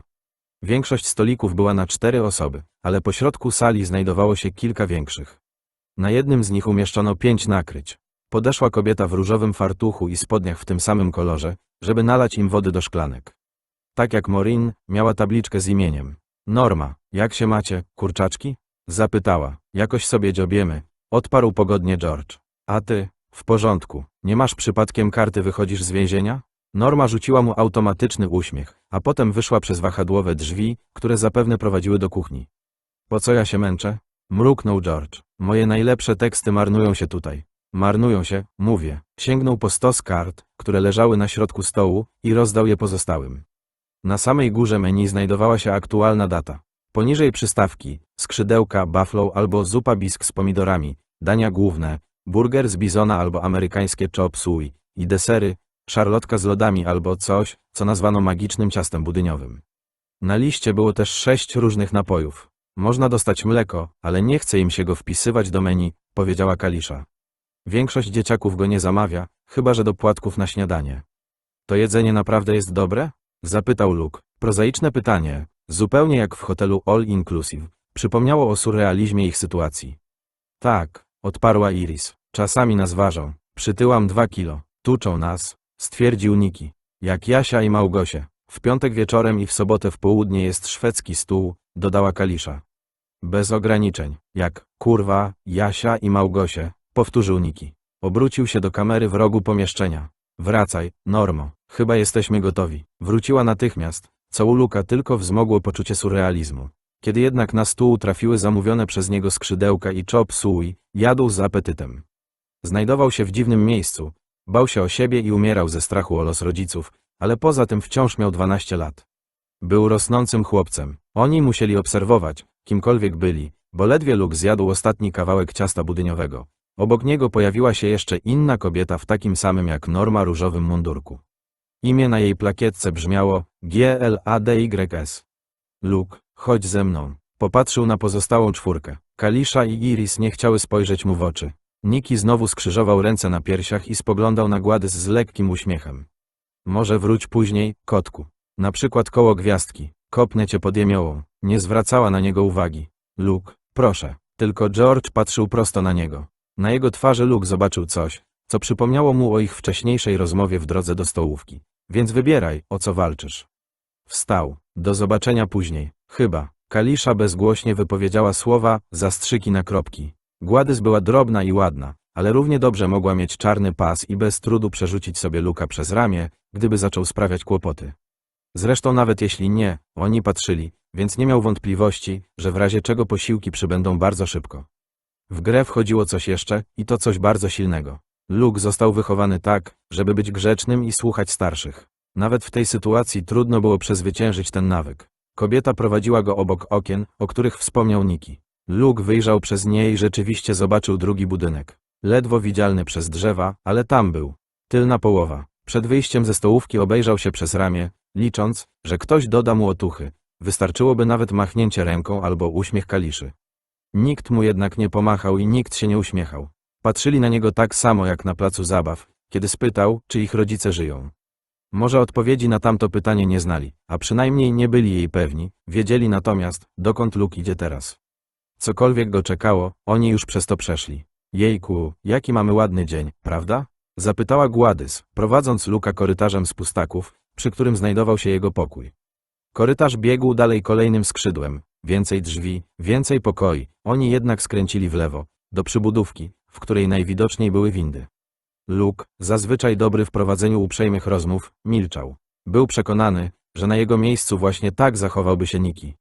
Ale te owady, odgoniła ręką niewidoczne insekty i roześmiała się. Musisz się mocno spryskiwać, przynajmniej do lipca, bo wtedy wyklują się ważki. Tak, właśnie, dźwięcznie zachichotała. Dokąd idziemy? Zobaczysz. Poruszyła brwiami, jakby chciała powiedzieć, nie psuj niespodzianki. Otworzyły się drzwi windy. Wysiedli z niej dwaj mężczyźni w niebieskich koszulach i spodniach. Jeden miał na imię Joe, a drugi HADAD. Obaj nieśli iPady. Cześć, chłopcy, odezwała się Gładys pogodnie. Cześć, dziewczyno, odparł Haddad. Jak leci? W porządku, zaświergotała. A u ciebie, Luke? Spytał Joe. Przyzwyczajasz się? Luke nic nie powiedział. Zgrywasz milczka, co? Haddad szeroko się uśmiechał. Na razie jeszcze możesz, potem już trochę mniej. Powiem ci, Luke, jak się sprawy mają, traktuj nas dobrze, a odwdzięczymy się tym samym. Jak sobie pościelesz, tak się wyśpisz, dodał Joe. Święte słowa. Widzimy się później, Gładys? No pewnie, wisisz mi drinka, skoro tak mówisz. Mężczyźni odeszli. Gładys wprowadziła Luka do windy. W środku nie było żadnych numerów ani guzików. Powiedziała, a potem wyjęła kartę z kieszeni spodni i machnęła nią przed czujnikiem. Drzwi się zamknęły. Kabina ruszyła w dół, lecz szybko się zatrzymała. Oznajmił z góry łagodny kobiecy głos. Poziom B. Gładys ponownie machnęła kartą. Drzwi otworzyły się, ukazując szeroki korytarz oświetlony półprzezroczystymi panelami sufitowymi. Grała dyskretna muzyka, którą Luke nazwałby supermarketową. Po korytarzu krążyło kilka osób. Niektóre pchały wózki ze sprzętem, jedna niosła druciany koszyk, być może z próbkami krwi. Drzwi oznaczono numerami, każdy poprzedzony literą B, duże przedsięwzięcie, kombinat. Mówiąc tak, Niki najwidoczniej miał rację, bo skoro istniał podziemny poziom B, logika podpowiadała, że jest także poziom C, Może też DIE, to przypomina obiekt rządowy, stwierdził Luke, ale jak udałoby się utrzymać w tajemnicy coś tak wielkiego? Przecież to nie tylko nielegalne i niekonstytucyjne, ale również w grę wchodzi porywanie dzieci. Minęli otwarte drzwi, za którymi zobaczył coś w rodzaju pokoju socjalnego. Stały tam stoliki i automaty z jedzeniem i napojami, ale nie było tabliczki pij odpowiedzialnie. Przy jednym ze stolików siedziały 3 osoby, mężczyzna i 2 kobiety. Mieli na sobie zwyczajne ubrania, dżinsy i koszule i pili kawę. Jedna z kobiet, blondynka, wydawała się Luke'owi znajoma. W pierwszej chwili nie wiedział dlaczego, a potem przypomniał sobie głos mówiący, jasne, co tylko chcesz. To było ostatnie, co zapamiętał przed obudzeniem się tutaj. Pani, powiedział, wskazując ją palcem. To była pani. Kobieta nic nie mówiła, jej twarz również. Ale spojrzała na Luke'a i wciąż patrzyła, kiedy Gladys zamknęła drzwi. To była ona, rzucił. Wiem, że to ona. Jeszcze tylko kawałek, oznajmiła Gladys. To nie potrwa długo, a potem będziesz mógł wrócić do swojego pokoju. Pewnie chciałbyś odpocząć. Pierwsze dni bywają wyczerpujące. Słyszała mnie pani? To ona weszła do mojego pokoju. Prysnęła mi czymś w twarz. Nie było odpowiedzi, tylko znowu ten uśmiech. Ilekroć mu go rzucała, wydawał się Luke'owi coraz bardziej upiorny. Doszli do drzwi z oznaczeniem B31. Jak będziesz grzeczny, dostaniesz 5 żetonów, powiedziała. Sięgnęła do drugiej kieszeni i wyjęła garść metalowych krążków, które przypominały $ćwierćdolarówki, tylko że z trójkątem wytłoczonym po obu stronach. Widzisz, mam je tutaj. Zapukała do drzwi. Ubrany na niebiesko mężczyzna, który je otworzył, miał na imię Tony. Był wysokim blondynem, przystojnym, choć lekko mrużył jedno oko. Luke'owi kojarzył się ze złoczyńcą z filmów o Jamesie Bondzie, na przykład tym uprzejmym instruktorem narciarstwa, który okazał się zabójcą. Hej, ślicznotko. Ucałował Gladys w policzek. Przyprowadziłaś Luke'a. Cześć, Luke. Wyciągnął do chłopca rękę. Ten, wczuwając się w rolę Nickiego Wilholma, nie uścisnął jej. Tony się roześmiał, jakby uznał to za wyjątkowo dobry żart. Wejdź, wejdź. Zaproszenie najwyraźniej adresowane było tylko do Luke'a. Gladys lekko go popchnęła, a potem zamknęła drzwi. Po środku pomieszczenia chłopiec ujrzał coś niepokojącego. Przypominało fotel dentystyczny. Tyle, że u dentysty jeszcze nigdy nie widział pasków do przypięcia rąk. Siadaj, zuchu, powiedział Tony. Nie, smyku, pomyślał Luke, ale blisko. Mężczyzna podszedł do blatu, otworzył szufladę i zaczął w niej grzebać. Gwizdał pod nosem. Kiedy się odwrócił, trzymał w ręce coś przypominającego lutownicę. Wyglądał na zdziwionego, że Luke nadal stoi przy drzwiach. Uśmiechnął się szeroko. Powiedziałem, siadaj. Co to jest? Chce mi pan zrobić tatuaż? Luke'owi przypomniało się, że Żydom trafiającym do obozów w Auschwitz i Bergen-Belsen na ramionach tatuowano numery. Taka myśl powinna być kompletnie niedorzeczna, ale... Tony miał przez chwilę zaskoczoną minę, a potem się roześmiał. Jejku, nie, zaczipuję ci tylko ucho. To będzie jak przedziurawienie do kolczyka, nic wielkiego. Wszyscy nasi goście mają coś takiego. Nie jestem gościem, zaprotestował Luke, cofając się. Jestem więźniem i nie dam sobie nic wbić w ucho. Dasz, odparł Tony, nadal się uśmiechając. Wciąż wyglądał jak facet, który pomaga małym dzieciom na stokach dla początkujących, a potem próbuje zabić Jamesa Bonda zatrutą strzałką. Posłuchaj, poczujesz tylko lekkie uszczypnięcie. Więc ułatw nam obu życie. Siadaj na fotelu i za 7 sekund będzie już po wszystkim. Gladys przy wyjściu da ci całą garść żetonów. Jak będziesz komplikował sprawę, to i tak dostaniesz chip, ale nie żetony. Co ty na to? Nie usiądę w tym fotelu. Luke czuł, że cały drży, ale jego głos brzmiał dość mocno. Tony westchnął. Ostrożnie odłożył na blat urządzenie do wszczepiania chipów, podszedł do Luke'a i oparł dłonie na biodrach. Teraz był poważny, prawie smutny. Jesteś pewien? Tak. Luke'owi zadzwoniło w uszach od ciosu otwartą dłonią, jeszcze zanim na dobre się zorientował, że prawa ręka Tony'ego oderwała się od biodra. Chłopiec zatoczył się do tyłu i spojrzał na mężczyznę. Ojciec raz, lekko, dał mu klapsa za zabawę zapałkami, kiedy Luke miał 4 czy 5 lat, ale nikt nigdy nie uderzył go w twarz. Piekł go policzek i chłopiec wciąż nie mógł uwierzyć w to, co się stało. To bolało dużo bardziej od uszczypnięcia w ucho, powiedział Tony. Jego uśmiech zniknął. Chcesz jeszcze? Służę z przyjemnością. Wy, dzieci, myślicie, że świat do was należy. Luke dopiero teraz zauważył niewielki siniak na brodzie mężczyzny i lekkie zadrapanie po lewej stronie szczęki. Przypomniał sobie świeży siniec na twarzy Nickiego Wilholma. Chciałby mieć dość odwagi, żeby postąpić tak jak on, ale mu jej brakowało. Tak naprawdę nie umiał się bić. Gdyby spróbował, Tony pewnie rozniósłby go po całym pomieszczeniu. Czy teraz jesteś gotowy usiąść w tym fotelu?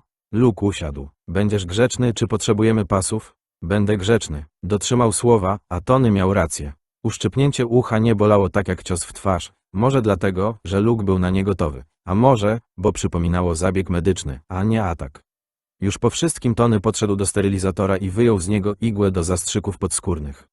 Co to? Zapytał Luke. Nie twój interes. Skoro chce mi pan to wbić, to mój. Tony westchnął. Pasy czy bez pasów? Twój wybór. Luke przypomniał sobie słowa George'a. Wybieraj, o co walczysz.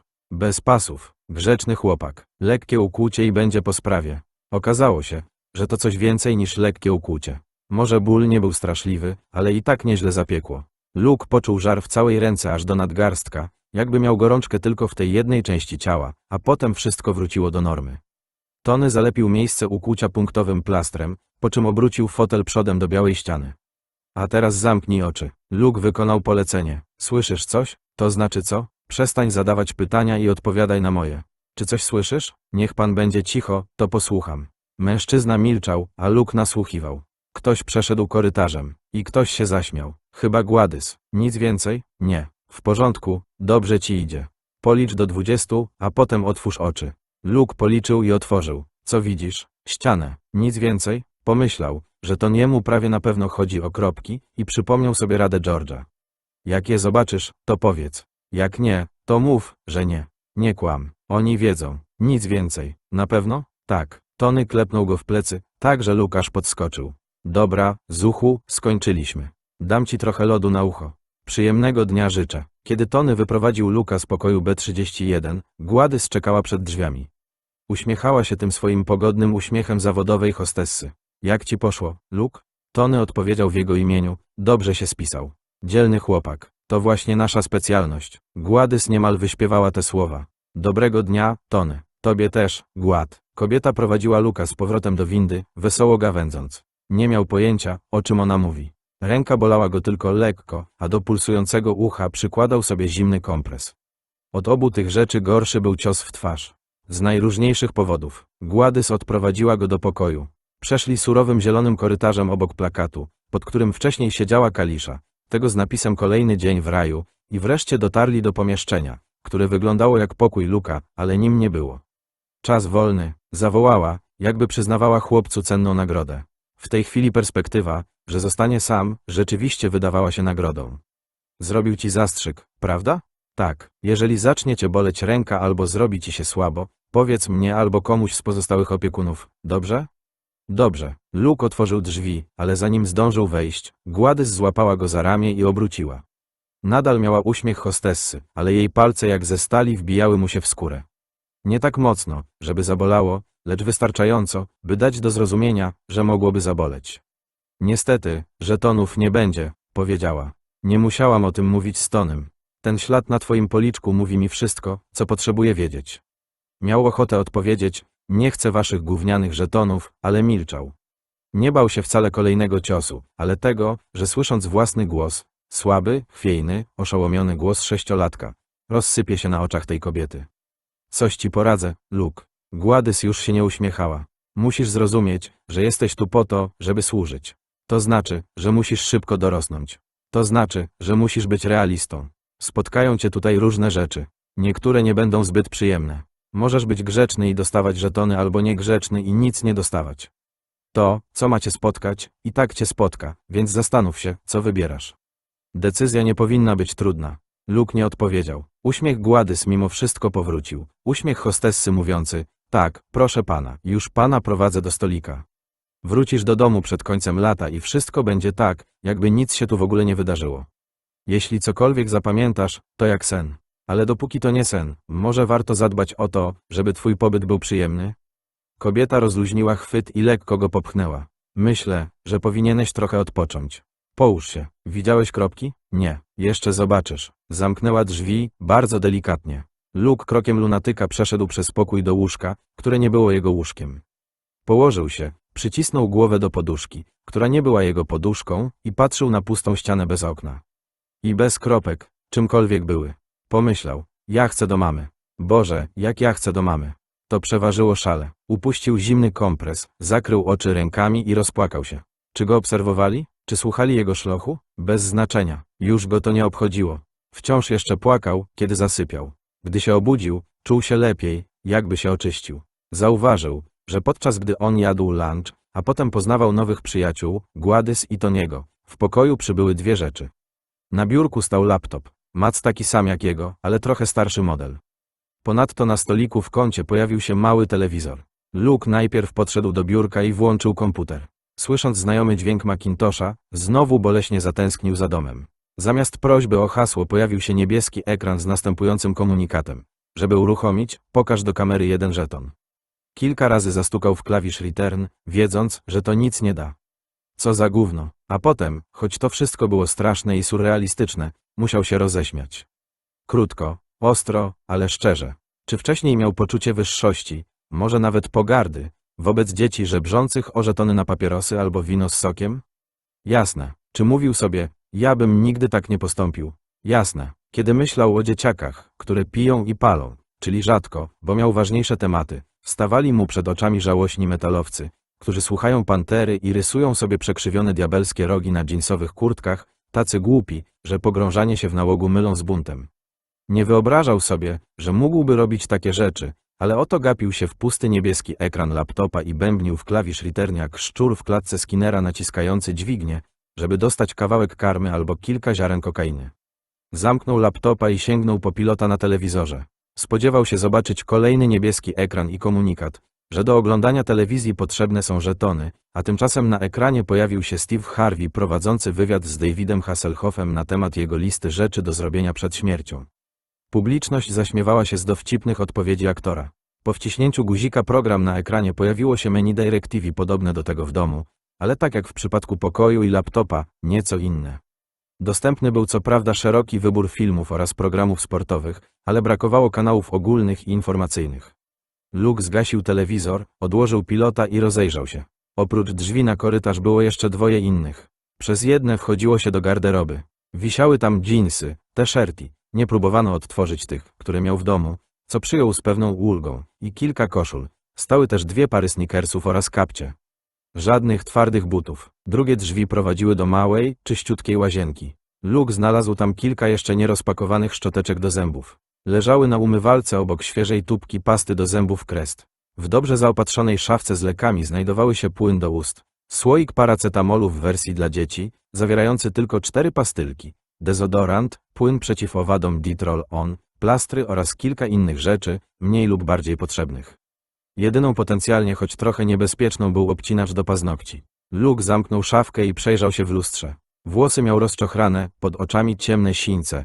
Rolf powiedziałby, sińce od walenia. Wyglądał zarazem starzej i młodziej, co było dziwne. Spojrzał na miękki płatek prawego ucha. W lekko zaczerwienionej skórze zobaczył maleńki metalowy krążek. Nie wątpił, że gdzieś na poziomie B, albo C czy D, siedzi technik komputerowy, który może śledzić każdy jego ruch. Może nawet śledził go teraz. Lucas David Ellis, zamierzający ukończyć MIT i Emersona, został zredukowany do migającej kropki na ekranie komputera. Wrócił do swojego pokoju. Nie, po prostu do pokoju, sprostował w myślach, to tylko pokój, a nie mój pokój, rozejrzał się i uświadomił sobie coś okropnego. Żadnych książek, ani jednej, to równie straszne jak brak komputera. Może nawet gorsze. Podszedł do komody i otworzył kolejno wszystkie szuflady z nadzieją, że znajdzie przynajmniej Biblię albo Księgę Mormona, tak jak czasami w hotelach.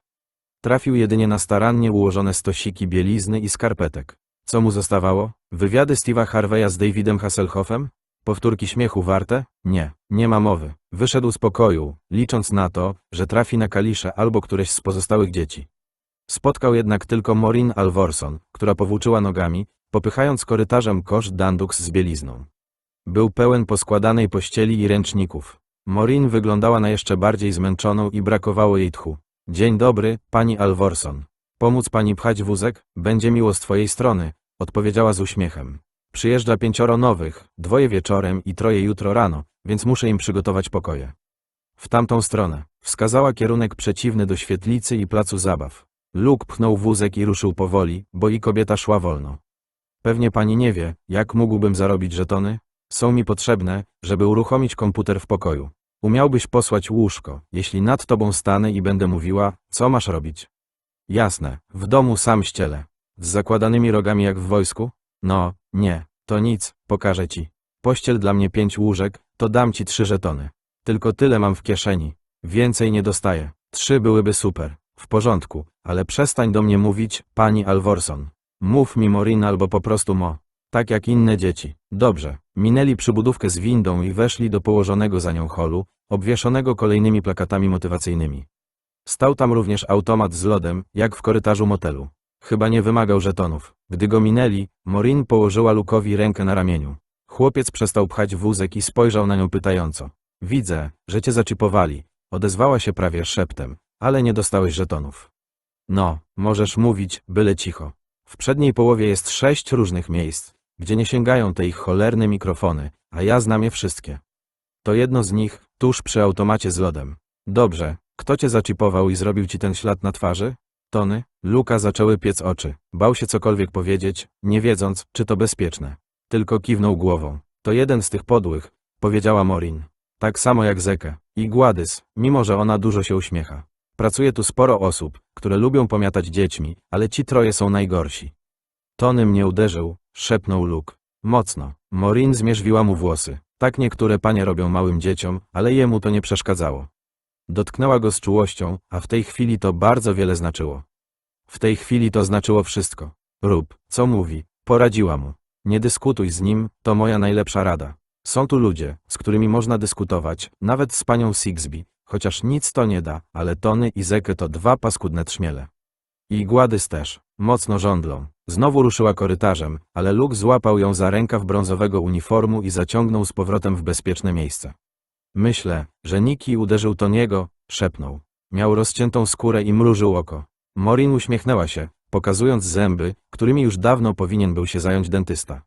Zuch chłopak, odparła. Pewnie Tony odwdzięczył mu się z nawiązką, ale i tak, zuch. A teraz chodź. Z twoją pomocą przygotujemy te pokoje rachciach.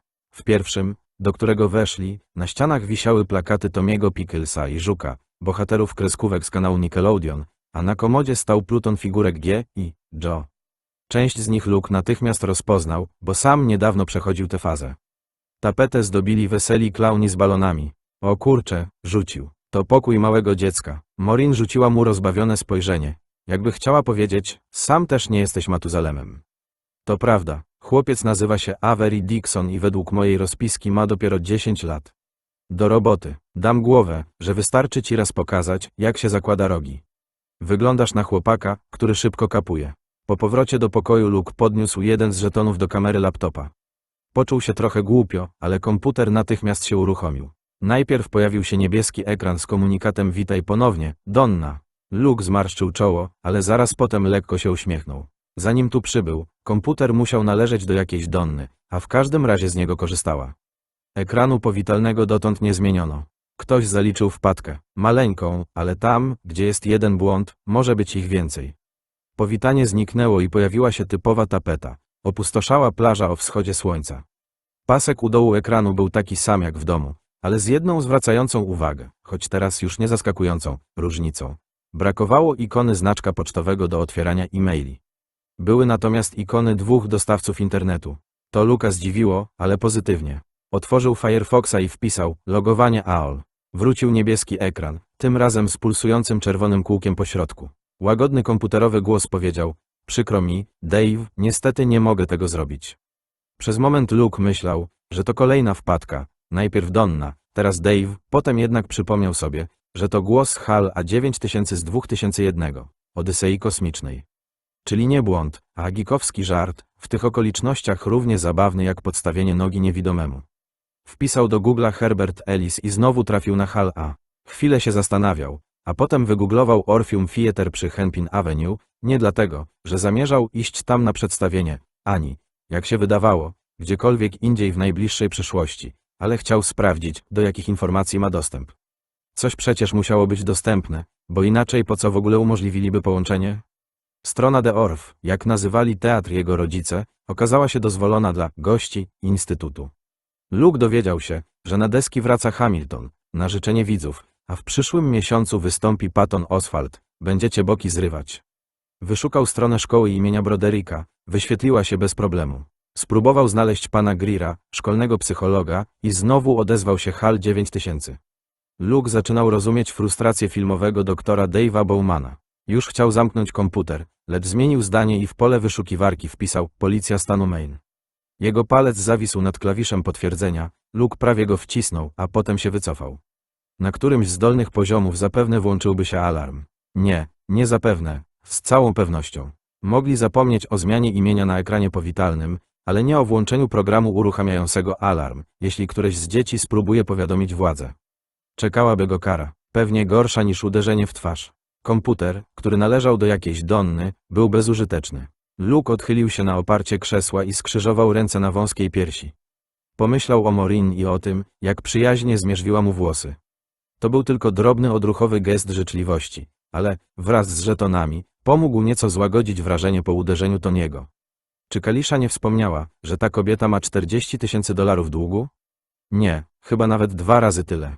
Częściowo z powodu serdecznego dotyku Maureen, a częściowo po prostu dla zabicia czasu Luke wpisał do Google'a: przytłaczają mnie długi, proszę o pomoc. Komputer natychmiast wyświetlił mnóstwo informacji na ten temat, włącznie ze stronami kilku firm, które zapewniały, że uwolnienie się od nieznośnych rachunków jest proste jak drut, wystarczy, że przyciśnięty do ściany dłużnik wykona jeden telefon. Luke wątpił, żeby tak było, ale domyślał się, że niektórzy w to wierzą. W końcu właśnie przez to znaleźli się w tarapatach. Maureen Alvorson nie należała jednak do takich ludzi, w każdym razie zdaniem Kaliszy. Dziewczyna mówiła, że długów narobił mąż Maureen, a potem zwiał. Może to prawda, może nie, ale musiały istnieć jakieś rozwiązania tego problemu. Zawsze istnieją. Uczenie się polega właśnie na tym, żeby je znaleźć. Może komputer mimo wszystko nie był bezużyteczny. Luke sięgnął do źródeł, które wyglądały najbardziej wiarygodnie, i już wkrótce był pogrążony w lekturze na temat długów i sposobów ich spłacania. Ogarnął go znajomy głód wiedzy, uczenia się nowych rzeczy, tego, by wyodrębnić i zrozumieć najważniejsze kwestie. Każda informacja jak zwykle prowadziła do 3 kolejnych, albo 6 czy 12, i w końcu zaczął się wyłaniać spójny obraz. Swoista mapa topograficzna, najbardziej interesująca kwestia, oś, z którą połączone było wszystko inne, okazała się prosta, lecz szokująca, przynajmniej dla Luke'a. Dług jest towarem, można go kupić i sprzedać, a w pewnym momencie stał się podstawą nie tylko amerykańskiej, ale też światowej gospodarki. Mimo to tak naprawdę nie istnieje. Nie jest czymś konkretnym jak gaz, złoto czy diamenty, to tylko idea.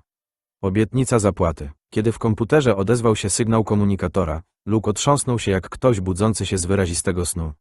Zgodnie z zegarem systemowym dochodziła 17. Kliknął na ikonę dymku u dołu ekranu i przeczytał: Pani Sigsbee, cześć, Luke, kieruję tym interesem i chciałabym się z tobą zobaczyć. Zastanowił się, a potem odpisał: Luke, czy mam wybór? Odpowiedź przyszła natychmiast. Pani Sigsbee, nie. Uśmiechnięta buźka, niech sobie pani wsadzi tę emotkę w... Ktoś zapukał do drzwi. Luke do nich podszedł, spodziewając się zobaczyć Gładys, ale tym razem stał tam Haddad, jeden z facetów z windy. Przejdziemy się, chłopie? Luke westchnął. Sekundę, włożę buty. Zero problemu. Haddad zaprowadził go do drzwi za windami i otworzył je kluczem. Razem przeszli krótki kawałek do budynku administracji, po drodze odganiali owady.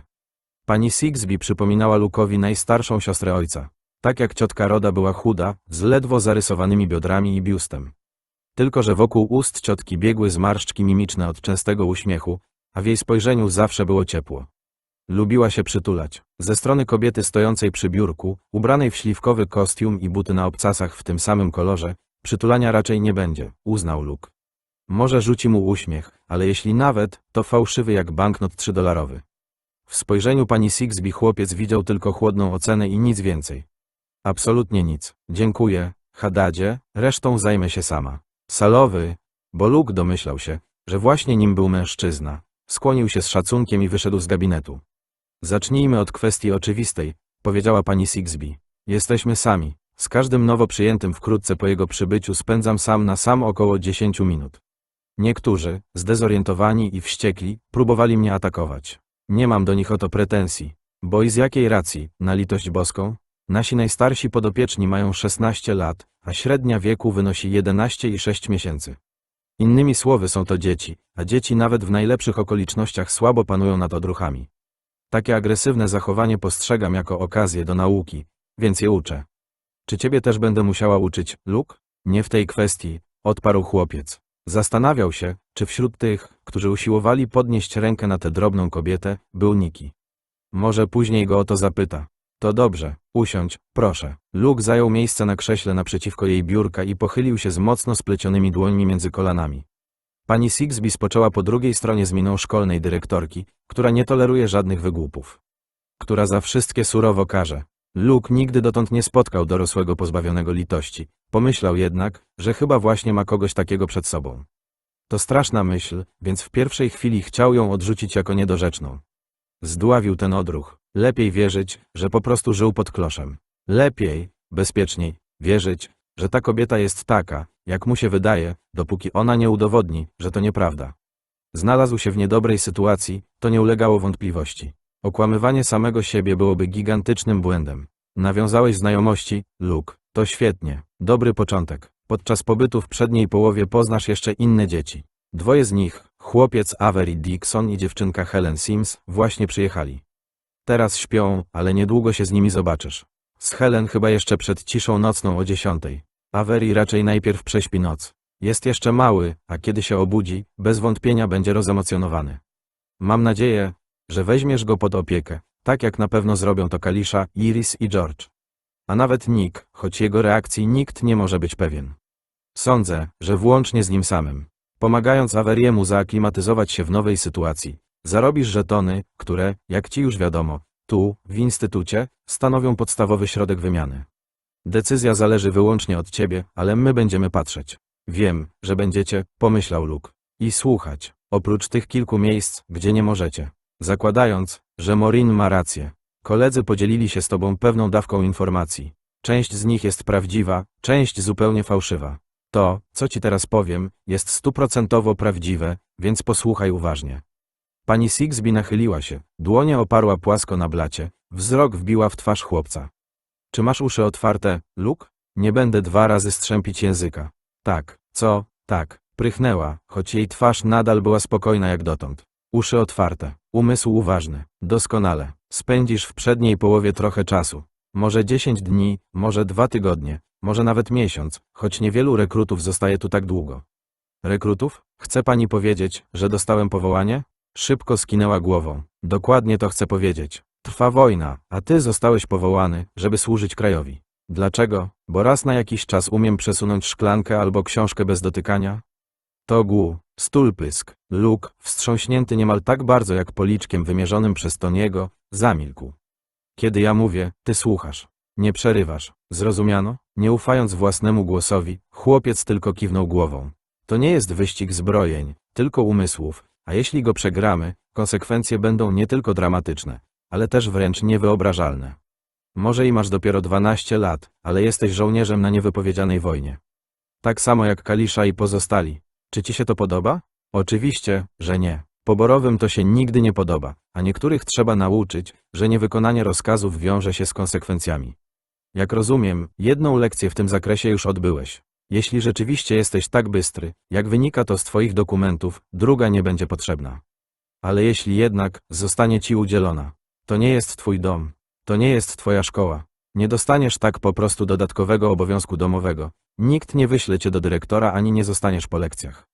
Będzie ci wymierzona kara, rozumiesz? Tak, żetony dla grzecznych chłopców i dziewczynek, policzki dla niegrzecznych. Albo coś gorszego. Zasada była przerażająca, lecz prosta. Dostaniesz kilka zastrzyków. Zostaniesz poddany kilku testom. Będziemy monitorować twój stan fizyczny i umysłowy. W końcu awansujesz do tylnej połowy, jak to nazywamy. Tam otrzymasz pewne zadania do wykonania. Twój pobyt w tylnej połowie może trwać do pół roku, choć przeciętny czas czynnej służby wynosi zaledwie 6 tygodni. Potem wymarzemy ci wspomnienia i wyślemy do domu, do rodziców. Oni żyją? Moi rodzice żyją? Pani Sigsbee roześmiała się zaskakująco pogodnie. Oczywiście, że żyją. Nie jesteśmy mordercami. To chcę z nimi porozmawiać. Dajcie mi z nimi porozmawiać, a zrobię wszystko, co chcecie. topowy.com. Najlepsze audiobooki. Słowa wyrwały mu się, zanim zrozumiał, jak nierozważna to obietnica. Nie, Luke, wciąż się nie rozumiemy. Kobieta oparła się na krześle. Dłonie znowu spoczęły płasko na blacie. To nie są negocjacje. Zrobisz, co chcemy, bez względu na wszystko. Uwierz mi, że tak będzie i oszczędź sobie mnóstwa bólu. Podczas pobytu w instytucie nie będziesz miał kontaktu ze światem zewnętrznym, również z rodzicami. Wykonasz każdy rozkaz. Podporządkujesz się wszystkim procedurom. Nie licząc być może kilku wyjątków, nie okażą się one jednak trudne ani uciążliwe. Twój pobyt upłynie szybko, a kiedy nas opuścisz, kiedy pewnego dnia obudzisz się we własnym pokoju, nie będziesz wiedział, że to wszystko w ogóle się wydarzyło. Najsmutniejsze, przynajmniej moim zdaniem, jest to, że nigdy się nie dowiesz, że miałeś zaszczyt służyć krajowi. Nie wyobrażam sobie tego, powiedział Luke. Mówił bardziej do siebie niż do niej, tak jak miał w zwyczaju, kiedy coś, czy to problem z dziedziny fizyki, obraz Maneta, czy krótko- i długoterminowe konsekwencje zadłużenia, całkiem go zaabsorbowało. Znam niewielu ludzi. W szkole, znajomi moich rodziców z pracy, koledzy. Nie wymarzecie pamięci im wszystkim. Pani Sigsby nie roześmiała się, ale uśmiechnęła. Myślę, że mógłbyś się zdziwić, co potrafimy. Skończyliśmy rozmowę. Wstała, obeszła biurko i wyciągnęła dłoń. Miło cię było poznać. Chłopiec również się podniósł, lecz nie podał jej ręki.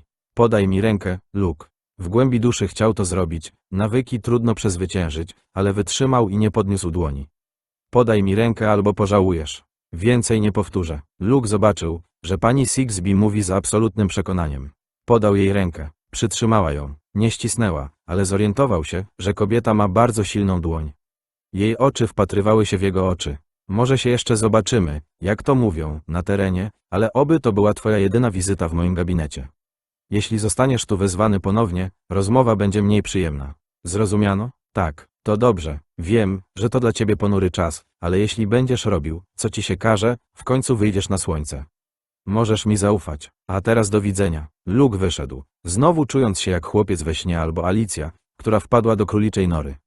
Czekał na niego Hadad, gawędząc z sekretarką pani Sigsby, jej asystentką czy kim tam ona była. Zaprowadzę cię do twojego pokoju. Trzymaj się blisko mnie, dobrze? Żadnego uciekania między drzewa. Wyszli i ruszyli przez plac w kierunku budynku mieszkalnego, ale nagle Luke zatrzymał się, bo dostał zawrotów głowy. Zaraz, powiedział. Moment. Zgiął się i oparł rękami o kolana. Przez moment wirowały mu przed oczami kolorowe światełka. Zemdlejesz? Zapytał Hadad. Jak myślisz? Nie, ale niech mi pan da parę sekund. Jasne. Dostałeś zastrzyk, co? Tak. Hadad kiwnął głową. Część dzieci przeżywa to w ten sposób. Z opóźnieniem. Luke spodziewał się pytania, czy widzi kropki albo plamki, ale Hadad tylko czekał, gwiżdżąc przez zęby i odganiając chmary insektów. Chłopiec przypomniał sobie zimne oczy pani Sigsby i jej stanowczą odmowę wyjaśnienia, w jaki sposób takie miejsce może funkcjonować bez pewnej formy. Jakie słowo byłoby tutaj odpowiednie? Chyba zatrzymanie w trybie nadzwyczajnym. Zupełnie jakby go prowokowała, by sam to sobie poukładał.